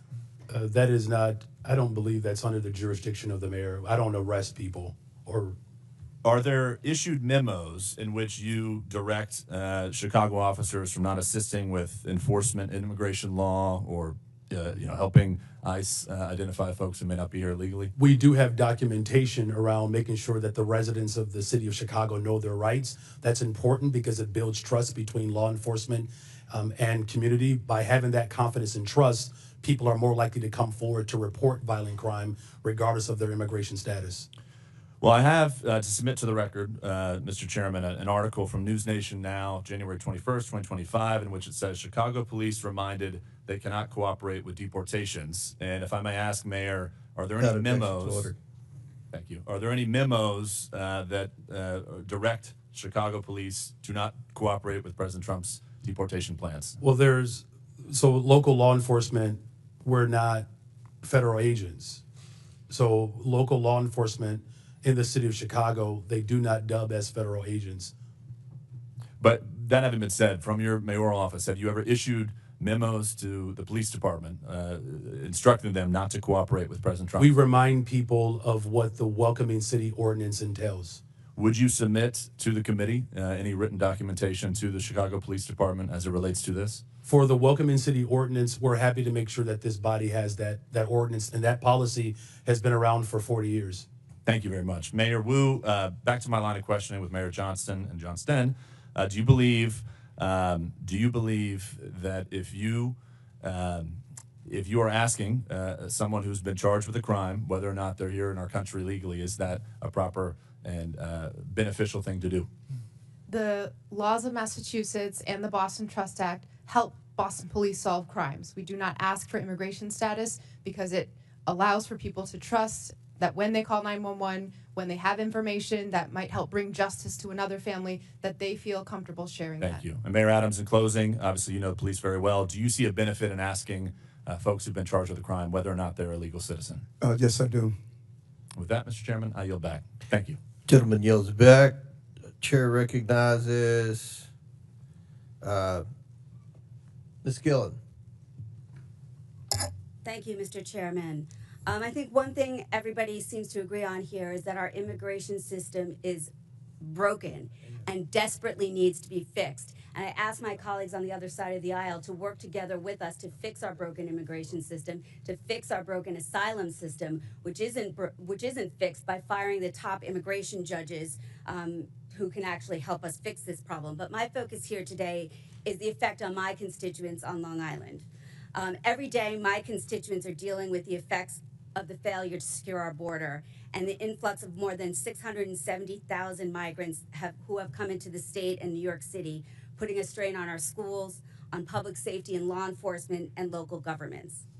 Mayor Adams, you said your top priority is to keep New Yorkers safe, but under your watch, the exact opposite has happened. Instead of effectively governing our city, your policies have compounded this crisis. New York has housed migrants in the Roosevelt Hotel for nearly 2 years, not only giving them food and shelter, but also debit cards. In New York, taxpayers have paid about, as you acknowledge, $7 billion to respond to this crisis. That figure is outrageous. And now, instead of stopping the bleeding, you are going back and asking the taxpayers of New York to spend another $1 billion on this crisis. While you focused on your own personal problems, crime has skyrocketed in New York, increasing 20% since you took office in 2021. An AP poll has said that the majority of Americans agree that undocumented people who commit violent crimes should be deported, including 79% of Democrats. But what have you done? I was astounded to hear that ICE was prevented, even if they knew there were gang members in the Roosevelt Hotel, from actually doing anything to get those gang members out of there. Mayor Adams, what have you done and what is your answer to the taxpayers of New York for the money that has been spent on this crisis? You raise several things, and there's a level of inaccuracy in some of the stuff you raise. When you look at our crime numbers, I'm not sure where you got those from, but we could give you an accurate account of our crime numbers. Crime has continued to drop since I've been the mayor of the city. We have moved over 20,000 illegal guns off our street. And although we had 230,000 migrants and asylum seekers that came to our door, 189,000 were able to go on to the next step of their journey. We managed a crisis. Congress makes our immigration policies, not mayors. I managed a crisis that was dropped at my door. And I continue to do that every day, and I'm proud of what my team did coming out of COVID and managing this crisis as well. Our city has more private sector jobs in the history of the city.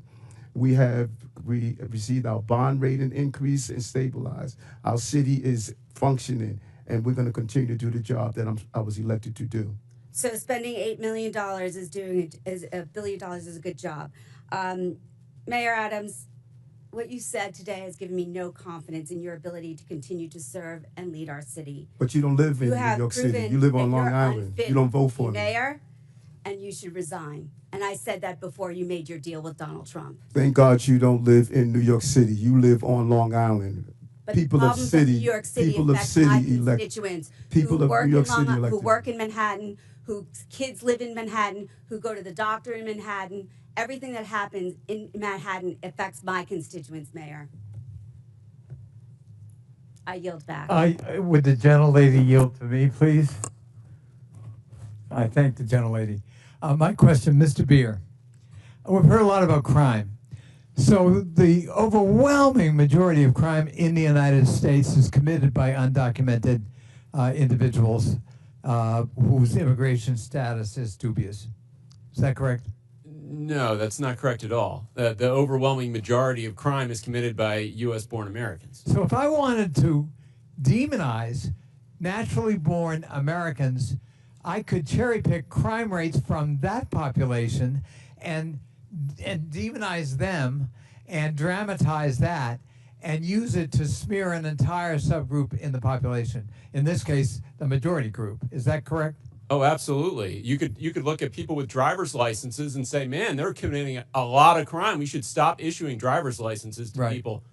I think that's really the sham and the shame of what people are doing in terms of political exploitation of a population this country needs if we're going to grow and protect the social safety net for the future. Thank you. Chair recognizes Ms. Green from Georgia. Thank you, Mr. Chairman. Thank you for coming before our committee today. In the past 4 years, our nation has been invaded by millions and millions of people who have crossed our border.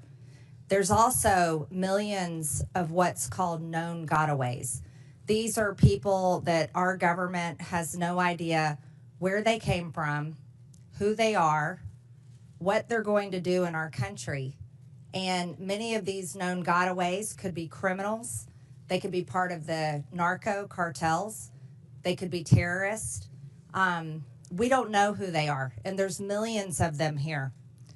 This country has also been the victim of fentanyl. This is a dangerous chemical that comes from China, is made into pressed pills in Mexico and Canada, and illegally distributed into our country by the cartels. On average, 200 to 300 Americans die every single day from fentanyl. Not die, they're murdered. They're murdered. Americans have also been victims of all types of illegal alien crimes. One family in particular, Laken Riley's family, I know them personally, and her death was absolutely horrific. Jose Ibarra entered the United States illegally on September 8th, 2022, near El Paso, Texas, with his wife and son. He was detained by the U.S. Border Patrol, but soon released due to overcrowding at detention facilities. After his release, he was transported to New York City, arriving around September 15, 2022. The following summer, he was arrested by New York Police Department and charged with acting in a manner to injure a child. And a driver's license violation. Before an immigration detainer could be issued, NYPD released Ibarra according to ICE. He later, after this release, moved to Athens, Georgia, where he was cited for a misdemeanor for shoplifting in 2023. This guy got arrested multiple times. He was stopped at the border, but he was continually released. Just a few months later, he brutally murdered Laken Riley. Mayor Adams, do you agree that Laken Riley would still be alive today if New York Police Department hadn't released Jose Ibarra after they arrested him?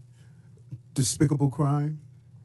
And as a former law enforcement officer, I respond to these crimes as a mayor as well. And I believe people like that should be held accountable. And I've advocated to stop this revolving door criminal justice systems like him to come out and hurt innocent people. I wish we would have had the power to prevent that from happening. Mayor Adams, will you continue sanctuary city policies in your city? That policy is by law. I do not make the law. I must operate within the confines of the Constitution and the law. Mayor Adams, will you advocate to get rid of sanctuary city policies in the city of New York? I have made it clear on a portion of the sanctuary city policies that I believe we need to alter to prevent crimes like this from taking place.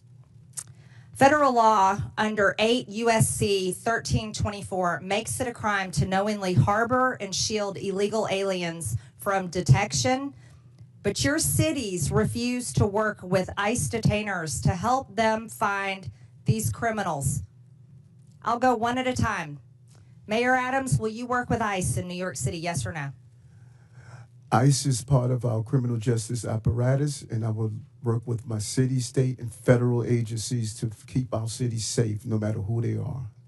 Mayor Johnston, will you work with ICE to protect your city? We do work with ICE right now, Congresswoman. When they send us information about someone they would like access to, we send them notice when and where we will release them, and they can pick them up. We've done that 1,226 times. We will keep doing it. Will you end sanctuary city policies? We think the policies that we have right now allow us to work with ICE and to stop crime, and we'll keep doing that. Mayor Johnston, will you work with ICE? Our local law enforcement, Chicago Police Department, we work with federal agents on a variety of issues: drug trafficking, sex trafficking, getting guns off the street, and we will continue to work with federal Will agencies. you stop harboring illegal aliens? Will you end sanctuary city policies? So the city of Chicago, we do not harbor criminals. We do not harbor undocumented individuals. We comply with all laws. Mayor Wu, will you work with ICE to protect Americans, legal Americans in your city, and end sanctuary policies? The Boston Police work with ICE and federal agencies every single day on criminal matters and hold people who are committing crimes accountable. Chairman, if I may, I'd like to enter for the record, according to the U.S. Constitution, giving aid and comfort to the enemies of the United States is an act of treason, and those that violate that should be Without objection, so ordered. Thank you. Chair Dale recognizes Ms. Ocasio-Cortez. Thank you, Chairman. Now, Mayor Adams, are you aware that the former acting U.S. Attorney Danielle Sassoon was present at the January 31st meeting between your lawyers and federal prosecutors? As I stated, and you, Congresswoman, you appear to want to ask the question over and over again, and so I could only give you the appropriate question over and over again. That this okay, case I is understand. Judge Mayor Adams, Ho, will you not and answer Joe this Ho question because you believe you will incriminate yourself? To the movement I of this understand. case. Mr. Chairman, I would like to submit to the congressional record Danielle Sassoon's resignation letter from the U.S. Attorney. Without objection, so ordered. Thank you so much. In her letter, the former acting U.S. attorney, a registered Republican, a former clerk for Antonin Scalia, was appointed by President Trump to serve as acting U.S. attorney, was present at the January 31st meeting between Mayor Adams' attorneys and federal prosecutors. After that meeting with attorneys, the acting U.S. attorney resigned rather than dismiss the charges against Mayor Adams. In her letter, which I have just submitted to the congressional record, Ms. Sassoon stated that during that January 31st meeting, Mayor Adams's attorneys, quote, repeatedly urged what amounted to a quid pro quo, describing it as a, quote, improper offer of immigration enforcement assistance in exchange for a dismissal of his case, end quote. The acting U.S. attorney has submitted a former acting U.S. attorney has submitted a letter. And Mayor Adams, do you know how many federal prosecutors total resigned rather than file the motion to drop the charges? It was reported that 7. 7, correct. Mr. Chair, I would like to submit another letter from Hagan Scotton, his resignation letter. Without objection, so ordered. Mr. Scotton was an assistant U.S. attorney who also attended the January 31st meeting between your attorneys and federal prosecutors. He also resigned rather than drop the charges. In his resignation letter, he stated, and I quote, "Our laws and traditions do not allow using the prosecutorial power to influence other citizens, much less elected officials." 7 federal prosecutors, the acting U.S. attorney, the assistant U.S. attorney, all gave up their entire careers, Republicans included, then drop these charges because of what they saw transpire in that January 31st meeting. This is important not just for the city of New York, but for the people of the United States of America. Because what is being alleged is genuinely not just about what may or may not have occurred from the mayor's office and with the mayor, but what is happening at the Department of Justice. And that's what I want everyone to understand. These are not Democratic U.S. attorneys. These are Republican U.S. attorneys that have trained under Republican-appointed Supreme Court justices who have stated that there is and suggested as well, that the prosecutorial power at the Department of Justice may be influencing what is occurring. And instead of carrying that out and carrying out the erosion at the Department of Justice, they would have preferred to give up their entire careers. 7 lifelong public servants involved in law enforcement, mind you. And to that, when it comes to the fact that this mayor may not have anything to do with this hearing, respectfully, Mr. Chairman, this is about specifically immigration enforcement in terms of that. And this right here is the 4-alarm fire that everyone must be paying attention to. Because if it's not just in the mayor's office of New York City, what other city, what other individual, what other municipality leader can be next? For a party that talks about states' rights and municipal rights, we must defend, yes, the rule of law, including in the Department of Justice. And with that, I yield back. Gentlelady yields back. Chair recognizes Mr. LaHood from Illinois. Thank you, Mr. Chairman, and I would thank you for allowing me the opportunity to wave on to this important committee hearing today. I want to thank the witnesses. I represent a district right outside of Chicago, the excerpts of Chicago representing Rockford, Bloomington Normal, Peoria. And I want to thank you, Mr. Chairman, for having this hearing. It's past time that individuals like the mayors we have before us come before us and explain to the American people why you continue to fail to enforce the laws of our country and allow illegal immigrants to flood into our communities. And it's clear to me that sanctuary city policies have significantly harmed our once great cities, which is very, very unfortunate. During my time as an elected official, I have strongly condemned the policy around sanctuary cities and the impact it's had on the state of Illinois. And I believe every sensible resident in Illinois knows these policies have further harmed the economy in Illinois, increased crime throughout our state, and endangered hardworking, law-abiding Illinois citizens. I want to turn my attention to you, Mayor Brandon Johnson of Chicago. As I've watched you over the last 2 years that you've been mayor, I've been amazed at how tone deaf you have been and how oblivious you've been to the decline of Chicago. And I say that looking objectively at a number of things. Out of control crime in Chicago, people scared throughout neighborhoods on the west side, south side, north side. Morale has never been lower with law enforcement and CPD. Record number of police officers leaving the force. We have been hemorrhaging people out of the city of Chicago to the suburbs and elsewhere where they feel safe. Record number of businesses fleeing the city of Chicago. You couple that with record deficits. $2 billion deficit, the $2 billion deficit line of credit that you just had to take out this week. But you've spent $300 million of taxpayer money on illegal immigrants. And when I think about all of those things and I look at the strategy you continue to take, I mean, you're putting the interest of illegal immigrants above the interest of taxpayers in Chicago. But you continue to go down this path, and for the life of me, I can't understand it. So, Mayor, tell me why you continue to put the interest of illegal immigrants above taxpayers in Chicago. Thank you for your representation. Violent crime is down in Chicago. Well, let me reclaim my time. So I have a statistic here. Last year, Chicago had 573 murders. Down.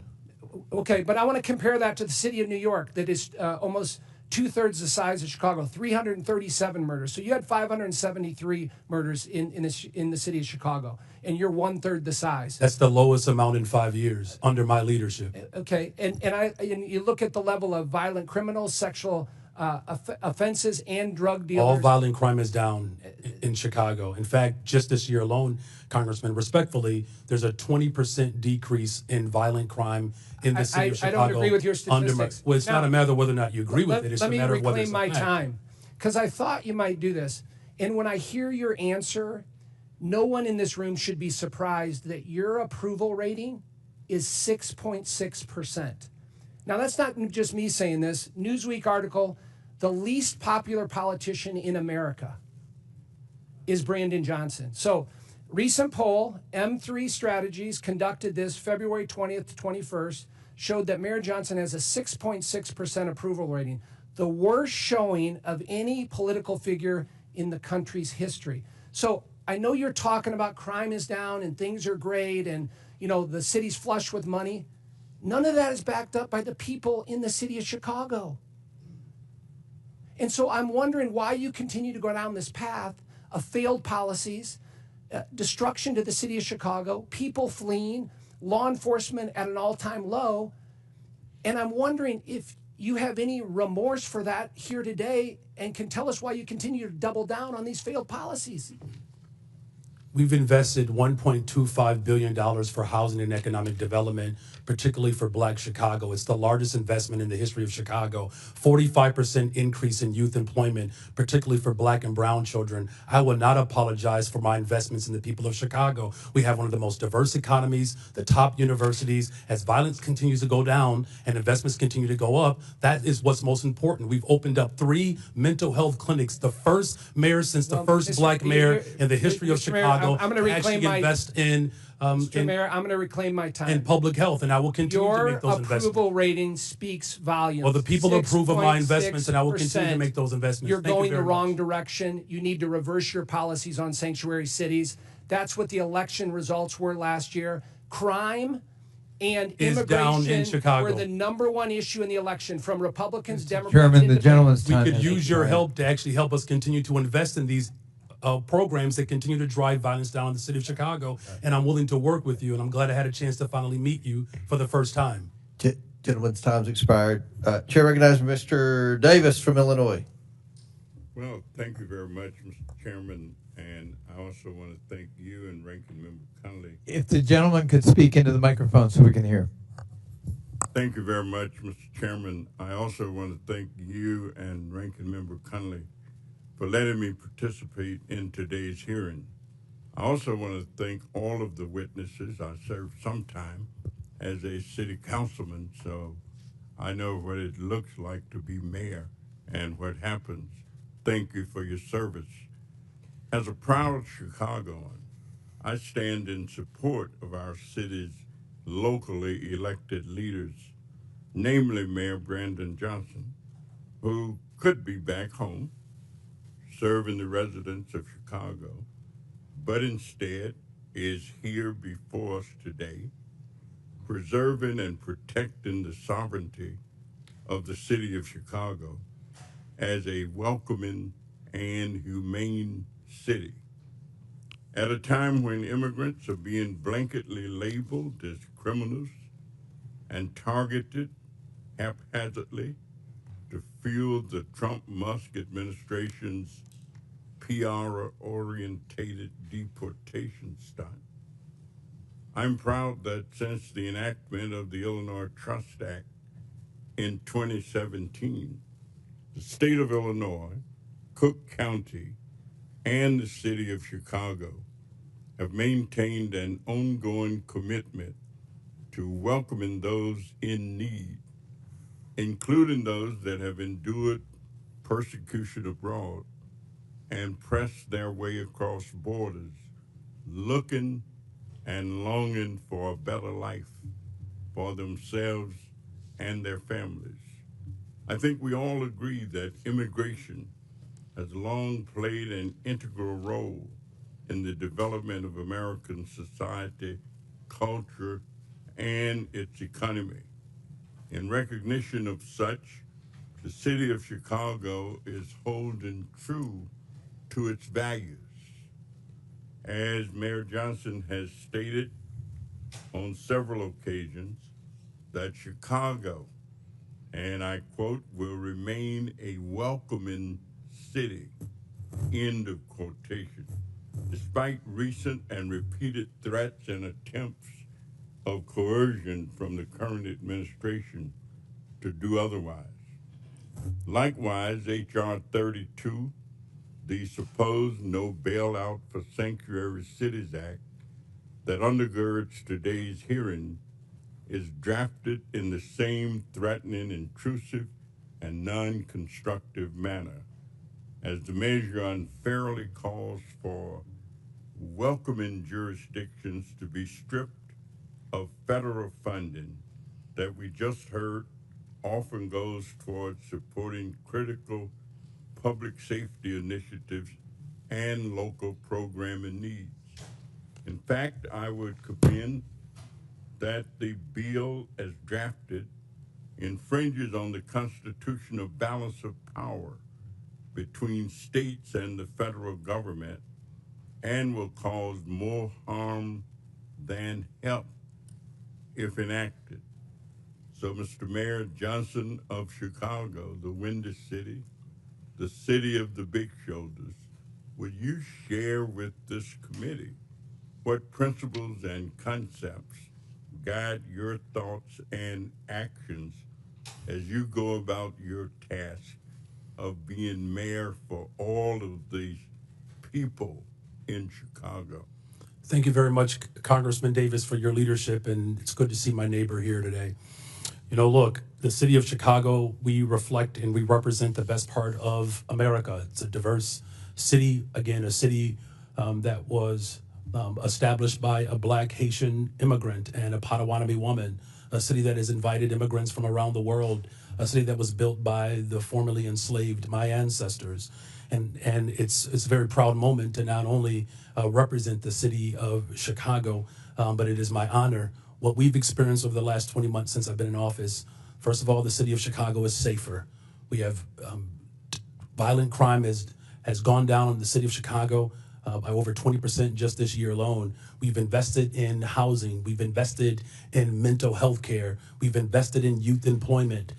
We've invested in our overall community safety plan, 200 more detectives to solve crime. we are headed in the right direction, and I'm grateful for your leadership, and I will look for this body to continue to support these efforts for all of our cities.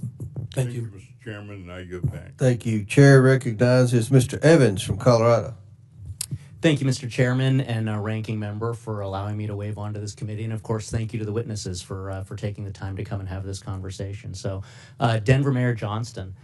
I'm a Colorado native, grew up in and around the Denver metro area, also Latino, grandson of an immigrant from Mexico. And I also served for 12 years in the U.S. Army, Colorado Army National Guard, and in the Denver metro area for another 10 years as a police officer. And unfortunately, as a Denver metro area police officer, I've seen firsthand how public safety in Colorado and in Denver is plummeting. When I started my law enforcement career, Colorado was ranked 31st in the nation for our crime rate. We were ranked 3rd in the nation last year. Denver, 6 years ago in 2019, they didn't even make the top 50 most dangerous dangerous cities in the country list. This year in 2024-2025, U.S. News and World Report ranks Denver as the 10th most dangerous city in the country. Denver has twice the homicide rate as San Francisco. We've lost more than 7,000 Coloradans to illegal drug overdose deaths since 2020, with a significant percentage of that coming from illegal drugs like fentanyl. And we know from criminal intelligence that in the Denver, Colorado area, almost all of that fentanyl is being trafficked by illegal transnational criminal organizations, the Jalisco Cartel and the Sinaloa Cartel. We've seen a massive increase. This is just a recent headline. We've seen an increase in Tusi, which is the drug of choice of Tren de Aragua in the Denver metro area. And we've seen headlines that show that overdose deaths in the Denver metro area remain stubbornly flat despite falling in pretty much everywhere around the country. In terms of violent crimes, Denver's had over 6,400 violent crimes.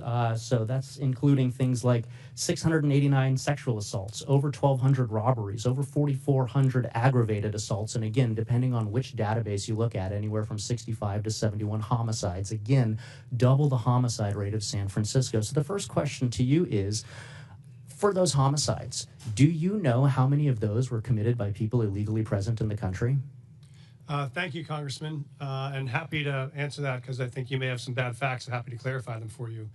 In terms of what's happening in Denver right now, as we know, crime is down in Denver from last year to this year. Reclaiming my time, Mayor. Do you know? I do want to answer the question you phrased. Reclaiming my time. Do you know how many of those 65 to 71 homicides were committed by people illegally present in the country? And I'm happy to show all of the sources for my facts. We don't ask anyone's status at point of arrest. We do not know someone's status and when they're charged. Thank you for the answer, Mr. Mayor. And I'm glad you've brought that up because as you can see displayed here, we actually have a training bulletin to the Denver Police Department dated January of this year, which pretty much says what you just said, which is that Denver Police Department is prohibited from asking for any information about the national origin, immigration, or citizenship status of any individual.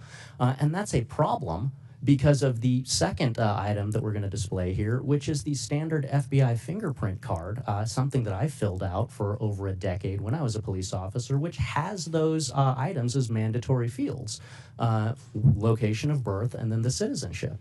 And so I've heard, being a cop in the Denver metro area, that police officers in Denver are being told not to fill out those mandatory fields in the FBI fingerprint card, which could potentially indicate why you're unsure of how many of these crimes are being committed by illegal immigrants in your city. So the second question is, will you allow Denver police officers to fill out all of the information on an FBI fingerprint card, to including asking for and recording the citizenship status?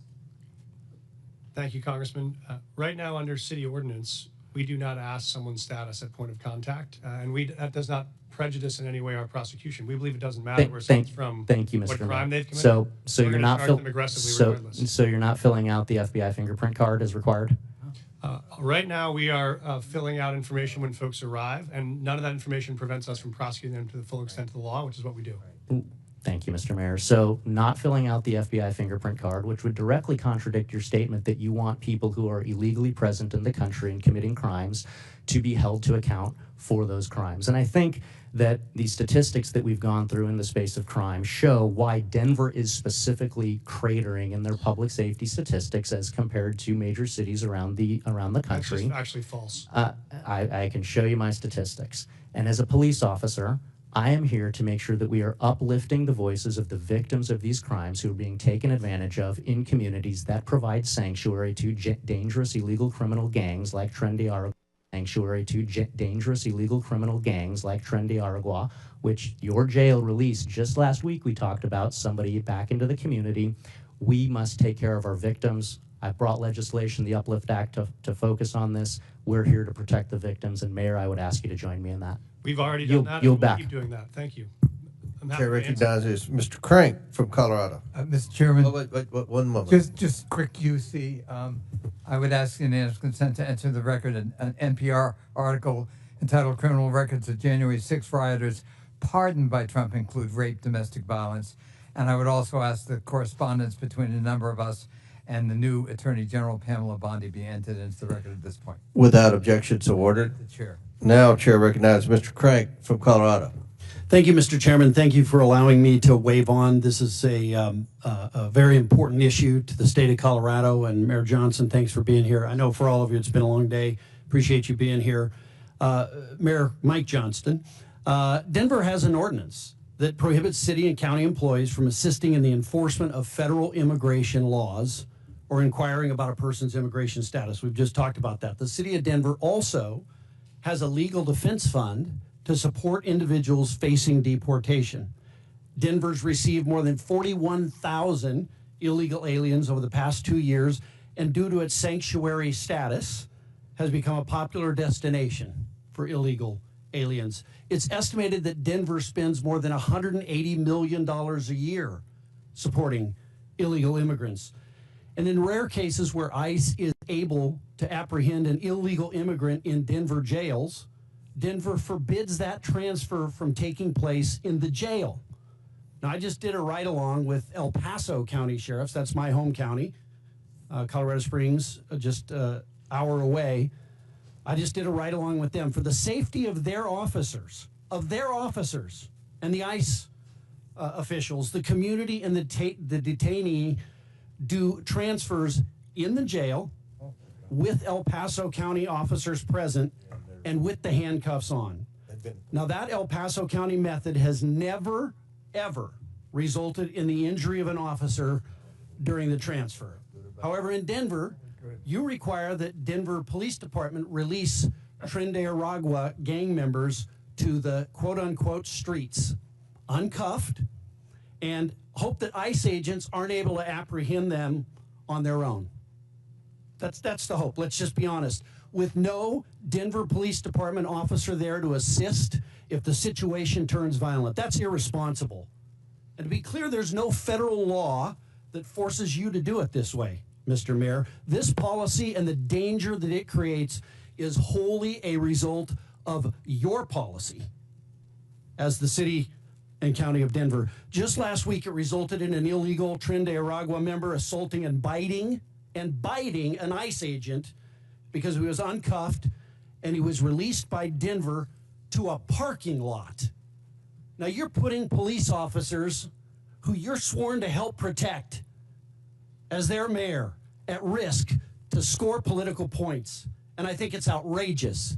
It's unbecoming to your office, and it's a danger to the people of Colorado and the citizens of Denver. Now, we have this case, and I know you've talked about it today. Abraham Gonzalez, suspected TDA gang member, released from Denver County Jail, as I mentioned, due to Colorado's sanctuary policies. This is a post by ICE. Was forced to arrest him in public. ICE was forced to arrest him in public where he assaulted officers, sanctuary policies, endanger communities, and law enforcement. That's their post.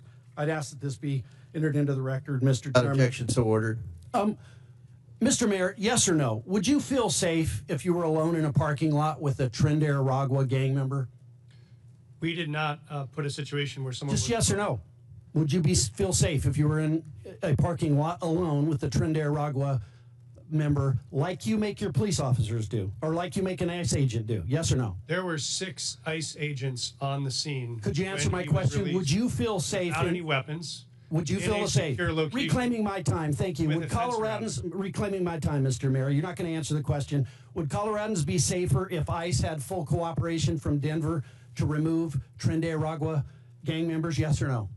We currently honor those notification requests. We've done it 1,226 times. This is the first time I've ever been aware of there being an incident, which is why I reached out to ICE yesterday. Full cooperation would be allowing them to come into the jail and doing it in the jail, not in the parking lot. Will you change that? For the safety of your officers and those ICE agents, would you change that? I reached out to the ICE officers as soon as I heard about this. I have a meeting with them in the coming weeks to talk about the procedure. We have 2 jails. 90% of the pickups are from the other jail where we've never had an occurrence. Would you like change this. it? And so I'm going to sit down with the ICE officers and see if they're. It's just common sense. You don't do a transfer in the middle of a parking lot when you can do it in a jail. It's common sense. It's common sense. It's been common sense 1,226 times it's worked, and so we're going to figure out what happens. Mr. Mayor, is your highest priority as mayor the citizens, the safety of the citizens of Denver? My priority as mayor is to protect public safety for all of our Okay, residents. last question. Have you apologized to the federal law enforcement agent who was assaulted by a Trinidad Agua gang member because of your failed leadership? Yes or no? I reached out to the ICE officers yesterday, and I've asked to sit down with them to talk about this procedure and how we can align systems to make sure no other officers get injured. Thank you. Chair recognizes Mr. Burleson from Missouri. Thank you, Mr. Chairman. From what I gathered from this hearing, the term sanctuary cities seems to mean a sanctuary only for criminals. Throughout this hearing, we have heard countless examples of illegal immigrants with criminal histories being allowed to roam free in these cities and continue to commit crimes and violence against American citizens that should never have happened. The bottom line is that sanctuary policies are a violation of federal immigration laws. The states, when they enacted the Constitution in Article 1, Section 8, Clause 4, made it very clear that it's in the purview of the federal government, not the states, to determine these policies. States shouldn't be flaunting our laws that they gave us the sole responsibility to implement. And yet Chicago, Denver, New York City, and Boston are aiding and abetting in the furtherance of laws and policies that are in direct defiance of the immigration laws that are passed by Congress. This hearing is important for us as Congress to determine ways in which we can use our constitutional powers, such as the power of the purse, to force these and other sanctuary cities into compliance.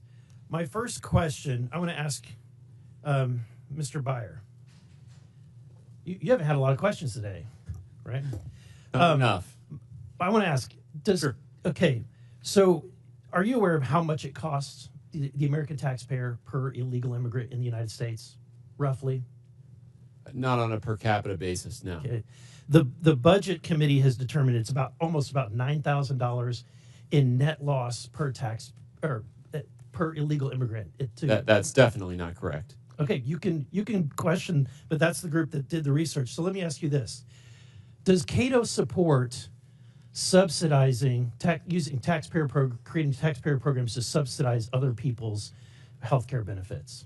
No, we don't. Okay. Does Cato support using taxpayer dollars to support people staying in hotels? Definitely not. Okay, just wanted to get that cleared up because I was worried where Cato stood. Mr. Adams, you stated that the migrant crisis. Wait, first, I want to ask this question from everybody on the panel. Is there a difference between, if there's a difference between the ICE detainer and a criminal warrant, which one would you honor? I'm sure I understand the question. You said there's a difference between an ICE detainer and a criminal warrant? Yes. We would always honor an ICE detainer that comes with a judicial warrant. That is what the law calls for in the city. Okay, and do you concur? Is that what you would do? We always support criminal warrants with ICE requests, yes. Okay. Mr. Johnson? With a criminal warrant, our local police department, with a criminal warrant, will collaborate and cooperate with federal agents. And Mrs. Wu? Whenever there's a criminal warrant from any agency, Boston Police enforce it. Okay. Mr. Johnson, I'm concerned about what's happening, obviously, my neighboring state of Illinois. But you said that you're prepared. Let's see. You said that you oppose proposals to eliminate sanctuary protections for illegal immigrants that are convicted of serious crimes. Why do you think it's important to protect even violent criminals? We do not protect violent criminals. In fact, my top priority is to make sure that the people of Chicago are safe. Our local law enforcement work hard every single day to ensure that. That's why I invested in more detectives so that we can actually solve crime. And as a result of the work that I've done in my leadership, crime has gone down since I've been mayor. Mrs. Wu, you've said multiple times, you made it very clear that you're a welcoming city, knowing that there is a cost to the taxpayer. What's the acceptable number? Is there any acceptable or reasonable limit that you would consider before your city is overrun?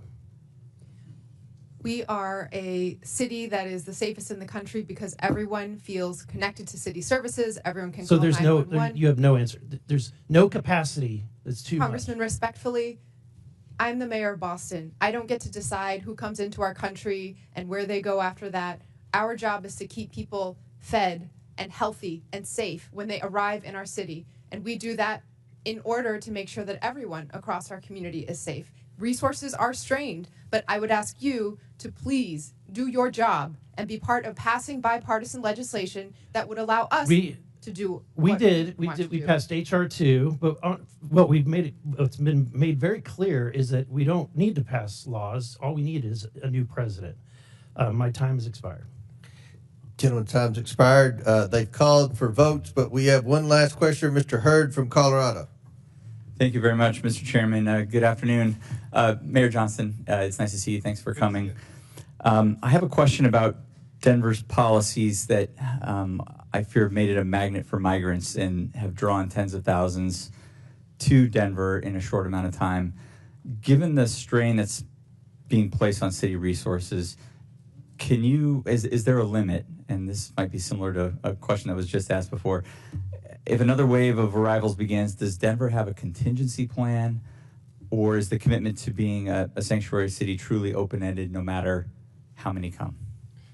Thank you, Congressman. And we have adjusted our policies when we were facing some of the fiscal crisis around this. We were hoping for the Senate bipartisan immigration bill to pass, which would have provided some resources to interior cities. When that didn't, we had to make adjustments. And so what we've done now is we've really focused on connecting people to work. So those folks that arrive, we think the most important thing is for them to be able to work and support themselves, pay their own taxes, pay their own rent.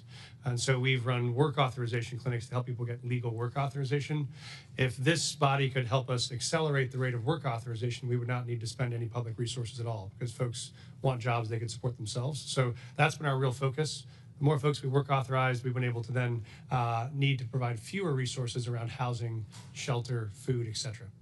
Are you concerned that Denver could be reaching a breaking point soon?